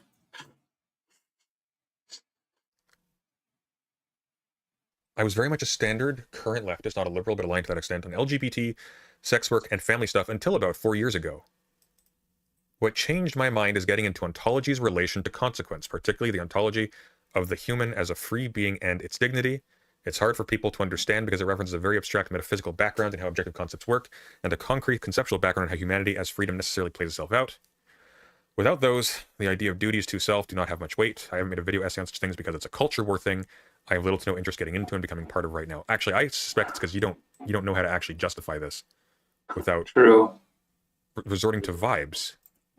True. Unpublished essays I work on for my own understanding. I mention it occasionally because it is a relevant comment to make, and I'm not afraid that people know I think these things, but I know the shitstorm these things spark.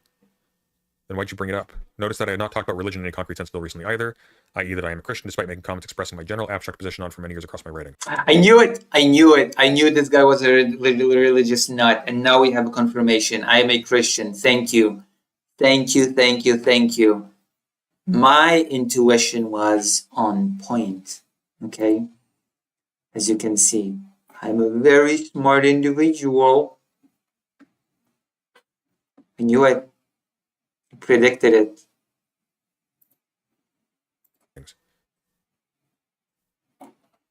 All right, so I think I know what's going on.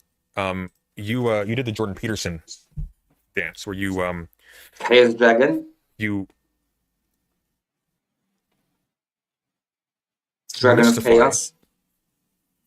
Certain things via particular lingo, and then use that mystification as a way to transfer yourself from a critical position to one where you can now naively sign on to a set of dogmas, but with some woo-woo asterisks around it that makes it actually cool and base, actually. True. It is cool and based. This is clown behavior. Religious fanaticism is actually cool and based.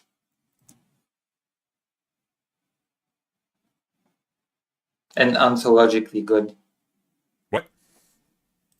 What? What? What? What? What? What?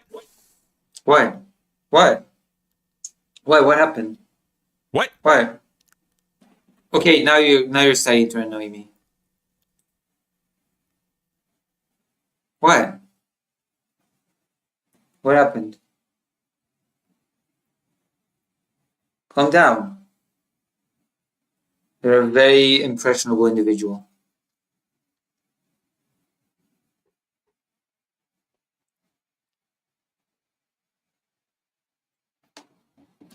I picked the wrong year to quit drinking. How does it feel to find out this way Sunday? Oh, he quit drinking. President Sunday did. Okay, is that a bit, or did President Sunday actually quit drinking? I want a sincere answer from the audience. Did President Sunday really quit drinking?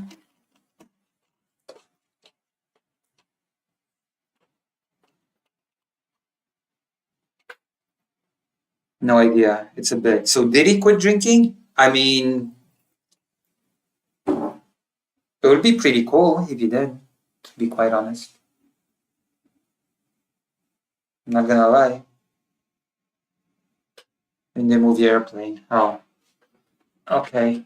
Wait, is the movie Airplane the one with the doctor that's played by the Leslie Nelson?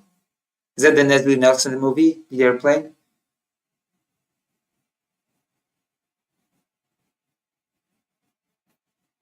That's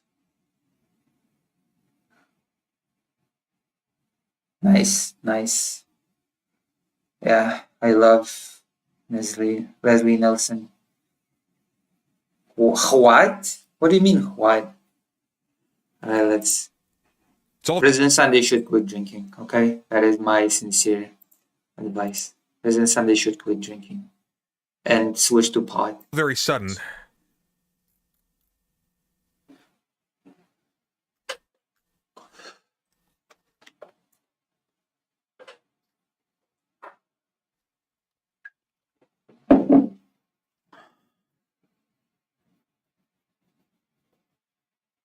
Hold on, I'm gonna be right back. I'm not sure if I did this. Oh, I have to do it.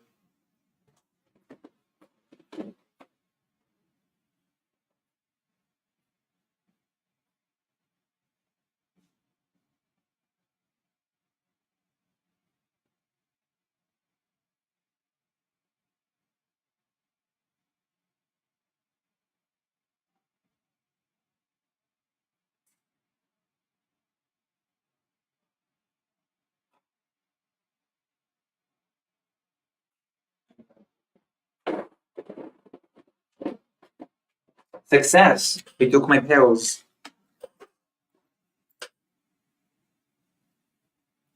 Does Lucy have brownies now and then? Not in here. How long is this introduction? This is terrible. This is terrible. I'm sorry. I'm sorry. This is... We might jump... Should I show people like what's on what he said in my chat? Yeah, let's show the hypocrisy of this man. Okay. Okay. Actually, okay, I think he's. I'm sorry. I don't know how he identifies nowadays. I know that he is actually trans.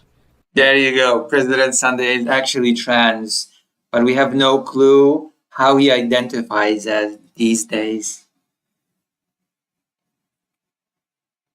I've actually had not. I've only smoked pot.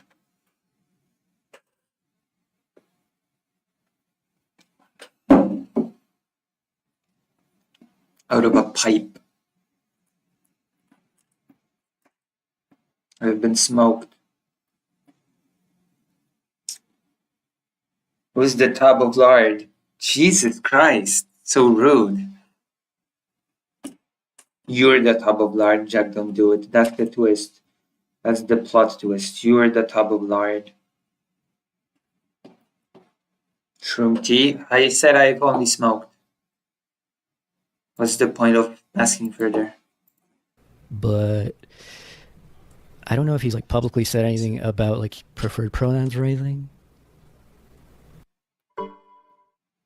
What was that? Thank you, Rixai. See, I deserve more donations.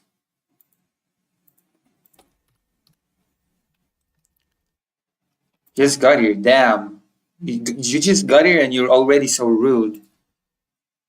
Yeah, please donate to support my top surgery, okay? God knows I need it. Well. I need to pay my subcontractors, okay? That is what I need. I don't need any surgeries yet.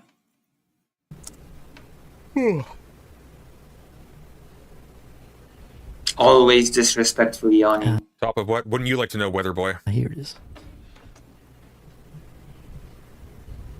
I don't even know why I said that.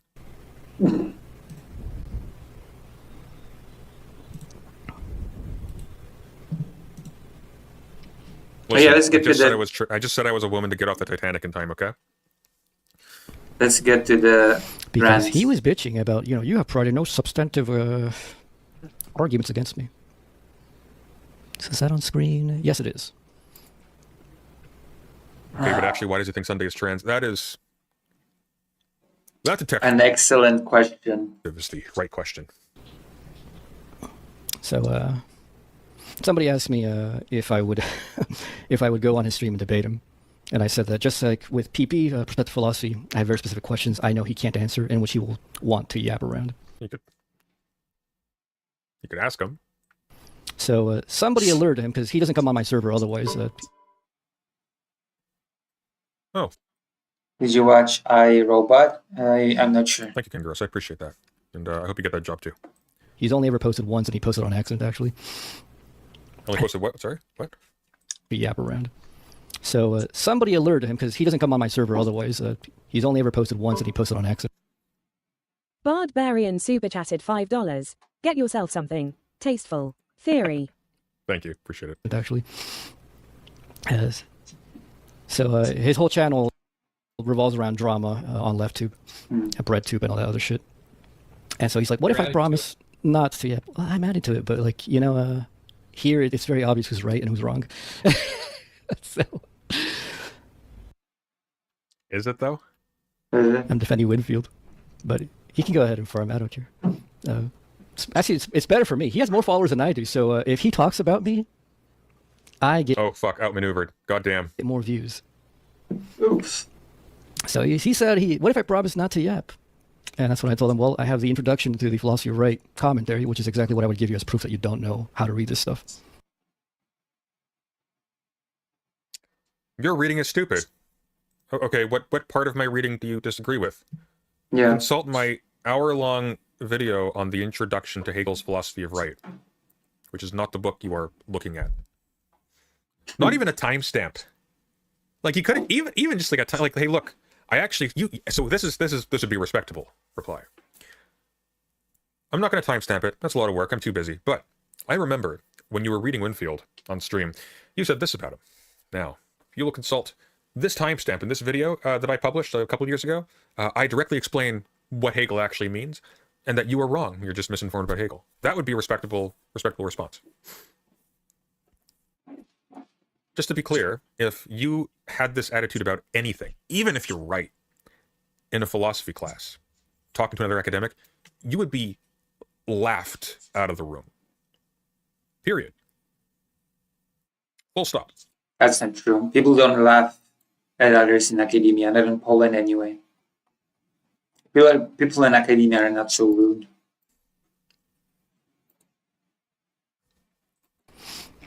And since I already recorded, so why would I go and talk to you about it? Maybe in North America, everybody just laughs at everybody in academia.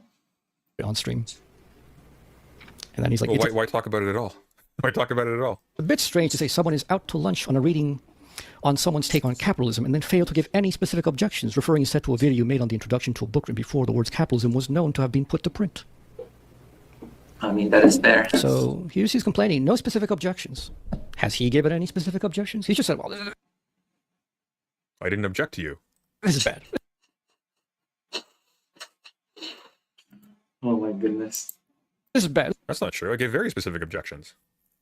I explained how there appeared to be contradictions in terms of how he was treating economy and how he was talking about certain terms. And it's kind of his historical universalization of the state as sort of a ubiquitous thing. This is always there to condition the existence of, or the form of human institutions or of economy. Stuff like that. I was very specific. We saw in your video so far how I was specific. I didn't just say you don't like it. I just say I don't like it. And there were some sentences that literally just did not specify their meaning to a sufficient extent where it's like, this tells you any information. And when you tried to explain it, you relied on word association. Which, by the way, when you're talking about terms that are in translation from German to English is not the way to go. This is unintelligible. It's meaningless. I mean, I think it's obvious. He thinks it's obvious. Case closed. Antonio Wolf thinks it's obvious.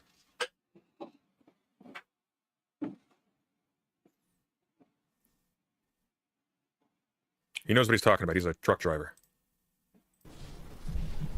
You know. You know. I know. So disrespectful. Wow. Instead of delineating class divisions based upon forms of earning specific to market freedom. I need some water. I'll be right back. 1 sec. Oh my god. By the way, we are at 35 towards theory. That means we only need 65 more to go. Then we have theory. Should put some theory options up. Maybe that'll entice people. Okay, I'm going to be right back. 1 sec.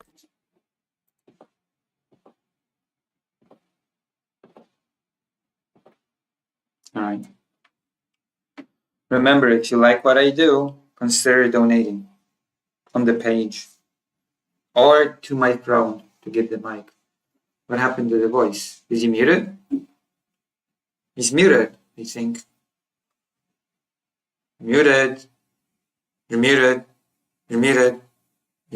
Are you muted? Muted. Muted.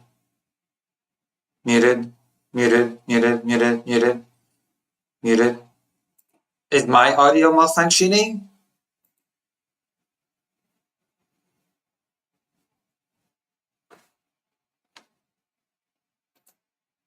Even if you don't like Lucy, you can still donate. Wait, are you saying there are people watching that don't like me?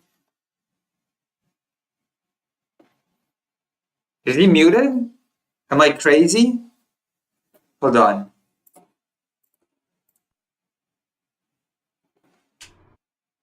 No, the audio's on. Okay. I didn't mute this, right?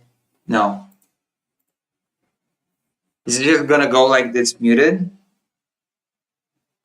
Uninterrupted for 10 minutes? You're kidding me, right? How long is that mute? Oh my god. For? A long time. Too long. That was me for a while, wasn't I? Okay. Anyways. Yes, yes, you were. I'm gonna put some theory options up. So we have since you came back 69 seconds, okay, it's not too bad. So we got pretty Photo bad. versus PF Young. We'll do bad Nietzsche takes. That's always fun, easy to do. Looking at my theory list here.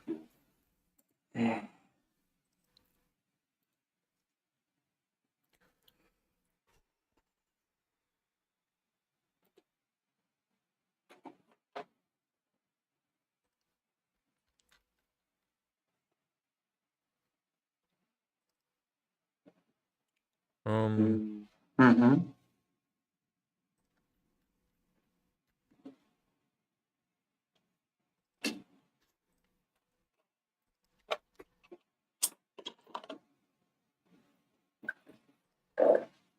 Let's see, what do I have in the playlist?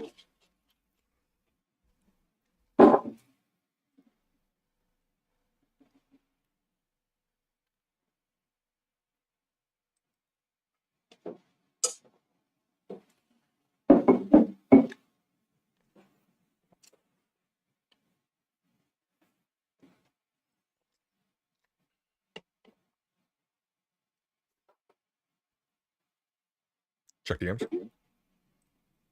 Don't check DMs on stream. Hold on, let me check my DM. Nobody wrote me. Oh shit. Oh shit. Let me get the homophobic rant, please. And I said vote 71-13 for non-binding motion calling to annex the West Bank. Uh-oh. Well, it is what it is.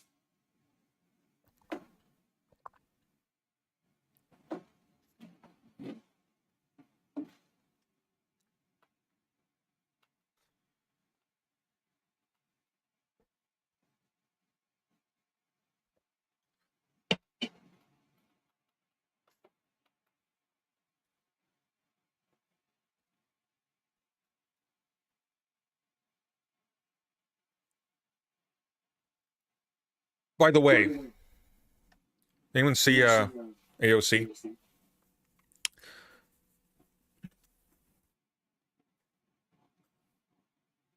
Voting to continue supplying Israel's Iron Dome.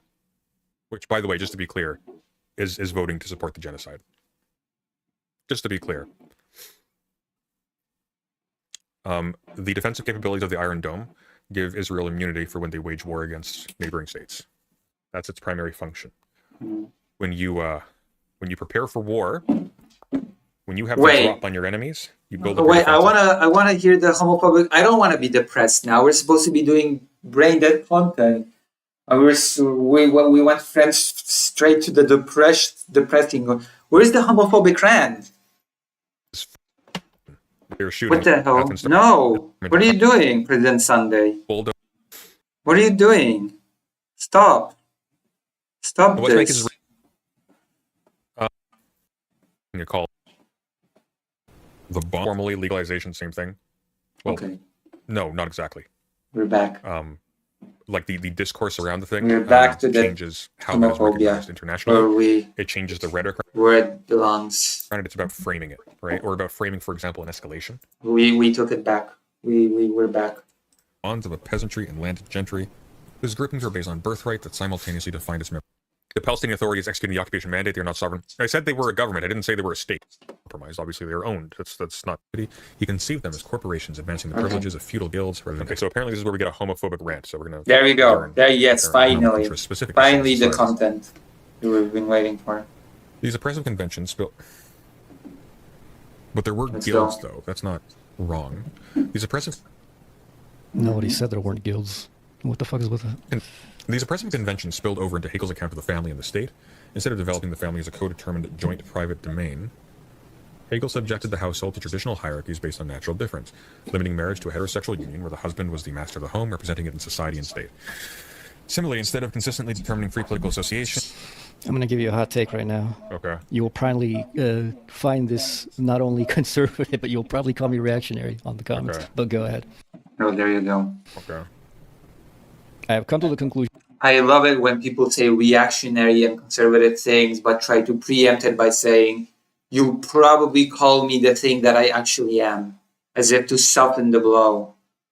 Well, yeah, of course I'm gonna call you that, because you are that. Like you preempting and saying, oh yeah, you will call me this thing that I am. Yeah, well, yeah, of course. Conclusion that Hegel was right about the family. It is something that is ultimately, if you get rid of the biological connection, it's kind of nonsensical. What? So adoption straight out the window then, huh? Adopting children straight out the window. Oh, wait, someone just subscribed to me, I think. There you go, because I've got this little thing. I wonder if the animation showed of Fido, because I haven't tested this yet. Hold on, let me check. Was there a little Fido animation? Did it pop up when I got a subscription?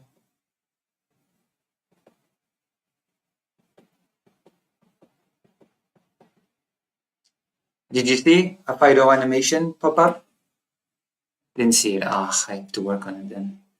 Like a little clip of Fido is supposed to show on screen when people subscribe. Not just the sound. I'm gonna have to work on it then. Whatever.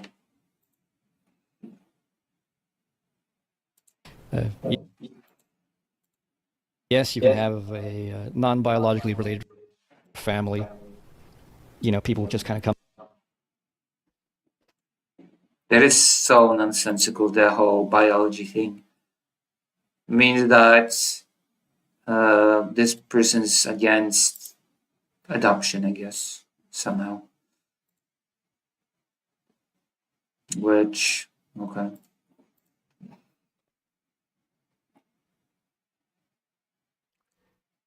Also, people who are married to one another are not exactly biologically related, I would hope. Let me hear that one more time. Let me see if I got that correctly. Yes, please. Yes, please. It is something that is ultimately, if you get rid of the biological connection, it's kind of nonsensical. Yes, you can have a non-biologically related family. You know, people just kind of come together. You know, there can be adoptions and whatnot. Oh. Now. Oh, thank you. I know what you're thinking. Yeah, I'm thinking this is nonsensical. Hey, wait a minute. He just completely contradicted himself. The thing he was saying seconds before, immediately after. Yeah, he did, yeah. But that's not where my mind went. See, where my mind went was... You can't... That it is... Okay, just tell us where your mind went. Just tell us where your dirty, perverted mind went. The exception rather than the norm, that a family is not biologically related. Now, a family... And yes, I went to the marriages not being biologically related, hopefully as well. Family is not constituted of a husband, wife, and children, even under conservative norms. A family is comprised of a husband and a wife, and then any children that they have. So, are we pro-incest then? There you have it. There you have it. See, my mind went there as well. I mentioned this. See, I've got a plurality of thought. See, this is the incompleteness of thought. Okay, President Sunday said your mind went to people, you know, to the contradiction. My mind went there, but my mind went to the incest as well. My mind goes to the complete picture. Which I know we're not. He's just speaking very stupidly. Yes, he is. But then I've been wrong before. And that's a tangential, contingent formation which has no essential reality of its own. The family really doesn't make sense if it is not. Your mind always goes to incest. No, what? No, it does not. Jesus Christ, no, it does not.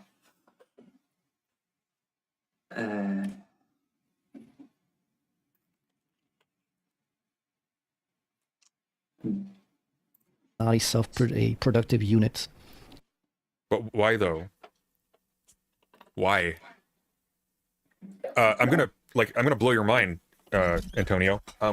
The act of raising children doesn't actually end at birth.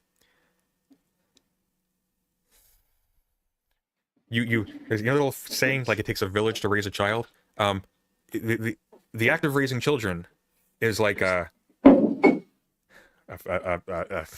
depending on your culture, anywhere from a 10 to 20-year project. With the state of the housing market, it's possibly a 25-year project.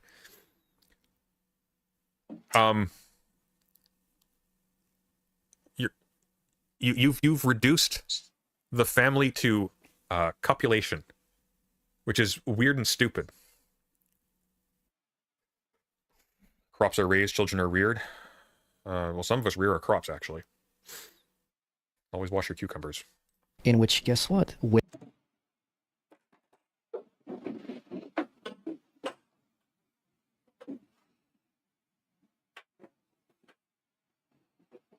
Women and women will not make kids. Men and men will not make kids. That Adoption exists. is not necessarily true, friendo. Also, yeah. Also, there's gender. There's whole gender theory, but that's neither here nor there. And you can't have a society in which everybody's adopted. Yeah, you can. What the fuck does that mean? You could have a what? First of all, why not? Why not? The Republic was about that. Seemed fine in concept. A few problems I can think of off the top of my head, but of course you can have a society where everyone's adopted. Look, we have public institutions where people are raised by people who are signed by the state to raise them. Boom, done. Uh-oh. Doesn't make sense that way. President Sunday's being a smartass. This makes sense that way. That isn't to say, like, you know, those unions shouldn't be recognized or they should be outlawed, but of course they're not going to be the norm. But you switched from a child. Tony's not making a statistical observation. Yes, gay couples are less frequent. Gay families are less frequent than hetero families. Statistical Trans people observation. less frequently occurring than cis people. That's not what he's saying. No. He's saying they don't make sense, and there's a contradiction. Yep. In the statement of family of gay parents. That is true. He's got gay people in his audience. I don't think... See, this is the thing you need to understand. People like this, who are comfortable cultivating a cult of personality among, with all due respect... Yeah? Morons. Damn. They don't respect those people. That is very cruel. They have utter contempt for you. You are not their equal. For me, I've never even heard of this person before. What do you mean, contempt for me? Calm down, President Sunday. I've never even heard of this person before. Clear jets. And he doesn't need you, and he will cast you out, and he will laugh at you if you make him uncomfortable in his superiority LARP. You lot are about to find out that this guy you're all like trying to ingratiate yourself towards. I've never heard of this guy. Trying to signal, hey, I'm like you, Tony. I'm smart like you. You like me, right? I'm not dumb like I'm not. Oh God. Oh God Almighty! I don't want to be like Tony. Please don't tell me. No. That sounds like hell. Being like Tony. He has no respect for you at all. His audience is consistently smarter and more knowledgeable than he is. I don't doubt that. I don't doubt that for a second. Because this is the thing that happens when you are like full of yourself in this way. You get dumb. You start ranting. You stop interrogating. And you just kind of stagnate.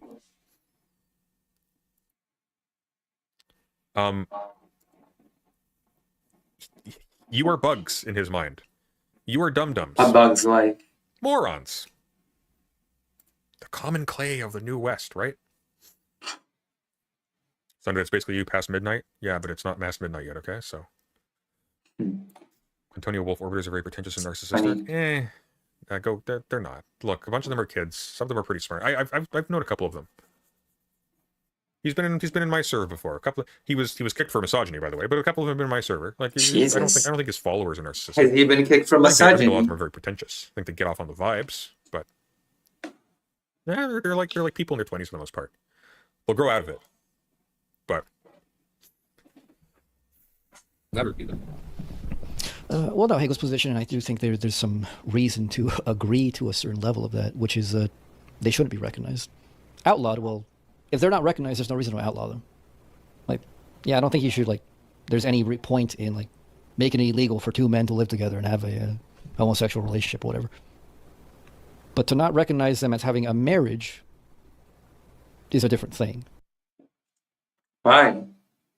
which, by the way, is one of the three. If anything, marriage is used mostly for tax and joint ownership and for stuff like being able to visit your spouse in the hospital or like lines from Hegelianism to fascism. Why? Well, because if you make human life subservient to the state, then you have a situation in which the human individual and all that entails and their organic and ethical life and all that stuff, well, all of that is just, these are all just components in making the state great, making the state thrive, and that's all there is. Excellent. That's it. Sounds like heaven. The human exists for the state. Which is a very big component for the Stalinism, by the way. The idea that whole societies exist just for the wheels of history to turn. Every other consideration, every ethical consideration, every consideration of history, every critical skepticism about, like, hey, all these categories that we're applying, all these presumptions that we're laying onto them, like, did these actually make? No, it's for the flourishing of the state. Now, do you miss the comments that you're bullying old women in Walmart? What? Oh, there are comments under here. How does he know about me bullying old women in Walmart? Good question. One time I saw President Sunday at a Walmart, and he was wrangling a cart away from an elderly woman. When we tried to confront him, he repeatedly ignored us and then walked away with an air of utmost haughtiness. If this is how he treats the elderly, frankly, I don't want him reading it all. I think that's a joke, Cal. But also, she deserved it. And I do think that there is a significance to marriage as particularly tied to the concept of family that is biologically tied, and it doesn't make sense to recognize it. You also see this play out in real life with blended families and split families. Usually one of the parents always favors their biological kid. Usually maybe that's sometimes guilt, maybe it's loyalty, it's some psychological issue. But it generally works out better if the biological aspect of it aligns with the conceptual. Yeah, I mean, and that's just like for the norm, quite literally the norm, the rule. That there will be exceptions. Can you have adoptions and whatnot? Yes, absolutely. Maybe getting gross. I'll consider it. Absolutely. But that's not the norm.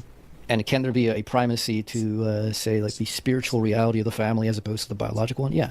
You know, are your adopted parents, you know, who really truly love you and raise you, like, are they less your parents because they're not your biological parents? No. Yeah, there's a certain point at which, like, the connection is strong enough to recognize that not only you recognize, but other people recognize that, like, no, these are your parents. Like, you know, they fulfill the role and the reality of that. They actualize it. Hey, I'm going to blow your mind here. Mm-hmm. Gay people Blow my mind. can have biological kids. You know that? So, Aren't what? actually gay people Wait, what? can have biological kids. Oh, yeah. You aren't actually, when you have the gay gene, you aren't actually sterile afterwards. Unless you wear those gay genes, in which case they might compress you to the point where you are sterile afterwards, which could cause some complications. But that notwithstanding, being gay does not mean you can't actually have children. That's how royalty managed to get by. But it is not the norm. So, I mean, this is... Lots of gay Mormons have kids. There's an entire subplot in the Ender Shadow series with a gay scientist having kids. It's very creepy. Wow. Not the gay scientist having kids, the justification for it, because you see, the purpose of life is to reproduce. Tangential, but why is a homosexual family, like an adopted family, why do you not just see it as an exception to the norm? The norm being, heterosexual biological family. There is the mom. Yes. The person is gonna be talking about degeneracy. Those degenerate gays. How dare they do anything? I see no reason why it isn't just an exception to the norm. It's not the same as like a polygamous marriage, which is Well, totally outside. Well, there are. The metaphysical logical reason is that women and men have a different vibe. Oh my god. Oh, there you go. There you go. The metaphysical reason is that men and women have a different vibe. Men and women just have a different vibe, you see. Oh, Wow. makes perfect sense to me. Wow. Men and women, Galian. This is men and women just have a different vibe, you see. That's okay. That makes sense. this is what they've got, okay? Well, you Mhm. see, the metaphysical reason why only heterosexual marriages should be recognized by our institutions is men and women have a different metaphysical vibe. Now watch this. Vibes.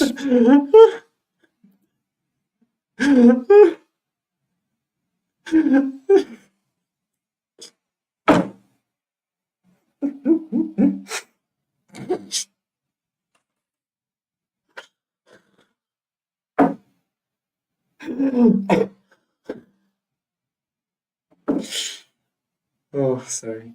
I apologize. I'm just easily impressionable. The metaphysical explanation is that men and women just have different vibes.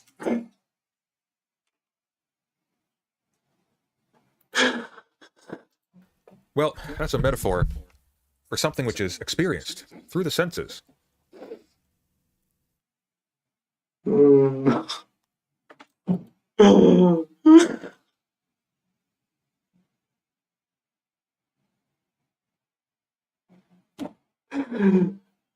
I cannot. You see, it's all about the vibes. Presented before our imaginations, right? These are things we cognize. Ergo, ipso facto, vis-a-vis concordantly, that is physical. That's not metaphysical. Metaphysics has to do with that which... The funniest thing I've heard all day and night. Women are sopranos and altos, while men are tenors and bass. True. Men are from Mars and women are from Venus, unless I'm switching it up.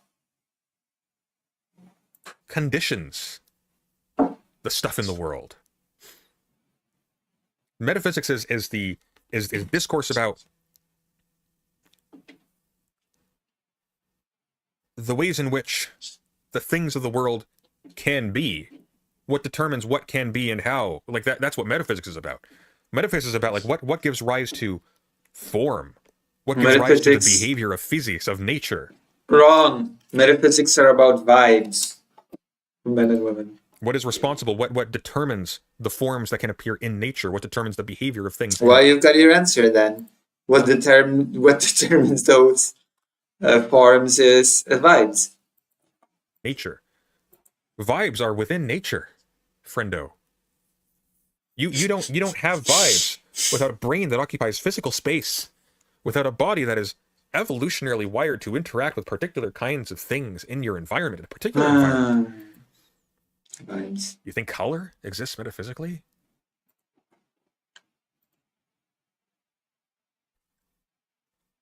These are some cool vibes. You believe in metaphysics, Sunday? No, I only believe in science. Well, there are... The metaphysical logical reason is that women and men have a different vibe. The logical reason. And this balances out in the expression of gender in the household. That is such nonsense. That is so stupid. It balances out in the gender expression within the household, of course. It makes perfect sense to me. This is totally not stupid. This balances out in the expression of gender in the household.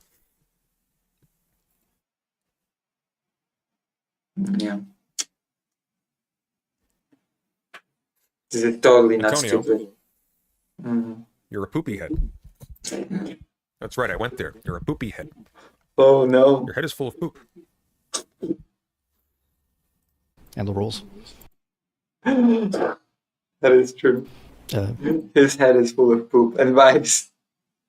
and it seems that the empirical evidence does side that you need both of those vibes in your.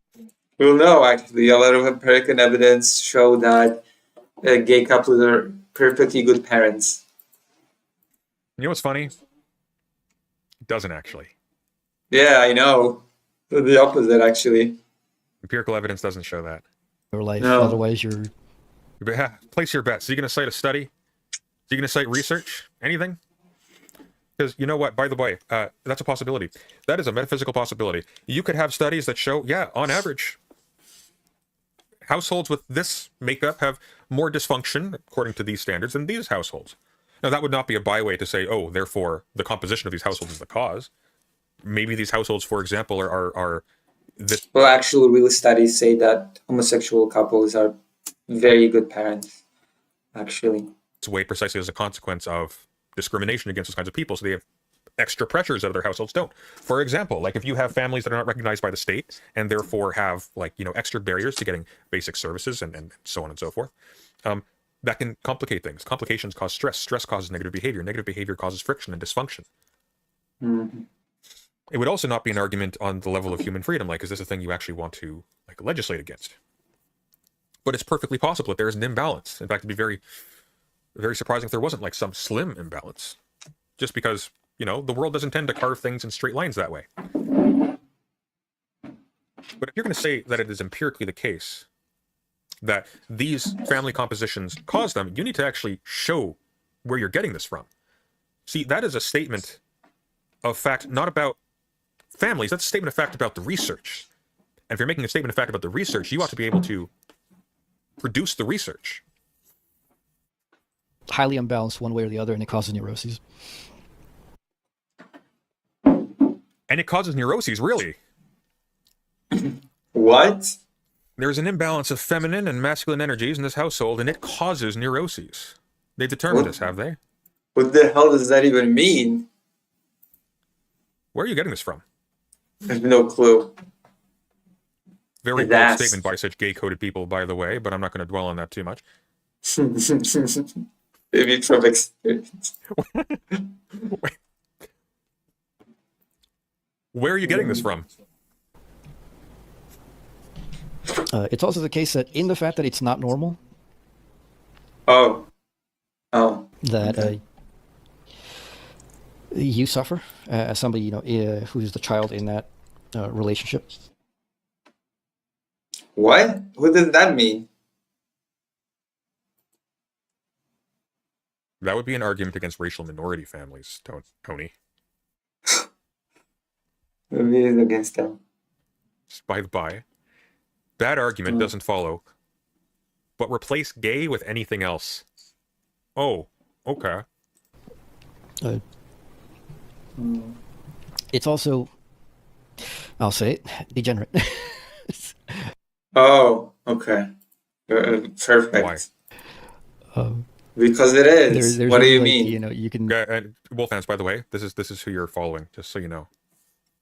No argument, no evidence. Evidence is gestured at somewhere. Research is gestured at somewhere. Studies apparently. This guy is just a right-wing hack. He doesn't realize he's a right-wing hack because he's actually really poorly educated. And I have a suspicion he ain't spending a lot of his time reading stuff. The I'm gonna generous. be real with you. I believe, because I know he's read The Logic of Hegel, for example. I know he's read Hegel because he has streams on his channel where he actually goes over them. I know he's read some philosophy. I got a strong suspicion he's only reading what he does on stream. Because this is stupid. It is. This is stupid. It is pretty stupid. This is really stupid. Like, it's degenerate. Like, I'm sorry, what? Well, it is. It is what it is. I want to hear the explanation for this one. I'm saying. That's interesting language. Appeal to the fact that, yeah, well, you got the sexual urges. Well, yes. So what? Wait, hang on. I'll say it, degenerate. There's really like, you know, you can appeal to the fact that, yeah, well, you got the sexual urges. Well, yes. People don't maintain families due to sexual urges. It's actually kind of the opposite. Infidelity typically is the result of sexual urges. People raise children because of relationships that exceed mere sexuality. A gay couple, whether like gay or lesbian, is not raising kids as a result of their sexual urges. That's a very stupid thing to say. Heterosexual couples are not raising kids because of their sexual urges.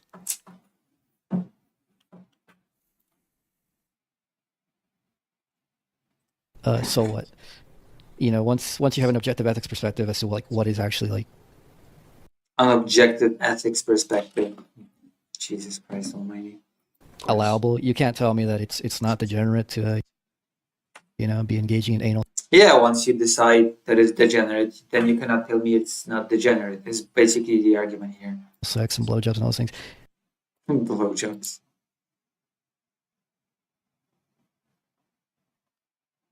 You know, straight couples do those things, right?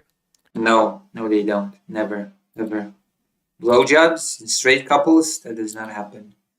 Shut up, Prison Sunday. And a lot You of don't gay know what- couples don't. You don't know what you're talking about because you're gay. Because you're gay. You don't know what Gay you're people- talking about. Doesn't mean anal. That's not what that means.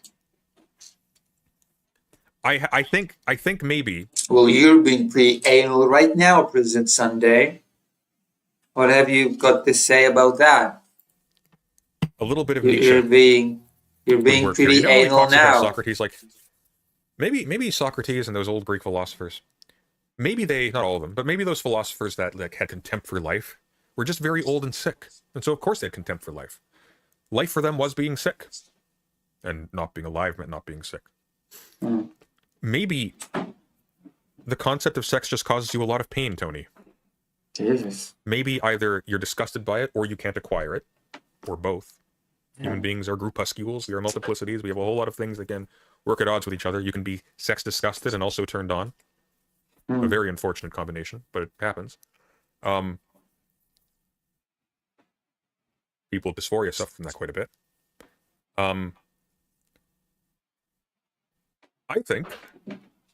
I think this is a you problem, Tony. No, I think it's a problem of degeneracy and the degenerates.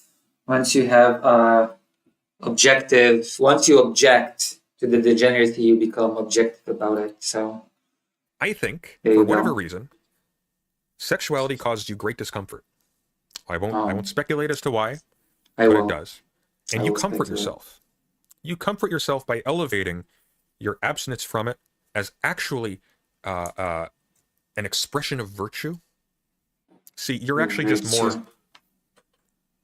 You're just closer to the true than people who are closer to the snoo.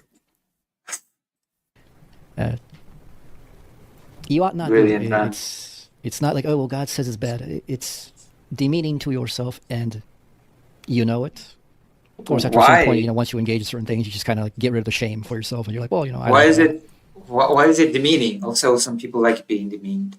Yeah, you can get used to any shameful thing if you really want to, but you really shouldn't, and it really shouldn't be normalized, and you certainly shouldn't be giving an example to kids. Jesus. Yeah. Should be giving an example to kids. You shouldn't be giving an example to what you mean, like how they have penis and vagina aisle. Okay, that's enough. We went through the rant. It's been lovely. It's been a long stream. I think I've streamed for like 10 hours or something. It's been amazing. 5 hours, 17 minutes. Close enough, okay? It's been a long time. So I'm gonna raid you to whoever's on, and I'm gonna go do my chores or whatever. Let's go. Let's go, people. I'm gonna raid you into someone. Redirect you into God. Who's gonna appreciate me raiding? And maybe one day raid me. Kid Nutkin. Yeah, we're gonna Kid Nutkin. We're gonna give Kid Nutkin a chance. Okay, I'll see you all. Bye bye. It's time for me to go. It's been very nice. It's been lovely. Good night or good morning, because it's almost 7 a.m. where I am. Okay, bye-bye. Bye-bye.